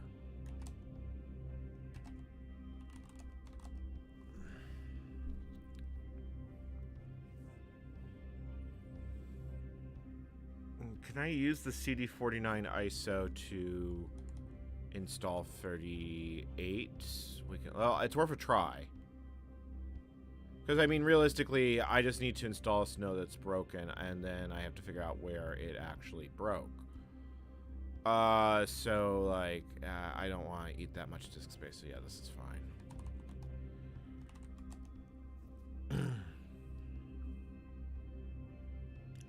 Now, hopefully we'll just be able to install it. If not, it's going to be kind of annoying.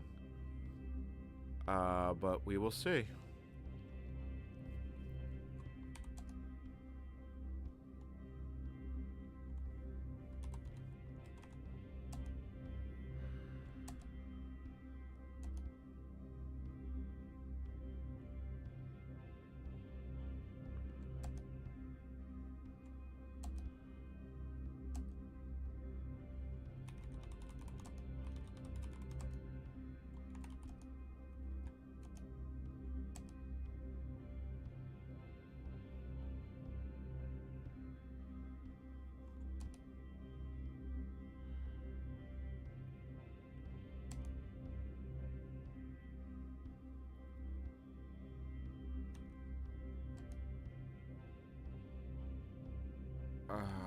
Why is it having problems with this?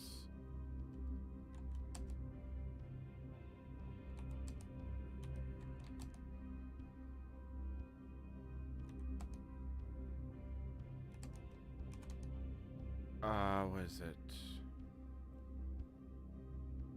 Set mount point.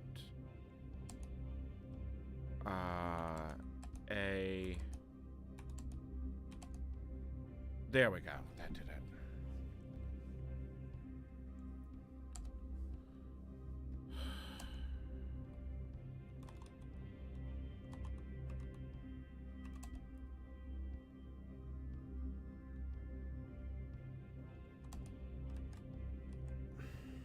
Damn it.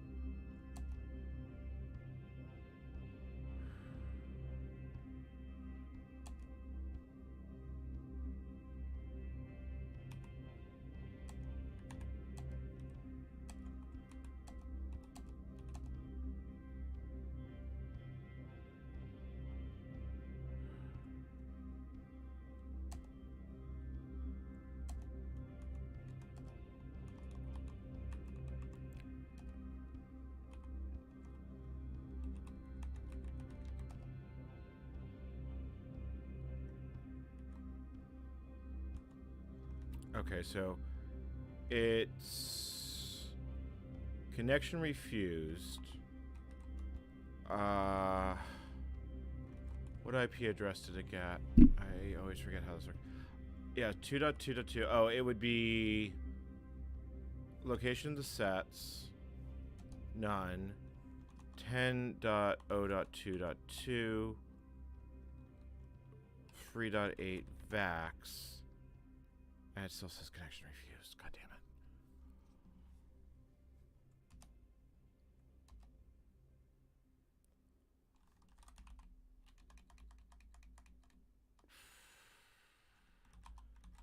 You really want it. It really wants it on 80.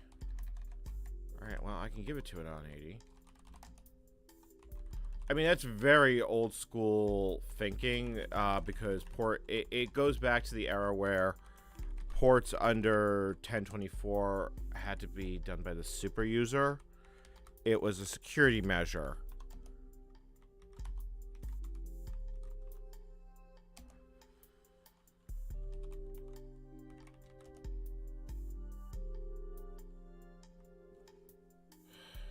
.404 file not found. What did it try and retrieve? Vax. It tried to get index.txt. So let's see here. Yeah, okay, let's add that file to the directory. It's good to know what you need to make this work anyway. And then it's actually 3.8 VAX.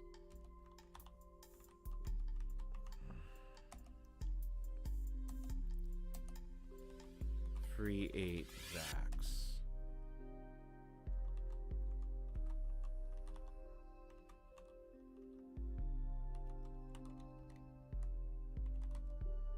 Oh, right, because it would actually be in the root directory, because I'm smart.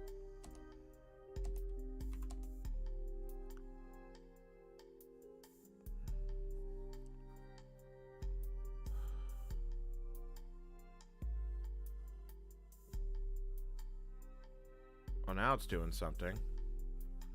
Did it successfully download something? Oh, yeah, that would help.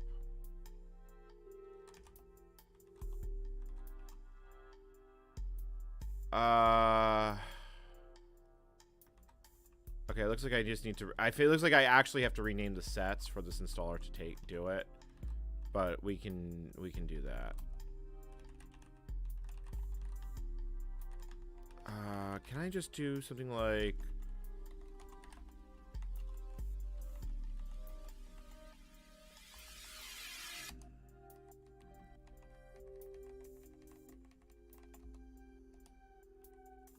Oh, I don't have rename?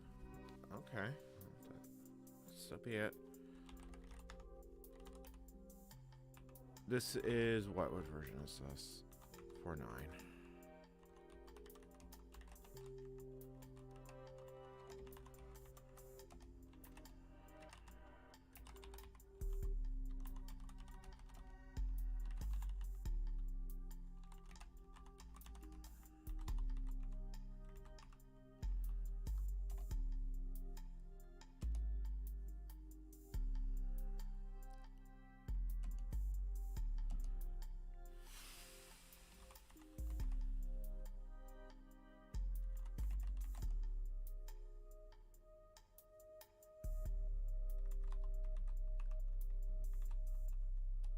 Oh, you know what? I probably need the checksum file as well, both checksum and MK and MD5. Wow, that's an old.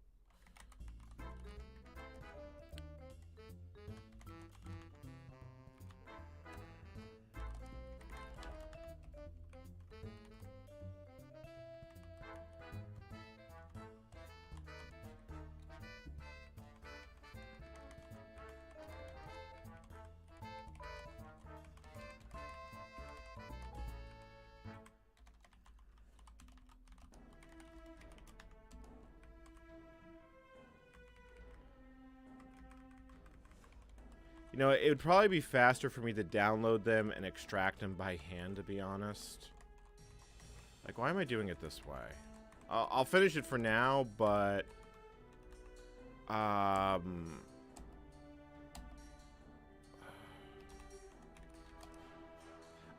it's going to be at the root directory.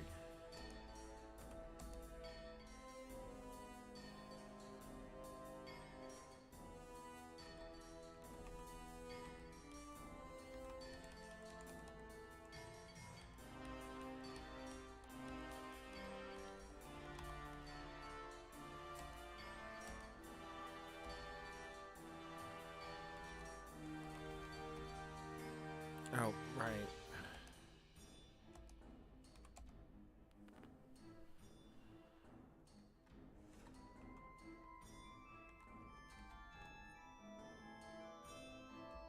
Does it just not see...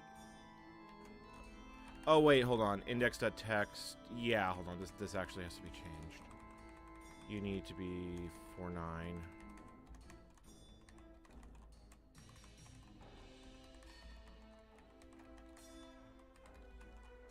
This is such a gross hack.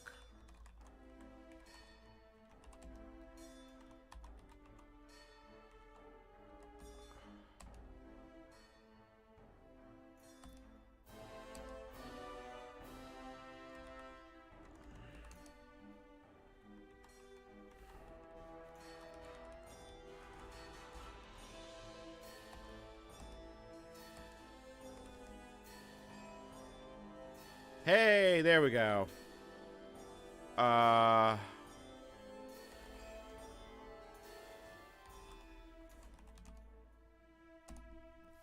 Okay, alright.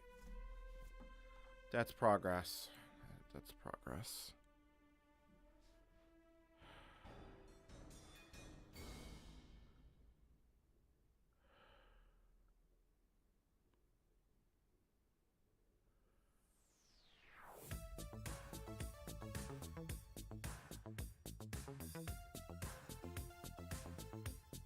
It said file not found error? Hold on.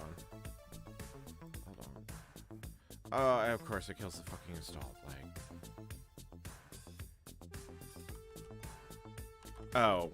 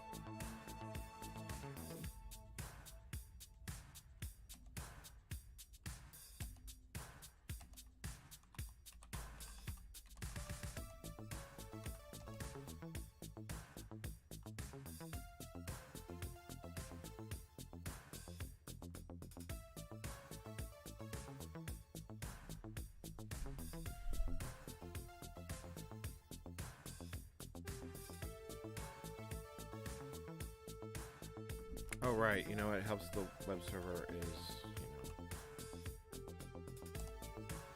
Okay, there we go.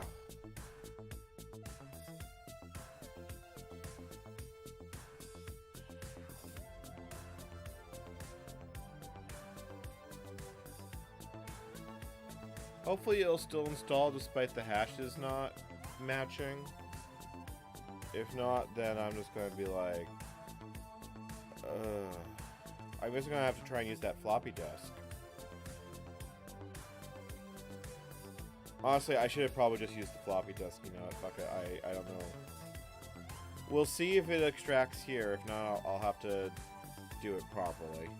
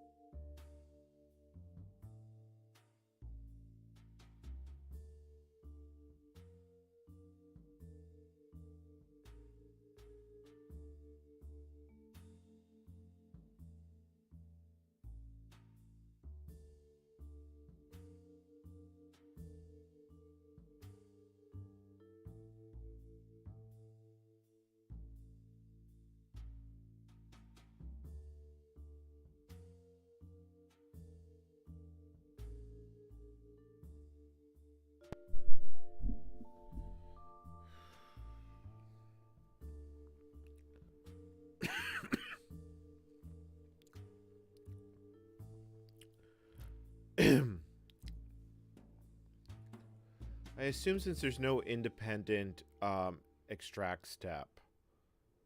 You know, I just realized I could use NFS for the sets. I should have just used the floppy disk installer. Like, what am I thinking? I'm really...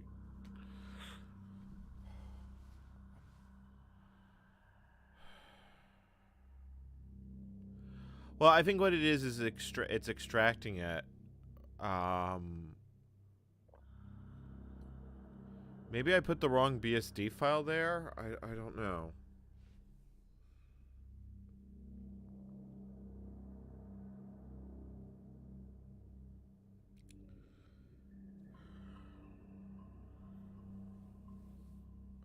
Because it didn't complain about BSDRD, which I don't get it.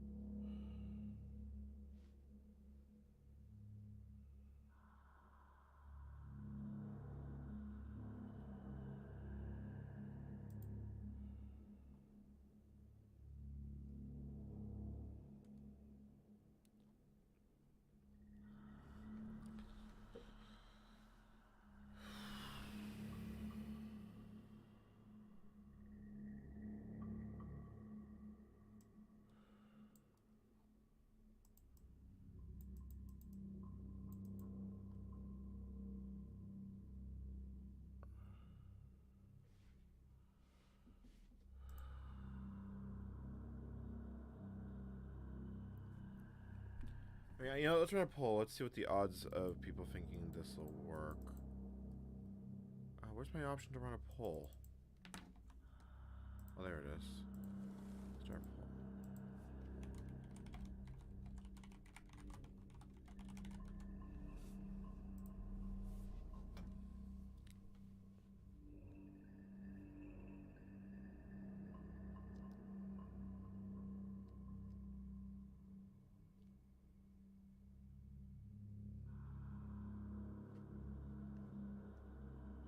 I mean, one of the biggest things I've heard about the NetBSD port is,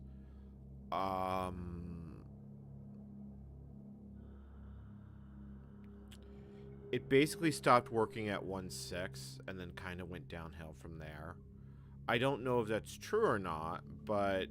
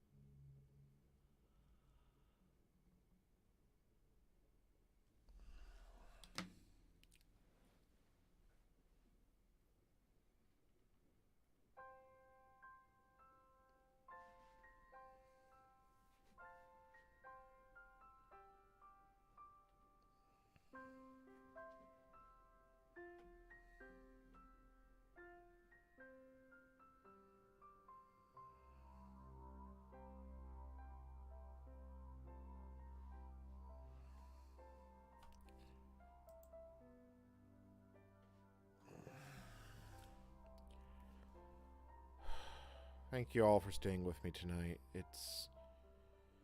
These long dark nights are less lonely now. I wish I had the thought of doing this a while ago, but a large part of my life was dictated by appearances. A year of streaming actually did go a long, and 2 years of making videos actually did go a long way. Like,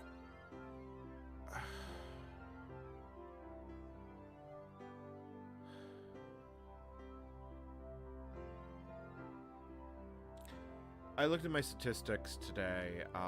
Currently, for the last month, I've been averaging about 120 viewers, which, you know, actually that makes a lot of sense because the height of my channel was during peak pandemic. Let's be honest.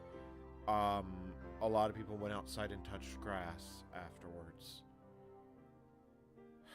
I don't know. I wonder if people truly listen to this, the ramblings of a lonely New Jerseyan at 4:40 in the morning. Fucking hell. 56 concurrent viewers. I mean, you're listening to the laments of my soul.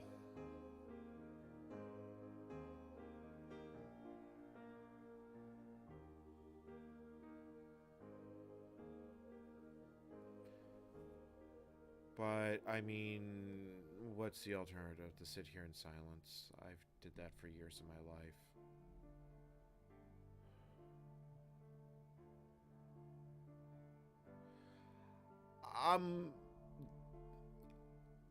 I could. Maybe I will. Honestly, I'm just kind of figuring out what works. Honestly, I think the next stream I do, I may just do something that's not computer related. I might just do old school RuneScape. I'm legitimately at the point of, I think I could use a break on this. Tomorrow I have to do I basically, whenever I sleep, I'm going to sleep for as long as I can. I've got to go take the YAR. The YARS has to pass submissions. The reason it failed is it has a battery discharge. The problem is, and we know, and the problem is known. We have a fix for it already. But because the battery had to be disconnected, the car emissions are not ready to go. So,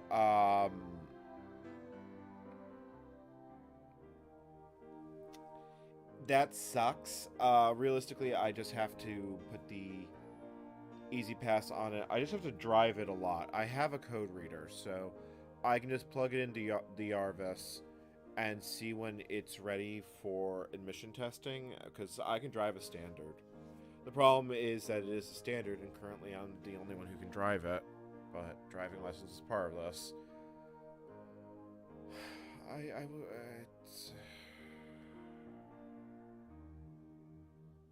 I find it fascinating how my concurrent viewers have gone up as I become more active. I guess what happens is that as people tune into the stream, because essentially what's happening, from what I can tell looking at the algorithm, is that for people who are subscribed to the channel already, that is, they have... you do attract new subscribers through streaming. It's not to the same rate or extent. You know, the fact of the matter, though, is I did just have a video drop. I should probably capitalize on that. I do think I want to do some gaming streams, though.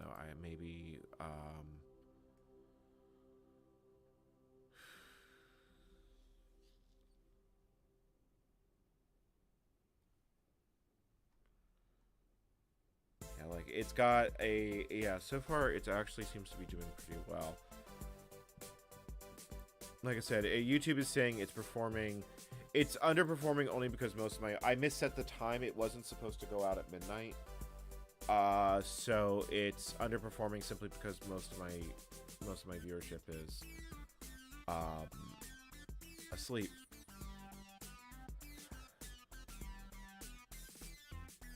I'm okay. I'm okay.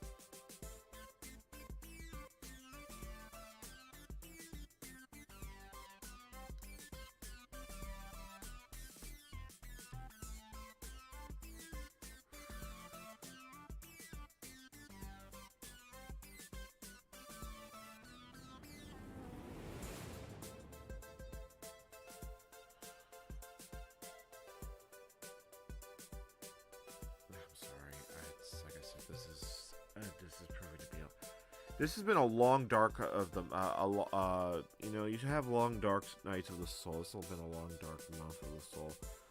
What has been a relatively upbeat period of my life. Like, for the first time, like I said, I know I have an idea of where I'm actually going. The details are a little bit in flux, but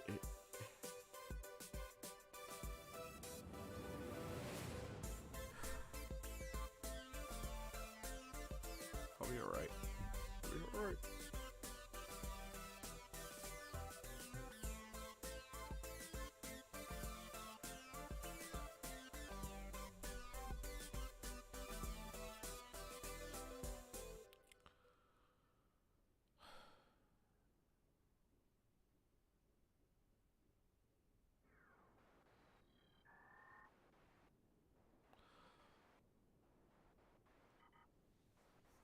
Ultimately, I experienced something that helped a lot, to put it bluntly. Okay, so the other files look like they installed correctly. It's like,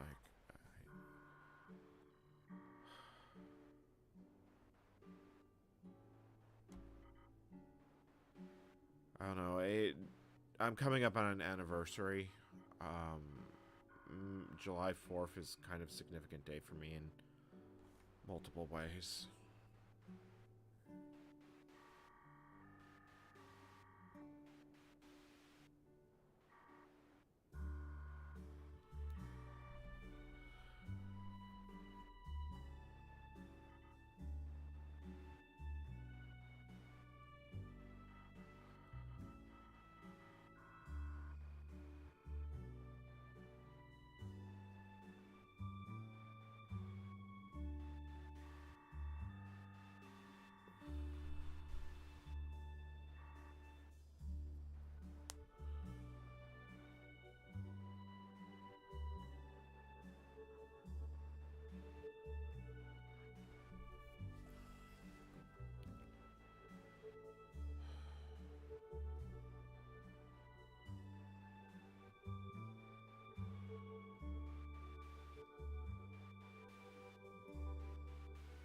I have a pretty good idea. Like, I have the next few streams planned out. Like, we're going to be on a Vax bend for a while. I'm hoping this video does well. If it doesn't, ultimately the goal, I know I can get 5.9 going, but I don't know how much time I'm willing to dedicate it in the short term. I think what I'll do is I'll dedicate 1, maybe 2 debugging streams.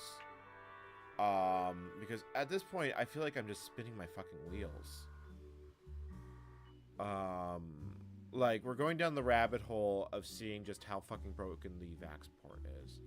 Maybe something I should try and do is see if how far back I can actually self-host. Because if the port is as buggered as I think it is, because it's definitely having issues under load, and unfortunately load is what we're doing. Okay, so that actually installed. So the question is, will it actually work? Also, you know, I get an idea of how many of you are actually just watching. 13 votes, but 60 of you are actually...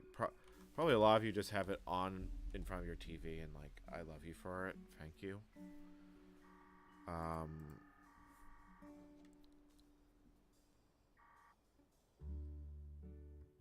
Let's see. Oh, no. We got that foot exception.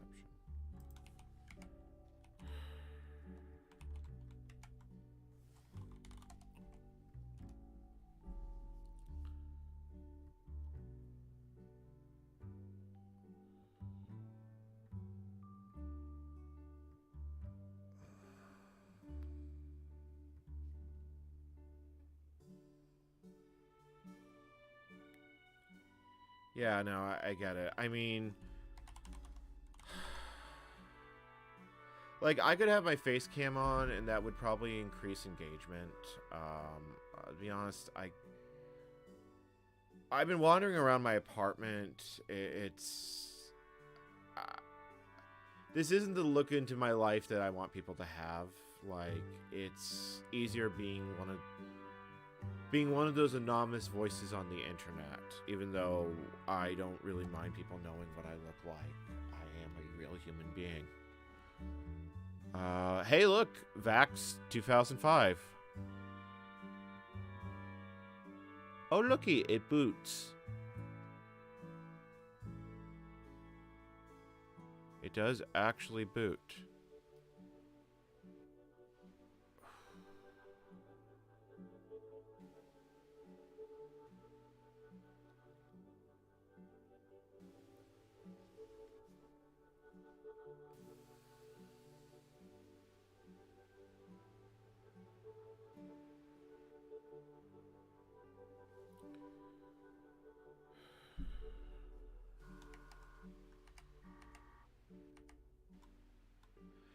This is considerably faster. I mean...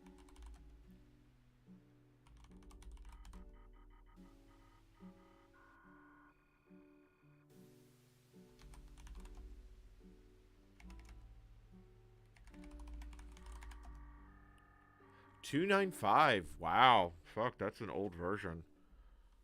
I mean, but look how much faster that is to start up than the newer versions. I mean, it makes sense. A lot more code's been added. You know, it's a cumulative version. We've gone back 5 years.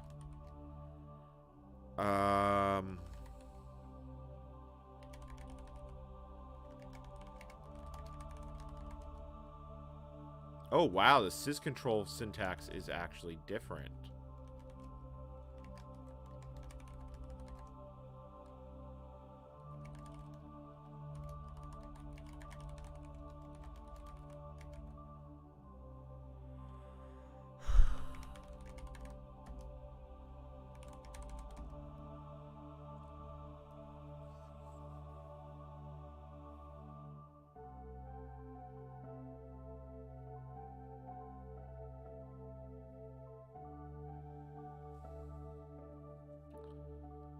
Yeah, no, it's good to see that people are coming here. Like, it's such a weird sensation because, I mean, I don't know how many people in my community actually live stream. Like, as far as I know, there's only like 3 in my server who regularly do content creation. And, you know, I probably have about 50-something regulars and more so that show up pretty fairly regularly in my streams. I do think I am getting close to the point of wanting to actually take a break from this, but I want to get to a point where I could at least make a video on it, just looking at this. Like, I don't even know how you'd actually boot this thing off a flippin' floppy disk to begin with. I guess you could probably set... Oh, I could see. It's DA3RX. Okay, you know what? I do see how you do it. Alright, that's actually good to know. That means if I have to actually go to an older release, I can go to an older release.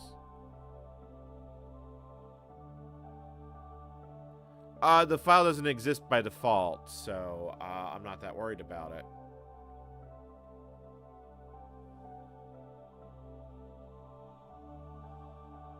I mean, that's considerably faster, chat. Let's not kid ourselves here.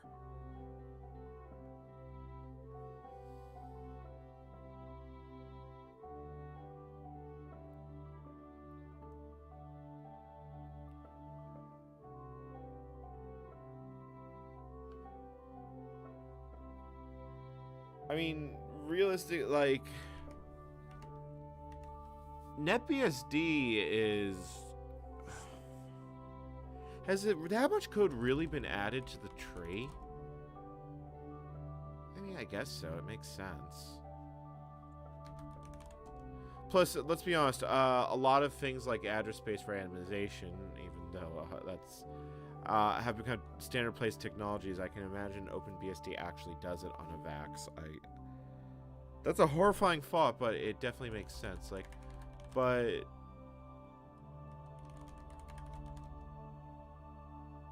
yeah, see, this is actually a out. So DBD trigger 1. Oh, I can't trigger it.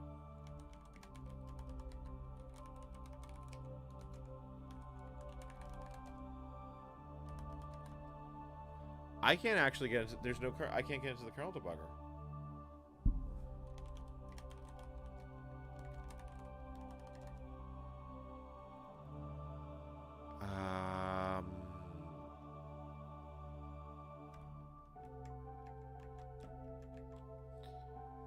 In theory, I should be able to send break. Okay, well, that's a problem.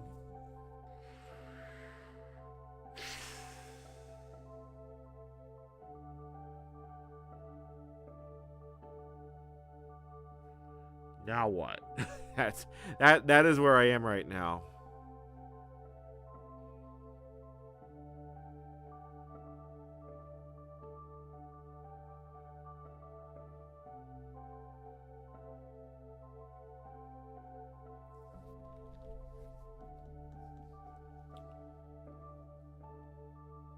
I really don't know what to do right now because I can't think of how you can actually kick it into the debugger.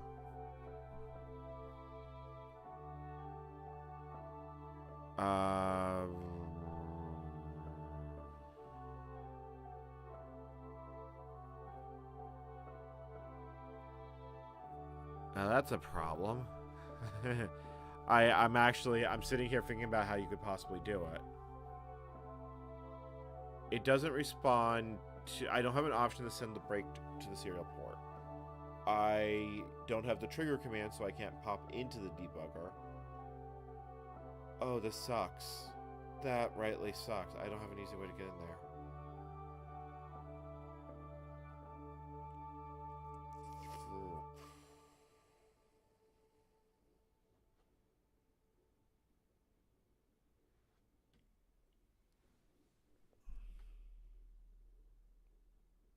I mean, it seems like it should be possible to send the break. There is a send command, but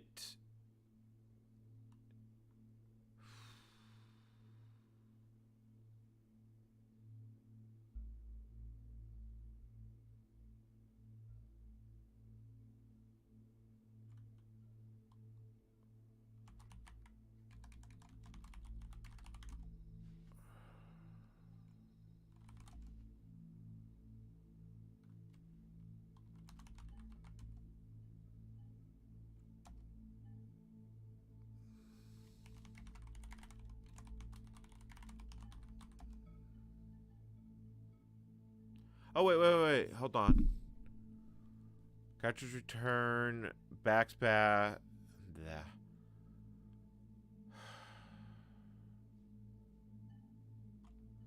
That doesn't help.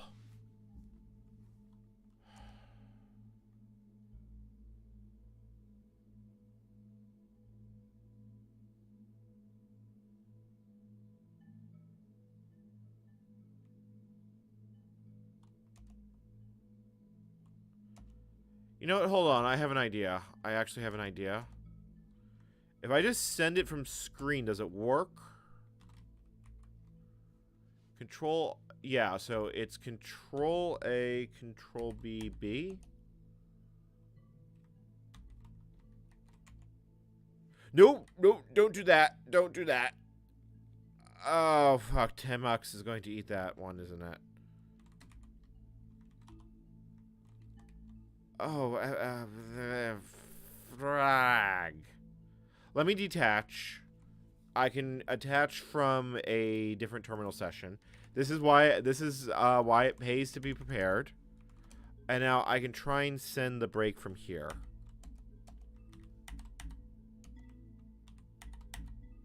Nah, no luck. It was a nice try though.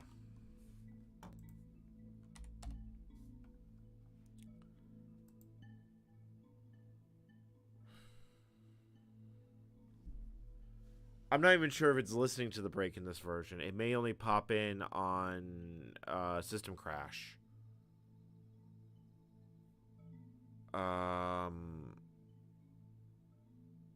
Console break. Okay, let's try that.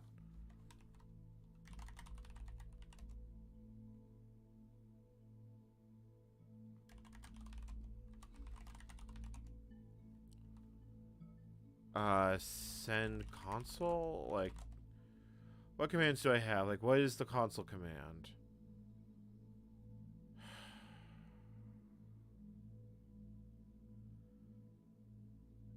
Evaluate, ignore, no run limit.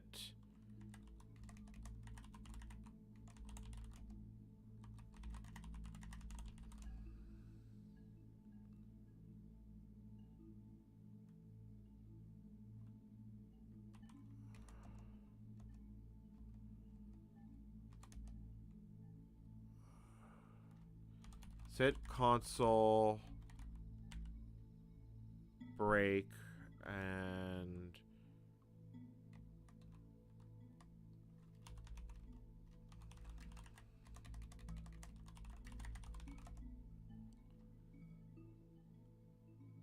okay, so break is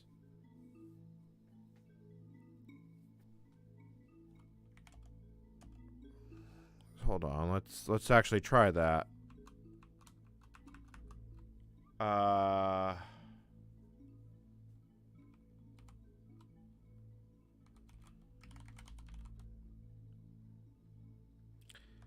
Am I typing it wrong? I'm typing that Control Shift 2, but that may not be the way you type it. Let me try doing set console break. Let me just see how this actually works. Like if I do it like that, does that work? No, I'd have to do it like typed like that, which doesn't seem to do anything. If I do something like Control O, it doesn't get echoed through.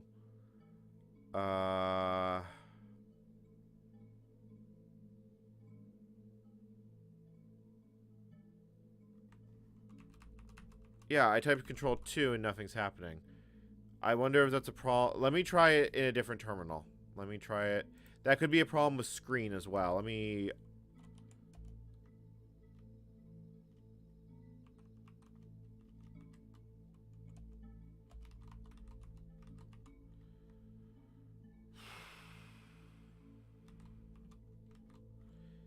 This may be a problem with screen. Hold on.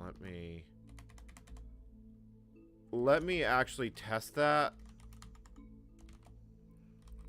The problem is that I'm on a Mac.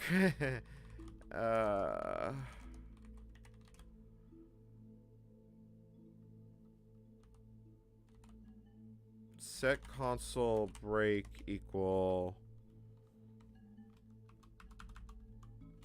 Yeah, I can't type that. The Apple's terminal doesn't seem to let me do it.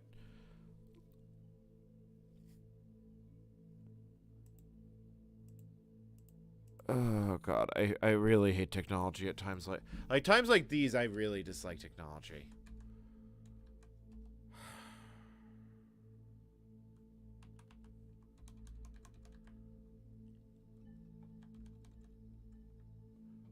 I wonder, hold on, let me try something like this. Set console break equal... Can I just do that? No. Can I just like... I can do that.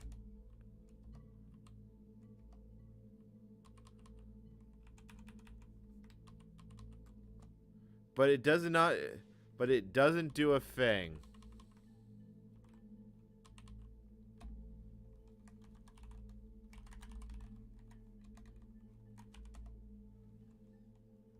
Oh, it's Control D. Oh, now I see how that works. Okay, hold on.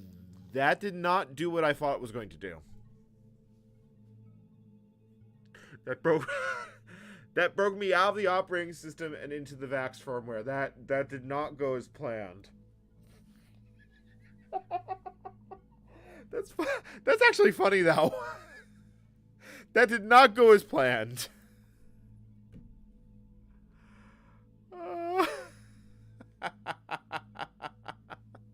That's actually kind of funny. Oh, that's depressing in a good way.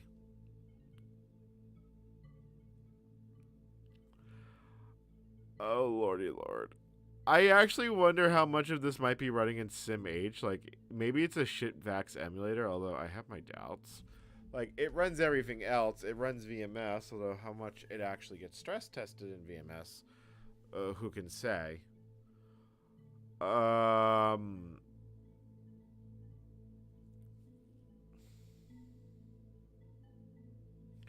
Maybe I can change the halt instruction. Maybe maybe we can go down a level. Okay. Configure.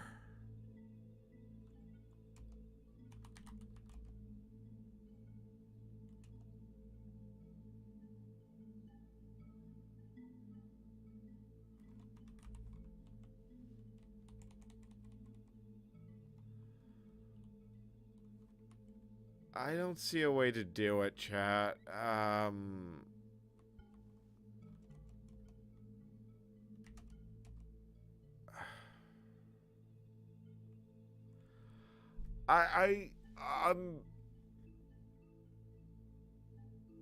I don't know what to say right now.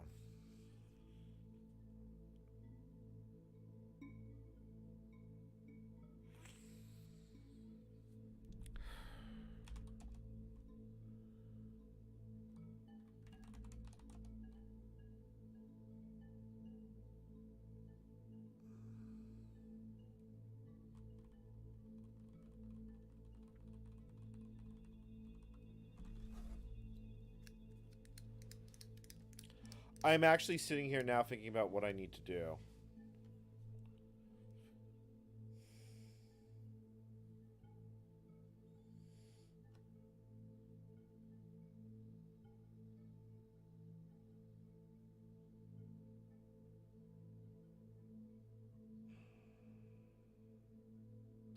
I think the logical place to go is to try the 6.1 port by MIOD and see if it can self-host itself. Because if it can, then the problem is solved. I don't have to fix it.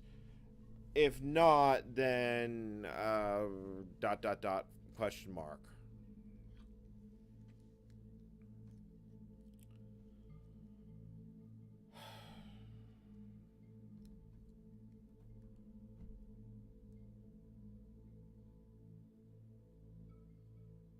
I really have to think about this one, chat. Because at this point, I don't think I'm any closer to the understanding the root of this problem as of right now.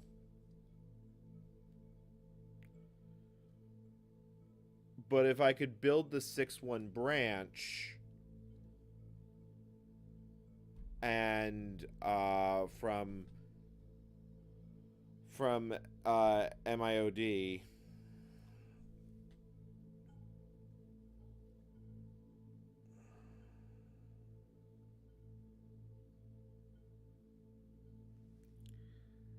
escape shift D. I mean, I'll try it.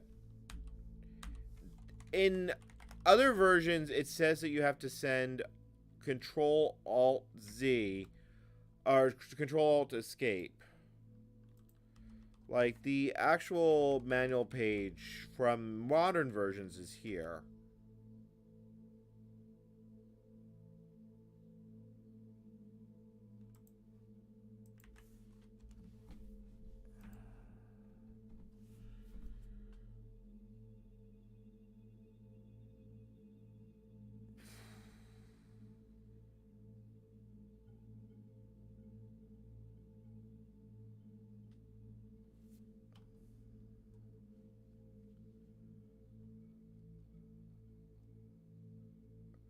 I really don't know what to do now, because we know it's been broken for a while, but this could have been broken.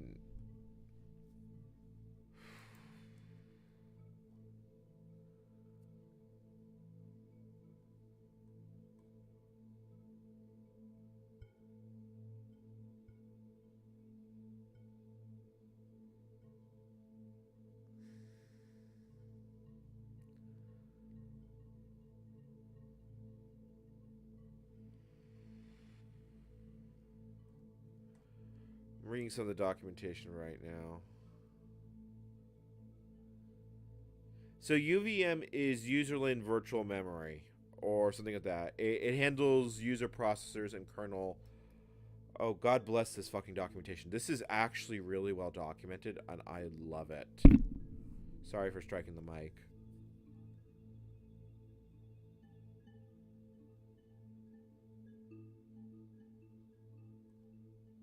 Like, this is gloriously well documented.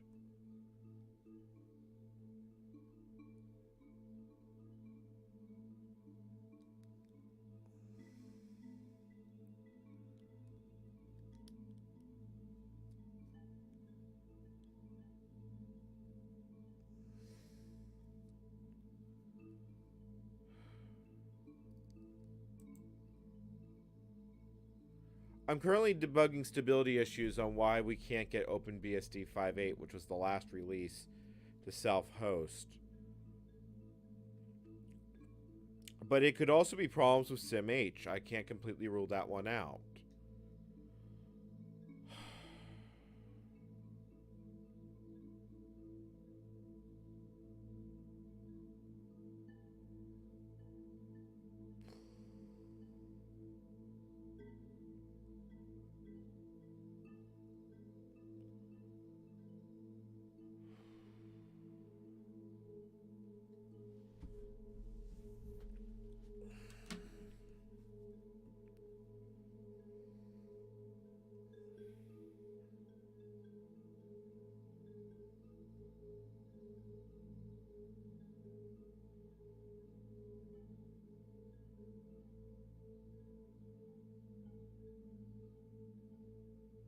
When was trigger added? I think...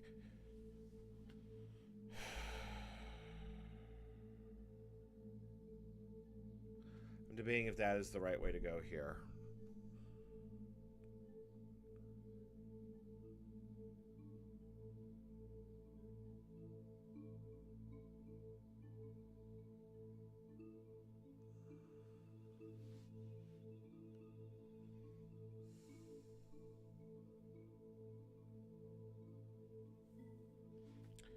I know, maybe I should just lie down. I think I need a break. I really do think I actually need a break.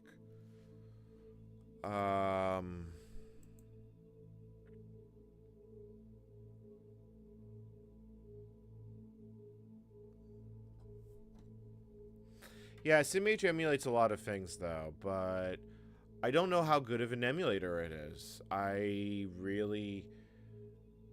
The thing is that NetBSD more or less runs flawlessly from what I've seen, but I haven't as heavily stress tested it. But NetBSD is known to be self-hostable in SIMH. It's also known to be It's also known to be self-hostable in OpenBSD.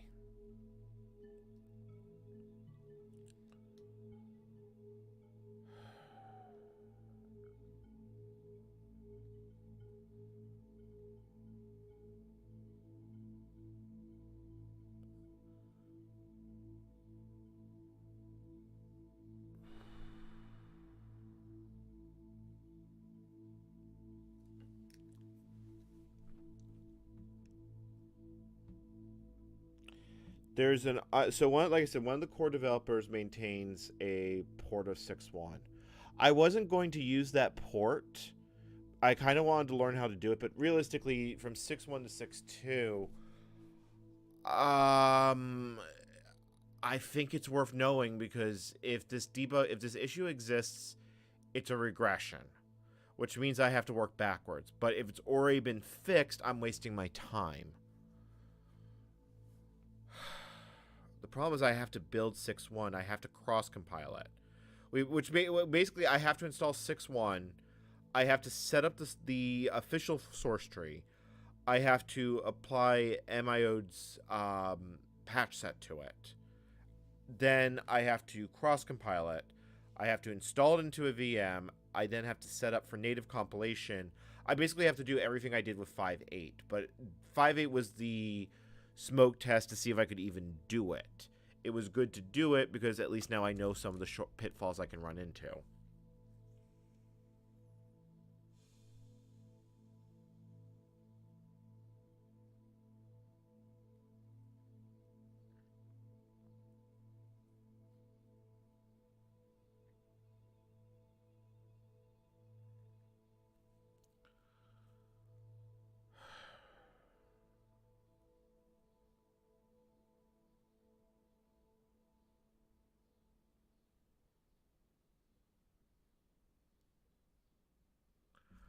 I'm still mulling on it. Like, I'm actually gonna give myself 5 minutes just to completely sit on this.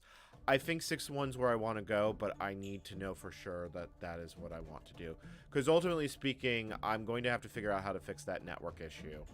That is too. I need this CC. Like this is going to get days and days of building that I wasn't counting on. But I can, at least now that I know that I'm going to do it and it's not an impromptu thing, I can get a better setup for it. Um,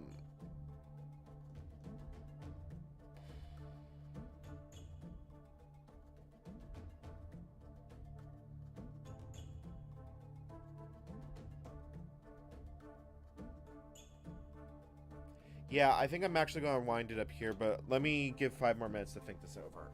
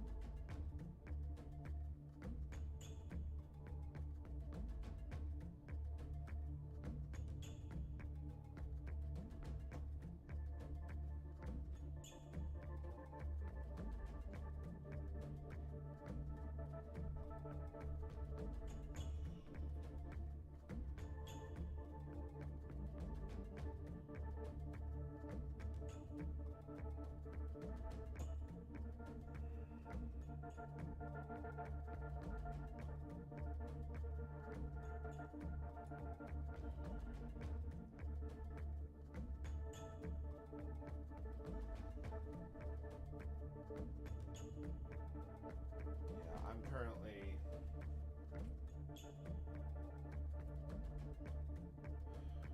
I have to also decide how much of a time investment I'm willing to put into this. This starts becoming a sunk cost because ultimately I do want to be able to do a video on this, so... you know, but I can always make a video regardless of what happens. Ultimately, I've got a lot of stock footage that I can cut up into other clips. I mean, it's going to be quite a bit of effort.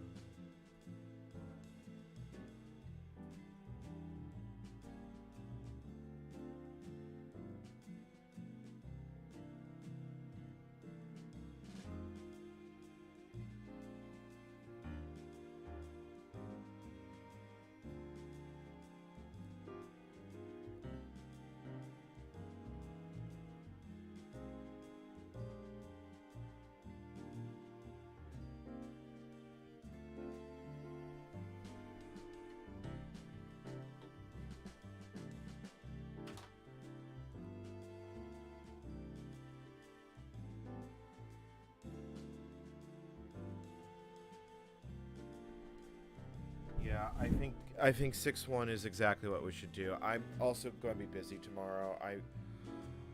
I'm going to end it here. This has been a great 72-hour experiment, and we're probably going to have just as long live streams in the future.